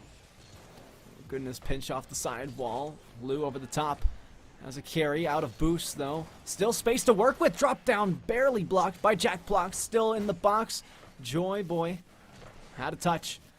Tomahawker back to the back wall, trying to shoot. Falling short, Joy Boy has their next opportunity over the head of one towards the net. Third can't make it, and we're tied up. Oh, that's straight cash money. That is clutch. Hits the witching hour, almost 90 seconds to go with the sky hook. I'm not sure what you call that, but still, beating 1.5 defenders on the line. We have ourselves a tie game. Either way, keep feeding Joy Boy the ball. They need their change on this. It may be a game of street basketball. I mean, think about it. We're in a park. Yes, it's grass. Ball don't bounce on grass. Wait, okay, that's a good question. How is this ball bouncing? What? Physics, bro. How have I never thought of this, Novanta? This is something that is breaking all bounds of reality for me. Well, all the fields and pitches in Rocket League have grass on them, except for Wasteland. I mean, or Farmstead. I mean, Champions Field is grass, and well, that's not the point. We're still tied at one apiece between JW White and Ottawa Blue. JW White is looking to find a way to end this game in that minute, but they have to act soon because Ottawa Blue seems like a different team entirely. Definitely. Jack Blocks with some 50s in the midfield. We've seen a struggle all night for what team can really hold possession of that ball in the halfway mark. And we haven't really seen anybody take advantage of it, more so control, 50s, whatever. I think everybody recognizes the importance, and luckily it hasn't been dominated. So overall, it's a good thing, just not for Ottawa Blue. They'd love to have some sort of advantage. They've got to be more aggressive, though. Keep firing those shots, but maybe not from midfield where there's a defender in net. It's never going to work, but at least it's some pressure, and I think that's the mindset. Final 30 seconds here. You know Ottawa doesn't want to go to a two-way overtime period, but JW White would possibly the one that would tips the scales. Look at this one here, Grant. Kind of cheeky, kind of unique. Popped up in the corner, bring it home. Ottawa doesn't want to go to overtime, you're right, but they would also prefer if it was in their favor for the reason they don't go to overtime. Unfortunately, that's not the case. Johnson and Wales are up by 1, and like you said, that could be the one that does it. This could be the dagger. Everything on the line here. The finals, the championship is ready to go. Jonathan Wales loading up the caddy, and it is gonna be a 3rd goal. Well, we are worried about whether or not a goal with a dagger. There's another one. Okay, JW, you pop off the weirdest times, but yes, barring something miraculous, and there's still time for Ottawa to do that miraculous. 15 seconds, they are down by 2 here in Game 5.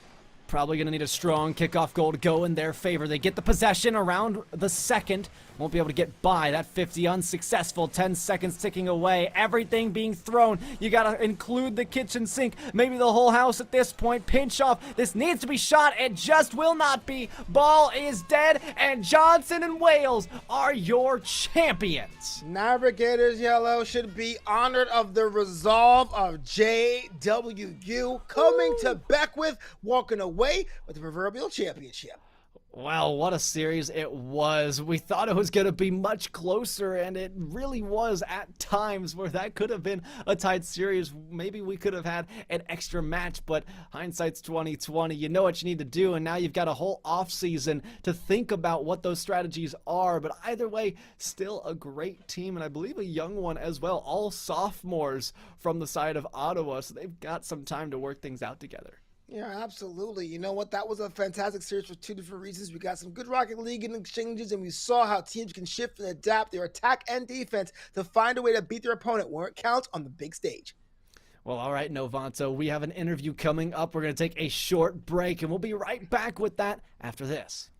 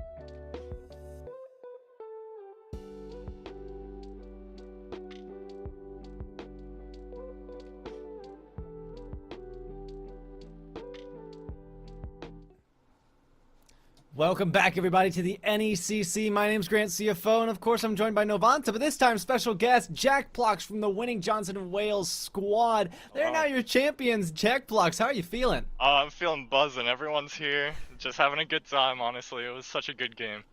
Feels good. Glad to hear it. Well, championship banners are probably flying in the campus, but let's talk about this series. It was a best of 7, but it was done in 5. But there was one game that Auto Blue got the best of you. What broke down in that game specifically? You said we ain't doing that again. Yeah, I think we just got a little too overconfident. Played a little bit way too passively, but you know, in the end, we came through. We, you know, settled down and we got the dub. Did it ever worry you when you guys had those close matches? There were 2, I believe it was games 1 and 4, but it seemed like there was a chance that Ottawa would be able to overthrow you guys. How did you stay calm during that? Yeah, well, we just knew that we beat them before 3-1, so we were like, we can do it again if we just focus up, you know, settle down, have good comms, and we did just that. It felt really good to get those wins. Especially the second game gave us a lot of confidence. It's just a personal question watching the play. What was the corner strat? What was the idea? Was to have passes using geometry to your advantage? Was it about drawing the defense into your domain? What was the thought process in that today? So we really like to play with just shoot the ball into the corner and then try to get to that rebound. It works really well for us 9 out of 10 times, but you know, defending that was kind of tough today, but we did good overall. I think wasn't that bad.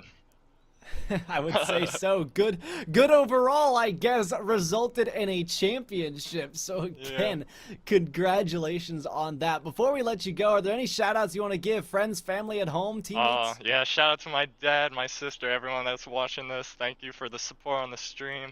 Shout out to JWoo, of course, the whole JWoo squad over here. We got Persil, Zang, the whole team, and it was great to have us here. Well, thank you for joining us, Jack Plox. Right. We are going to let you go, and we're going to send out the stream to another intermission because coming up next, we've got our last match of the night, Fresno Red taking on EAUC Blue in Emergent Cyan. So don't go anywhere. You won't want to miss this.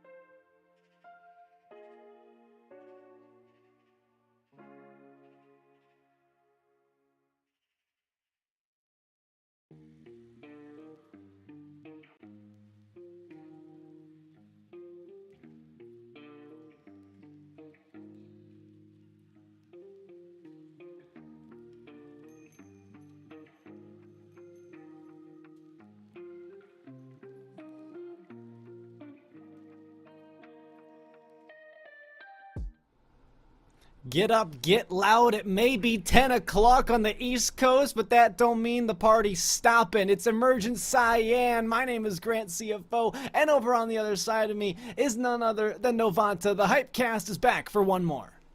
Well, it may be 10 o'clock Eastern, but these two teams and me here in Los Angeles, it's barely 7 o'clock. The sun is still out. We got ourselves a California clash in the finals. Yes, we do. Fresno Red and EAUCD. The Bulldogs taking on the Aggies. Now, coming into this, Fresno Red does have an 8-1 record of the season, but that doesn't mean that the Aggies are any slouch. They are 6-3, and especially in the last couple of matches that they've had here at the NECC, I've had the pleasure of covering them, and they've won pretty much every single one, if my memory serves me correctly. Even looking at the sheet, they've won a decent amount of them. Yes, an 0-3 loss, but coming into this is the match that we have to focus on. It is who they're playing today. The same opponent last week that they fell 2-3 in a 5-game series to. Well, let's get into those rosters starting with Fresno Red. I've been to Fresno once. It was a road trip situation. It was great. The Fresno State Bulldogs has Adrian Jr. and Dark ECO. And I actually had the pleasure of casting these about a week and a half ago if need be. But we have ourselves a very diverse team in play style and in year at the university.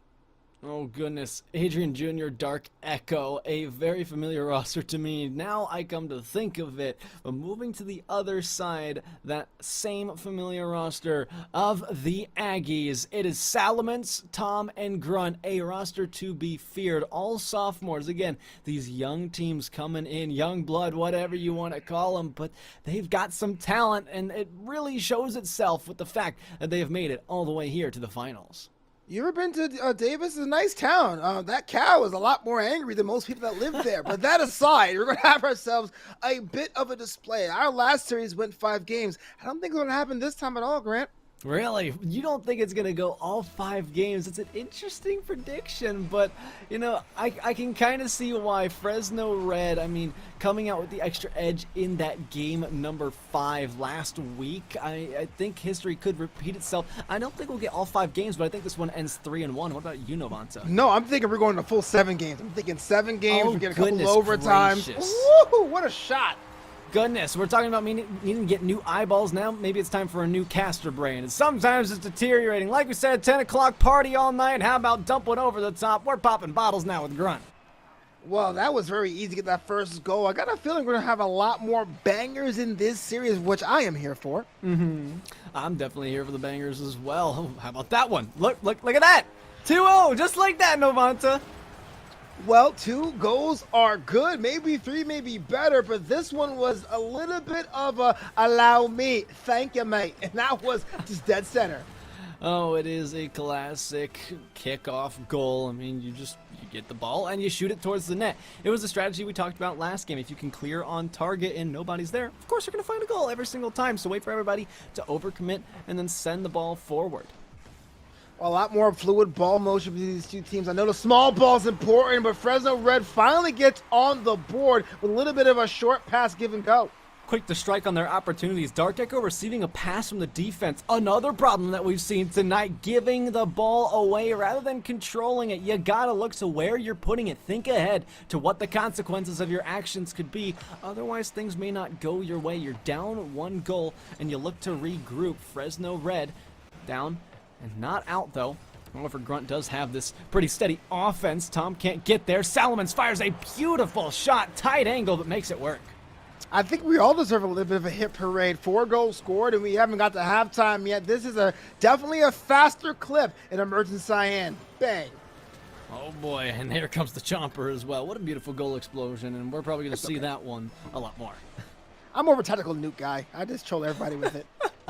You're one of those guys. You know, honestly, I am too. If I had the tactical nuke one, I would love to flashbang all my opponents every time I score, because there's something about that psychological warfare, you know what I'm saying? Yeah, absolutely. 4 minutes to go. Fresno Red now trailing further than they would have liked to. I believe Salamence Okay, no, they're about to enclose upon a hat trick. Maybe now could be the time. They'll have to wait for the opportunity for Fresno to die down. But like we're saying is, you know, this one I feel like could go in favor of Fresno with the stronger record. But then also, you know, I've got to keep my allegiance with the Aggies and what they've been able to not only put up so far, but also in previous times. Now with an opportunity for Fresno Red. Defense not looking too great, but they kind of throw it to the side rather than a shot on target. They're looking for more pass opportunities and not really assessing those open nets. You know, got to give both these teams credit for not slowing down or just making sure they become a slog on the field. Even though there's a bit more of a possession game for Daisy Davis, it comes down to what you do with the ball when you get it, and Fresno's within one. Adrian recognizes how awkward this is going to be coming off the backboard. So hard to read for Salamence in its capitalization city. We're heading to the Capitol. 1 goal down still, though. I like that. That was kind of cool. Yeah, 3:13 to go here in game one. Best of 7, and now 1 goal separates these two teams. But I can tell you one thing, Grant, that 1 goal won't be 1 goal for a long time, because what we're seeing is both teams willing to use the walls, both teams willing to use passing plays in the corner, and especially top of the key to really give themselves more chances on frame. I'm starting to think about the philosophy of that 1 goal for a long time, because maybe it's going to turn into 2 goals for a long time if Fresno's not careful. Yes, they're building momentum, but the race isn't over yet. Luckily, this one way above their head, nothing to pounce on urgently. Adrian, that one a little bit awkward as well. Salamon's firing a shot. Look how good they've been on the angles all day. Perfectly deserving of a hat trick. Oh, that was absolutely a gift there. The ball was just laying kind of lazily in front of net, and anyone that was even close to that ball to have a shot on frame. Salamence does. Now it's 4-2 UCD Blue. Nearly at halftime, and like I said, I had a feeling the blue team was going to pull away from Fresno Red yet again. Salamence has been popping off in this game. If they can keep this going for a whole series, I mean, that's just a player that other teams are going to start trying to steal and offer scholarships to. Well, that is just easier said than done. Not the scholarships. That's a whole different issue. I mean, being able to be that great on that run of form for that extended period of time in this series. This is why best of 7 really is a marathon of skill and fortitude and will. So we're seeing an advantage for UCD Blue. Let's hope they can maintain it. Yeah, scholarships require paperwork. Rocket League requires just getting the ball towards the net. A lot more work that goes into it, though. And they'll try to make that work. Junior to Grunt with a shot just barely missing out off the woodwork. Tom catching in the side, got it to Salamence. That's the man you want to give it to. Can't really fake it. Wait, somehow this gets by. Yes, the demo happened, but what about the second man? I feel like I was in a Michael Bay movie. There was demo clouds, there was choppers, there was odd angles. I missed that one from that original angle, but that right there was savage. You sure this ain't a boxing movie? Because the way he just forced his way through that man's was pushing back his feet. You know, it's not even a boxing movie. I'm sure it's not a boxing movie. It was a football movie. They are punching their feet into the ground, treading forward and pushing back that defensive line to get their way through. Moving like a Mack truck. 3 goals down, though. 3 goals down, and now it comes down to clock management. If UC Davis, there's no way I would put the ball in these odd places for Fresno to come back here, because he can tell you they're very good at punishing you. I would drop back. I will look for the booming passes to go sail over that one car that's trying to challenge me in that moment. Lots less time to work with. And turning our attention to Fresno, they look towards the net. Double commit won't help them out. Really compromising spacing here. Dark Echo has no one for that same reason. One play can really screw with a lot of what you're trying to put up. Somehow they found it through, though. Fresno slow to capitalize, but the fact they got there in the first place is what matters. Yeah, call me Novodamas. This right here was the ball that should have been the booming clear, but it wasn't, and it was just that tactical whip that left it open for the opposition. Fresno's goals have really been cherry-pick situations. I'm not here to judge, though. They're within 2. Yeah, me neither. I won't judge him. If it works, it works. If it ain't broke, don't fix it. Although I know I had a teacher who kind of disagreed with that. Just don't break it in the first place. How about just like never have to think about that. 45 seconds to go. Time again begins to wear thin. Grunt flipping to this. Won't gain control quite yet. does the turnaround. Dunked by Adrian, who has a shot on an open net nearly. Salamence just quick enough to get there. Junior off the corner. This has been that thing. UCD is starting to catch on to what Fresno's trying to do. They recognize that they won't take those shots on target. Rather, they would like to go for a pass play, which prolongs their attack and allows more time for UCD to get back and recover. And for that reason, their defense still stands strong, and this game might go to the blue side. Yeah, it's a symptom of a bigger problem. Even though Fresno has not been able to really deposit all their opportunities, they have been reading UCD pretty handedly. And even though it's only a 2-goal advantage, it could have been a lot worse. Man, I was really hoping that one would go in, but they've been eager to go for the early shots. I don't think that Fresno was able to realize just how much time they had to work out some of their opportunities. I think that's been the main problem. It's probably what's contributing to not only that last goal where it was off the backboard. If they waited a little bit longer, they'd have a shot on. But Junior rushed it, and it ended up going completely to the corner. The other problem to that is that the reason they are pushing this ball to the corner is because they don't realize that they actually have a lot more time to shoot and put on that pressure early, but they'd rather just focus on their game plan rather than being adaptable. It's almost like a closed mind play set that isn't paying dividends. Yeah, I agree with that to a certain extent. It looked like Fresno really wanted to be a counterattack team, and when they were able to stop the offensive attack from Davis, they can pretty much make that to their advantage. But on that same coin, the other side of that coin, they're a bit too passive. There should be someone on the back making sure there's someone back on defense if you're going to do that kind of counterattack play, because you can score those goals all day, but you can't concede more than what you score. That's how you lose, Grant. Luckily, Fresno has 3 opportunities to reset in this series. Then we have to play 4 games. This is just one of those resets that they get. Hopefully, they haven't let the last game get to them at all, and they look to move forward. However, I suspect if Salamence is to score another goal, that's when Fresno's going like, okay, this guy's got to be a Smurf. Even though we know he's not, it's something that crosses your mind every now and then. I'll always say when someone is being that much great, they have an individual performance that pretty much looks like they are just out in front, what you do is get more aggressive with that third man, and doing that will cause that star player to come back, and that would offset their balance, and maybe that may happen sooner rather than later. We're still tied at 0 apiece. May not have been the offense for Salamence, but that defensive stop makes you wonder, how do we not get through there? How is this guy so good? Dark Echo pushing forward into the UCD half. Not for long, though. Maybe over the head of Adrian. Not the best touch to the backboard. Grunt fires low, blocked by Junior. It's sent to the side, who has some time to get up to that ceiling. Lots of boost to work with. Finds a connection. Blocked by Tom. Great way to intercept the play. Make sure it doesn't advance much further. But Fresno is starting to pick up the pace of the aerial airspace. Junior firing on, and Grunt recognized it. Look how good this defensive rotation is. They know that when a shot's coming on, somebody's got to go forward first and shut it down before it even becomes an opportunity.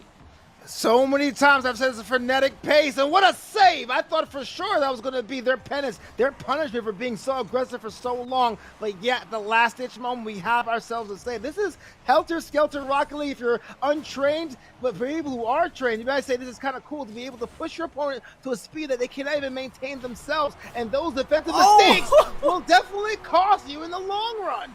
We know that these guys are prepared. The Aggies taking up high. Salamon's pinch and right in front of the net. The perfect angle to beat the last defender. Such a hard mechanical display to pull off. But when they needed to do it, they did it. UCD taking the late lead in this series. And they might look to hold on, although, hang on a second, Fresno might have a chance. Salamon's still playing great. It's been that Salamence and Grunt play style on the defensive side, and Tom is just the one who likes to intercept the plays. I think all of these players carry a poise about them that says, we know when your plays are coming, and we know that we have to get involved, and it's something that Fresno hasn't quite realized for themselves.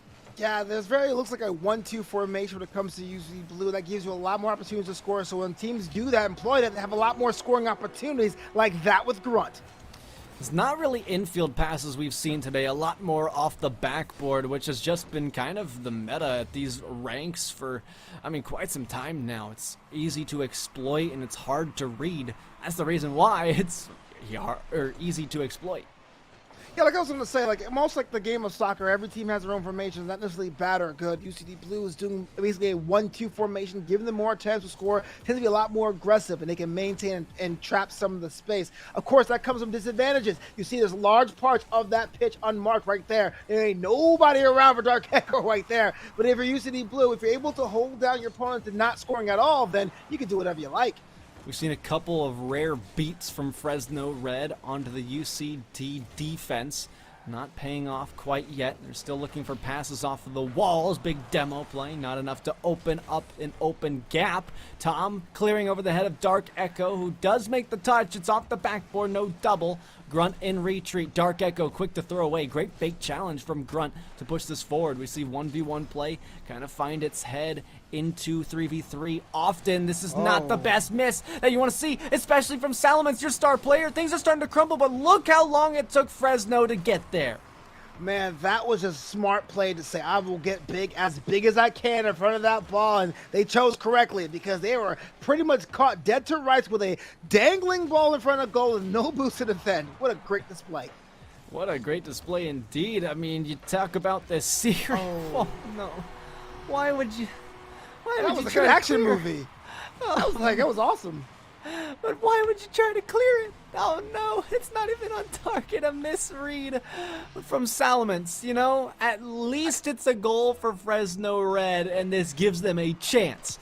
However, for UCD, they're like, let's not do that again. In fact, let's try to earn it back rather quickly. Grunt tries, but Adrian has been doing a great job of holding down the corners for Fresno to where it doesn't seem like UCD will have that many chances to break through. And if that's the case, all Fresno need to do is find some offense if their defense is looking good. Just want to say a little bit of defense that last on goal. There is a bit of a blind spot there, especially if you're facing the other way, opposite of goal, where you feel that you're pretty much in front of net when you're not. I think that was the issue there. It was supposed to be a clear, but you're right. Watching it from the booth, it kind of looked like, oh, here you go, allow me.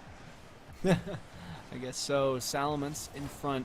The fact that UCD can carry that ball in front of them nearly uncontested in front of their net, that is saying a lot about what Fresno Red likes to take risks on, and it's not really the right things. Again, I've talked about them using the walls as their only hopes, their only lifelines for passing, and really this, like we were talking about earlier with own goals, it doesn't feel earned. It doesn't even feel like it happened for UCD. They continue to push forward. They've got the lead still. But Fresno Red's like, okay, is our strategy working? I mean, we got a free one, and we haven't done anything else really with what we've got. 5 seconds to go. They try their strategy, and it continues to fall short.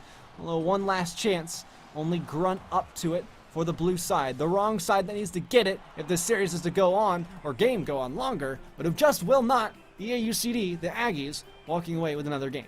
Well, something you said about the strategies. On one hand, you could say you're right. The potent attack of UCD wasn't there in game 2, and maybe they can get back to that game 1 form, what's going on. But on the flip side, as much as we talk about metas, we talk about how teams are able to adapt to their opponent and overcome, maybe this breather can really put that other at Fresno State defense off kilter. Almost like a baseball. A couple heaters, now there's a change up. Do you go with another slow-paced game like we saw? Do you go with another high-pass, fast-paced game like we saw? You have options and the high ground if you're UCD.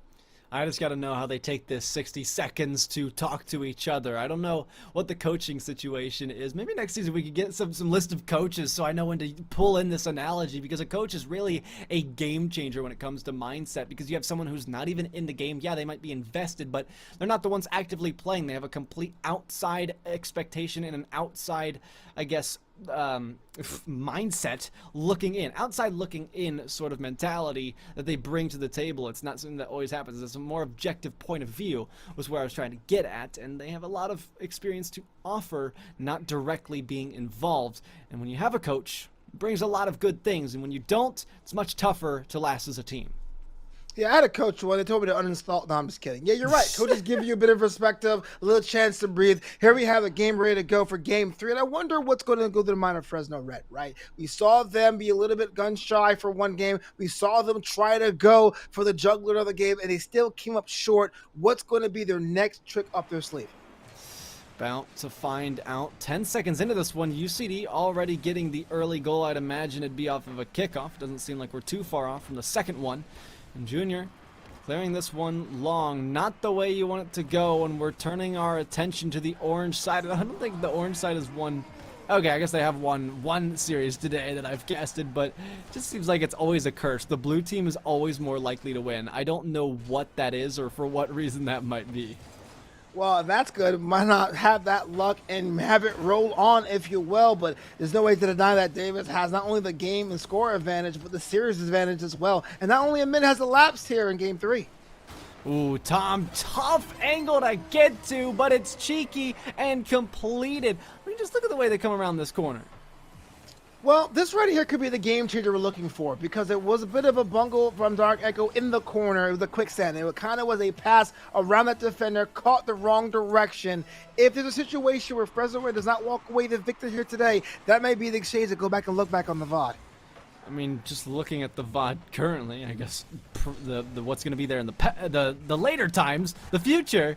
I mean, this has looked real good for UCD. I kind of look at them and see, I mean, simple names that could look iconic in a collegiate Rocket League setting. And Tom has been the guy to step up for UCD when Salamence wasn't really doing that much. I mean, Tom has been the sleeper. Well, I'm a big fan of the third man, a third Rocketeer on the pitch, because when you have someone that establishes how good they are on offense in case of Grunt and company, to being that third man occupies a little bit of opportunity to go slip behind the back when needed. And well, there was a third goal that really put the pressure down to Fresno Red. They have to score, they have to retaliate, and quickly. It already feels like this game is chalked up and that there's nothing that Fresno can do. This is the second game in the series, we've only played 3, where an individual has popped off so quickly in the opening moments. And how about some more? The party doesn't stop. Well, this is right here is a classic rotation. Grunt decides to do the turn, have that solid his back, and Tom pushed up with his third. And, well, Tom made it difficult. He used the far end of the post. Doesn't matter if it goes in, though. 4-goal scorer. They're looking for the nickel.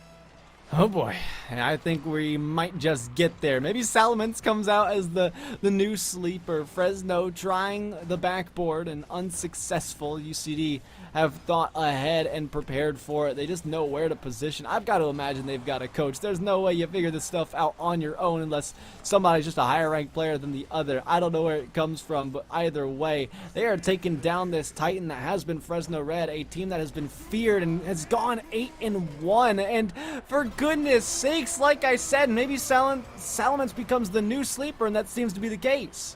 Well, the nickel is on. 5 goals scored, 5 goals unanswered. And this one here was interesting because Grunt turned away and acted as a roadblock. Got right in front of net. Yeah, it made it more difficult for their partner to score, but they do that and stop a player for doing a block. Why not?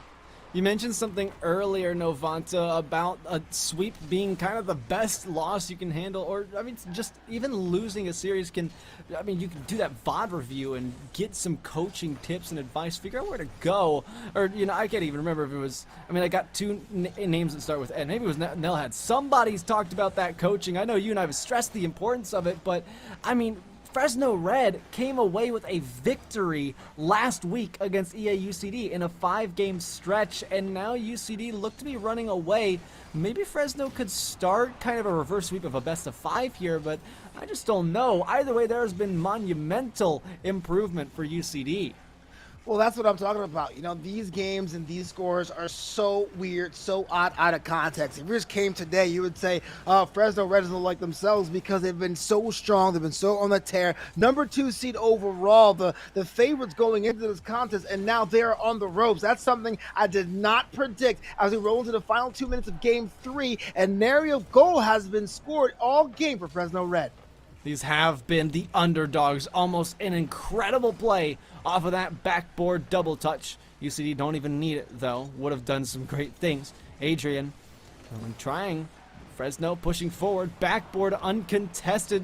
Grunt gets there first, sending it deep into Fresno territory, forcing Adrian to jump. Tom to come back around. Off the wrap around to the back wall, and out it goes. Grunt getting dunked underneath. Salamence reading that one well this time around. We know what happened the last time. Tom getting the 50. Have no idea how he knew somebody was there ready to shoot, but the awareness is incredible. This game could be a blowout by the end of it.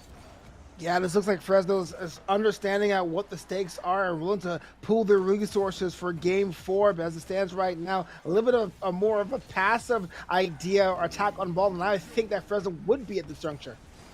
Wow, Adrian, it feels like they've been carrying a large portion of the team on their back. Dark Echo has been there as well, and finally, as I say it, the man who's put their team on their back for a moment has come away with the first goal. I always say this on NECC, and it's your first time, welcome. And if you heard me say it a bunch of times, I'm sorry, but you have one responsibility. Wins and losses are kind of out of your hands without skill, but you got to score at least 1 or 2 for your team to say you can do that. When 5 minutes go by and you don't score at all, that's a whole other layer of problems. Good one for Fresno Red.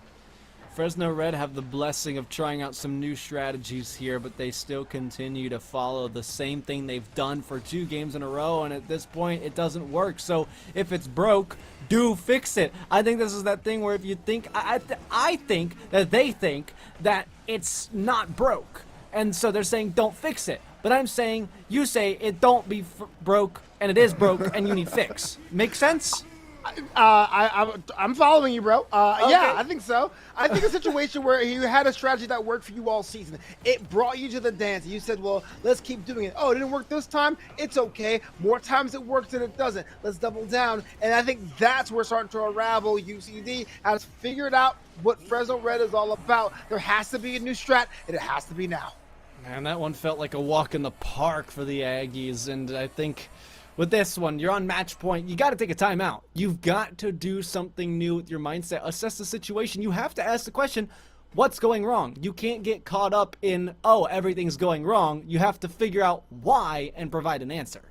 Well, if you can talk about the doom and gloom at Fresno Red's camp currently, I'm looking at UCD. You're talking about being the weaker team, quote unquote, rolling in. They're at series point. Plenty of times in this sport, we have seen the reverse sweep. What do you have to do to secure that? You are so close to the promised land, so close to being a champion. Now's the time to close the door. Oh boy, hopefully that door can be closed, and I think there's a very likely scenario that it does get closed. However, I think this is the moment where when you reassess everything, if that's what happens, I hope it has, by now, there could be some success. I need to see it within the first minute. I need to see something changed, or else I'm giving this one to the 4-0 sweep. This is why I love this game so much. It's not about putting a ball through a net with octanes and dominance and Phoenix. It's about grit, resolve, determination, the hours on the training pits, the hours of scrim, the hours of having a coach in your ear saying, it's not our day, let's do this training pack. Here's an opportunity for Fresno Red to write their own destiny. It has to happen now, and it has to happen, according to Grant and Novanta, right here in Game 4.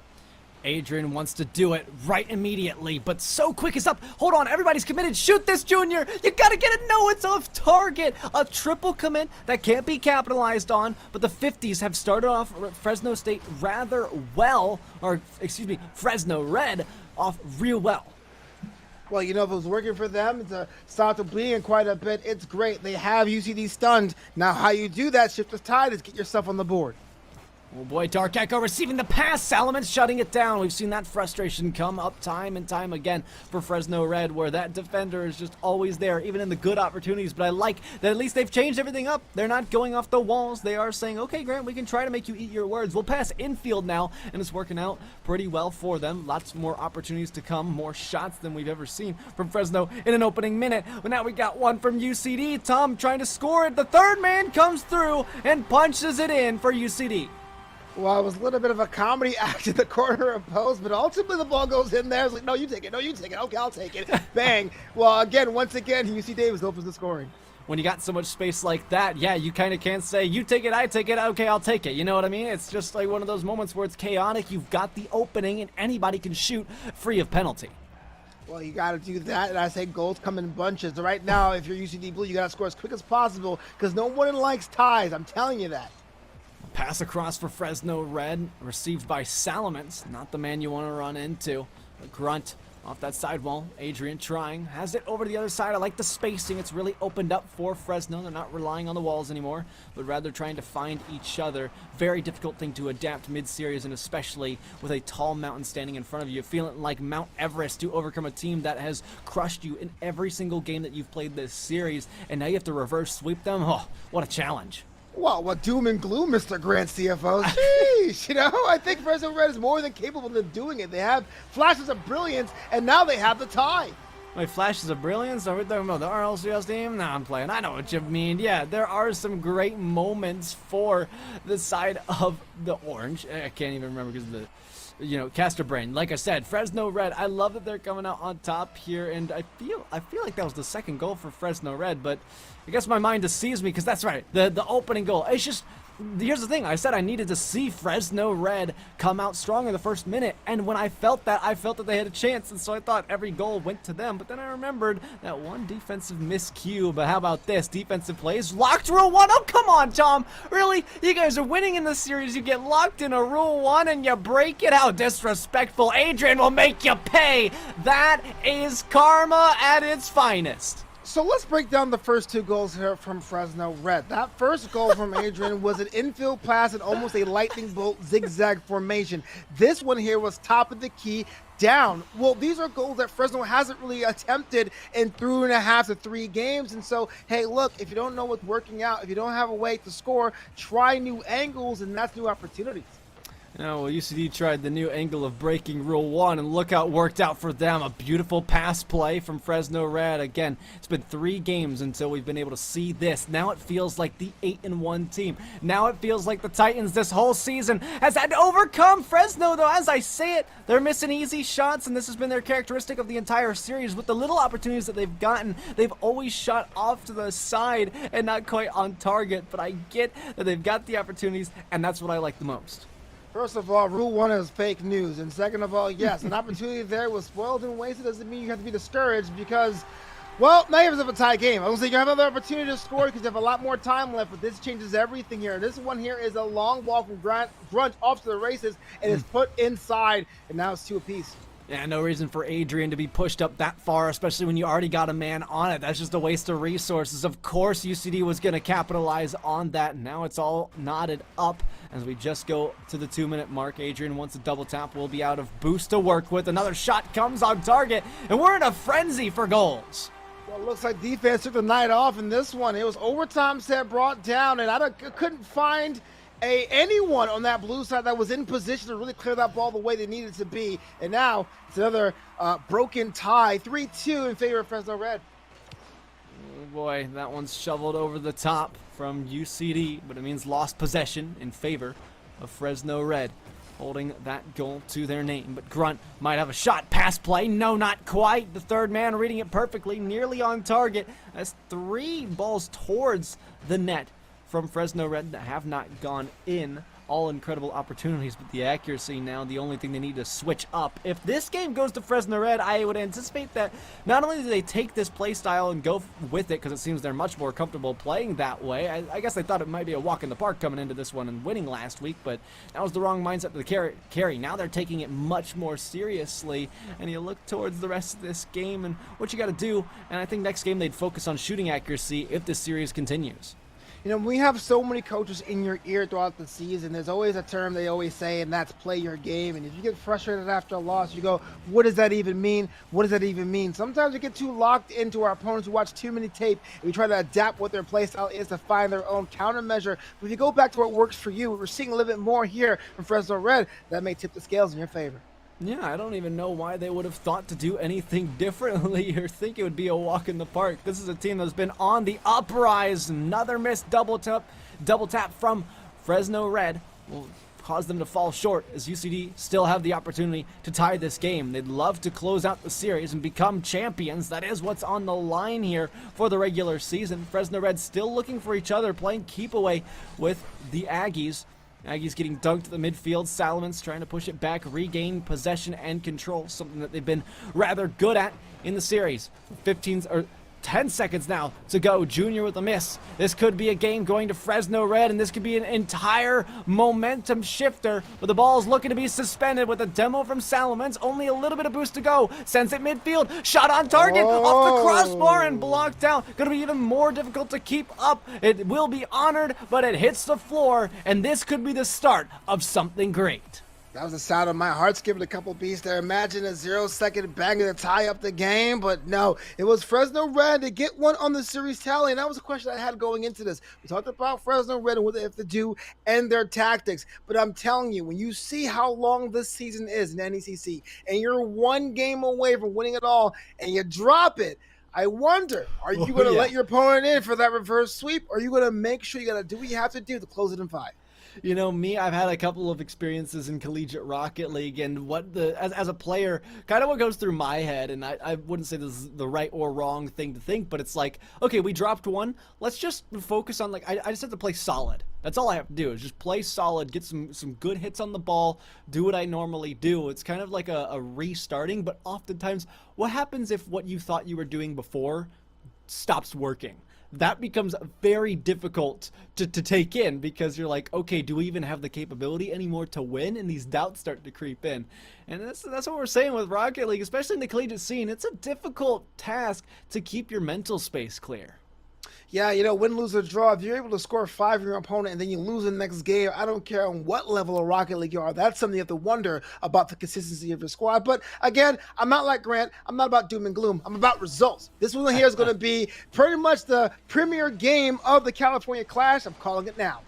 Oh, I'd call it the same thing. I was looking for some alliteration earlier. I'm glad we found it deep into the series. Game 5, back to Beckwith Park, where the last series closed out. Could be the same fate for Fresno Red. They try, Adrian with the shot. Again, that post continues to haunt the lads in orange. Well, you know about that post. Sometimes if you're not on your game, it may feel as wide as a needle or an eye of that needle. I've been there myself, and other times you got the hot hand and may feel as wide as the Grand Canyon. Either way, it's pretty much been neutral down the line. We've seen post shots from both these teams, and we're still tied at 0 apiece. Junior backing off of this play. Grunt picking up, great first touch, has the second and the air dribble carrying over, won't dunk, Dark Echo, Tom with a shot, he knows he gets those angles, and today is no exception. Well, the angle was great, but the precision was even better. That could have been another post shot, that could have been too far wide to the left, but slotting it home is what Tom does all day. Absolutely. 45 seconds only into this game, and UCD started off with the momentum that they need when they're back to basics, back to square one, back to what they thought worked. Like I said, that's at least my mindset, and when it's starting to succeed, you have no worries. It's not failing, it's not slipping up.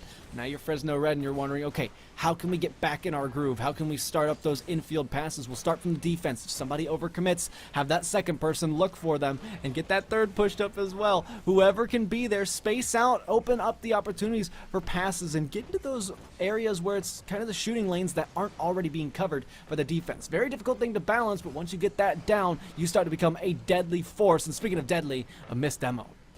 Well, Grant CFO's going to put your feet to the fire. Who are you looking to step up there? Who are you looking to see to shine and be the superstar in this one?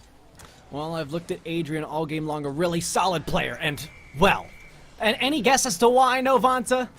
Well, that's a franchise tag. Once Grant CFO says your money, well, that's cash money. Look at this shot. Top 90. Woo! Woo! Woo indeed. I'm going to be wooing all night with the party is still going. 10 o'clock. We're going to 11. Absolutely. And I hope this one goes all the distance, because Fresno has straightened up some things, making this a very worthy challenge for themselves. Although, I'm waiting for just a little bit more. Salamence out to the corner. They got it over the head of Dark Echo. Kind of rare for the midfield play. But Fresno now controlling that midfield and taking it forward through this corner. Grunt around. A lot of open space. I'd like to see Fresno get much quickly involved. Well, that's the game one Fresno strat we saw that didn't work out for them. That makes me a little bit nervous. Just dropping back and being a counter-attack team. Counter-attacks always work if you make sure you're in the right position. But if you're not, you open yourselves up for your own counter-attack. UCD Blues on the board once more.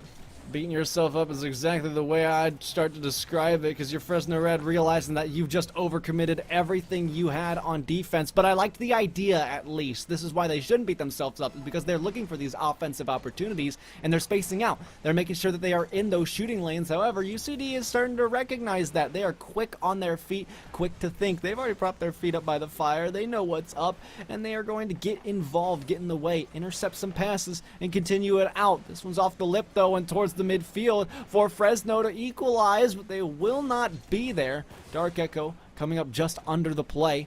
Still sent forward. Tom out to the corner. No room to follow through. Junior back. Look at the passes. They're heating up. Dark Echo with a dunk in the corner. Looking for Adrian to step up. Big demos off target. At least a pinch. That's a double commit from UCD. That doesn't really allow them to progress that far forward. Salomon's trying to quickly pounce on it. Why is this one so exposed? Gets me scared. But Tom knew exactly how to stay back. And now these demos open up further space for Fresno Red. Over the head, and Grunt and Salomon's working together to stop that to the side. Well, it just seems that UCD is at the end of a firing squad. So many shots and so many attacks on net that either 2 or 3 cars have to come back just to cover as much of the net as possible. It's great if you're Fresno Red, but you got to finish. You got to slide it home. Grunt looking midfield and has Dark Echo over there. So is Adrian. Back out again. We are playing pinball off of these walls. It's kind of back to the original strategy for Fresno, though. Shades of the past that could come to haunt them, with UCD still being up a goal. That could be the case. More demos. Junior's there to clear this one to the side for the moment. And time being, Adrian, possession, not past Salamence. He pre-jumped that one, knew exactly where Fresno needed to put it, and shut it down while they had the opportunity. Another flick will be denied. You're seeing a bit of that desperation from Fresno Red. Their season is in jeopardy. UCD has the possession game locked in, but now that counterattack strat has gone at the wayside. Everyone's forward. Everyone's trying to collect space, or to condense space, if you will, to get the equalizer. I'm talking about these pass plays where they had to look infield and for each other, but I think when UCD scored that last goal, they started to get real scared because UCD shut them down. UCD caught on, and now you're wondering, okay, do we go back to square one? And I'm saying absolutely not. Don't do that. It's costed you too much time in this game. There's only time to move forward to the future, but we could be looking at future champions in just a few seconds. I felt I was on a boat in a rocky seas. Ball went to the right, everyone went to the right. Ball went to the left, everyone went to the left. Ball went up, everyone scattered. It was spread out, and that could be the difference maker in this game 5. I think that could be what finishes it all, unless Fresno have a very quick response and answer. But Dark Echo won't get there. Grunt will force it back. Adrian off their own back wall, but Silence with a shot just too quick in on it. Holding possession, burning the clock, and a pass back to Tom. You can't tell what the next moves are going to be, but I like the power coming from Dark Echo. Difficult to do. Oh, the work's done for Fresno. Oh, goodness, over their head. Adrian in the back. More time to be wasted. Tom waiting so far back, dropping to his original plans, because look at this. UCD adapted to what Fresno tried to change. They adapted to what they did in the beginning, and then it all comes full circle to where Fresno Red wants to try old strategies that become old foes. UCD recognize that they go back to their same home grounds, and now they've got new places as champions here in the NECC. Well, that was a main event matchup and a main event display. Congratulations to both sides, but it definitely was the night of UC Davis. Wow. What an incredible series. What an incredible night we've had here. That's the last game, but not all where the action has to start. I think we can take a breather on this one, Novanta. I mean, what? I can't even recap something like that. I kind of already did so. There's not a lot to talk about other than the fact that EA UCD, they're looking good, and I wouldn't be shocked if they moved up a division next season. Well, this is kind of the weird thing about Rocket League, or weird, peculiar, beautiful, kind of interesting, is that if you talk about momentum in this game, and casters, we love saying that momentum, it looked like it was Fresno Red series to lose. In fact, tonight it felt like it was Fresno Red series to lose, but UC Davis has found a way to open that defense, to stretch them not only across the width of the pitch, but the height of the pitch as well, to give them some more opportunities to score. It really was a masterclass of breaking down a faster team on the biggest display. Absolutely. And Novanta, we are going to send this to a brief intermission for our last interview and then send it away. So don't go anywhere, because you're about to hear from the champions how they did it and how they succeeded. We'll be right back.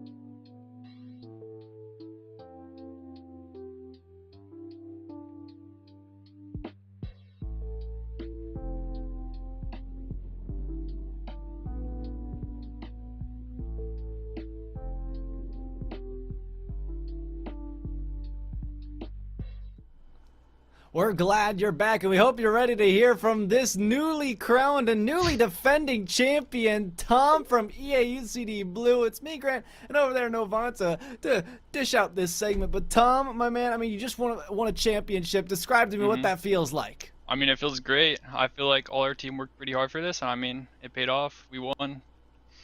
Absolutely.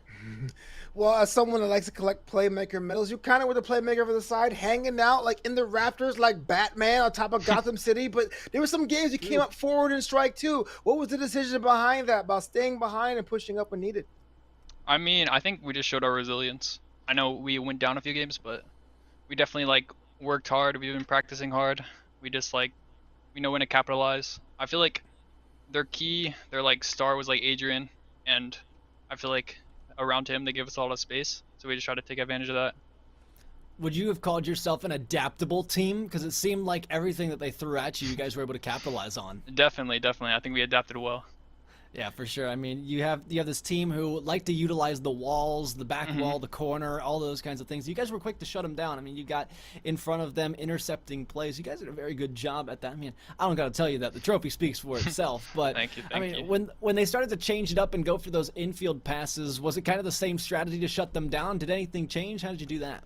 I mean, yeah, I think we were just trying to like show midfield presence, so they couldn't get these infield passes, and we were just trying to block those out, and then we usually like capitalize on like a counterattack or something. Awesome. We try to guess up here in the booth between the game where you dropped and the game you won. What was going through the comms in that case? I mean, this is the whole specter, the ghost of the reverse sweep. Was that even in the conversation? It was like, nah, that game didn't count. Like, what was going through the comms? Or last time I think we played them, we actually did get reverse swept. So we knew when we dropped that game, we just had to like let it go. We had to restart our mental. And then, I mean, I knew we weren't going to get reverse swept. We were very confident, I think. So. That's awesome to hear. Yeah, I mean, your guys' performance was spectacular. And Tom, thank you for joining us. Thanks for sharing some of that intellect with us. Because I mean, obviously, we're not here to be collegiate athletes for esports. We're just here to talk over and scream over a game that we love. So we thank you for joining us. But do you have any shout outs before we let you go? Family, teammates, friends? I mean, yeah, shout out my team. Shout out Peter. Shout out Luca. Shout out Ryan. I mean, shout out my friends and like they're from Munda. I mean, I know they've all been in the chat, so I appreciate that.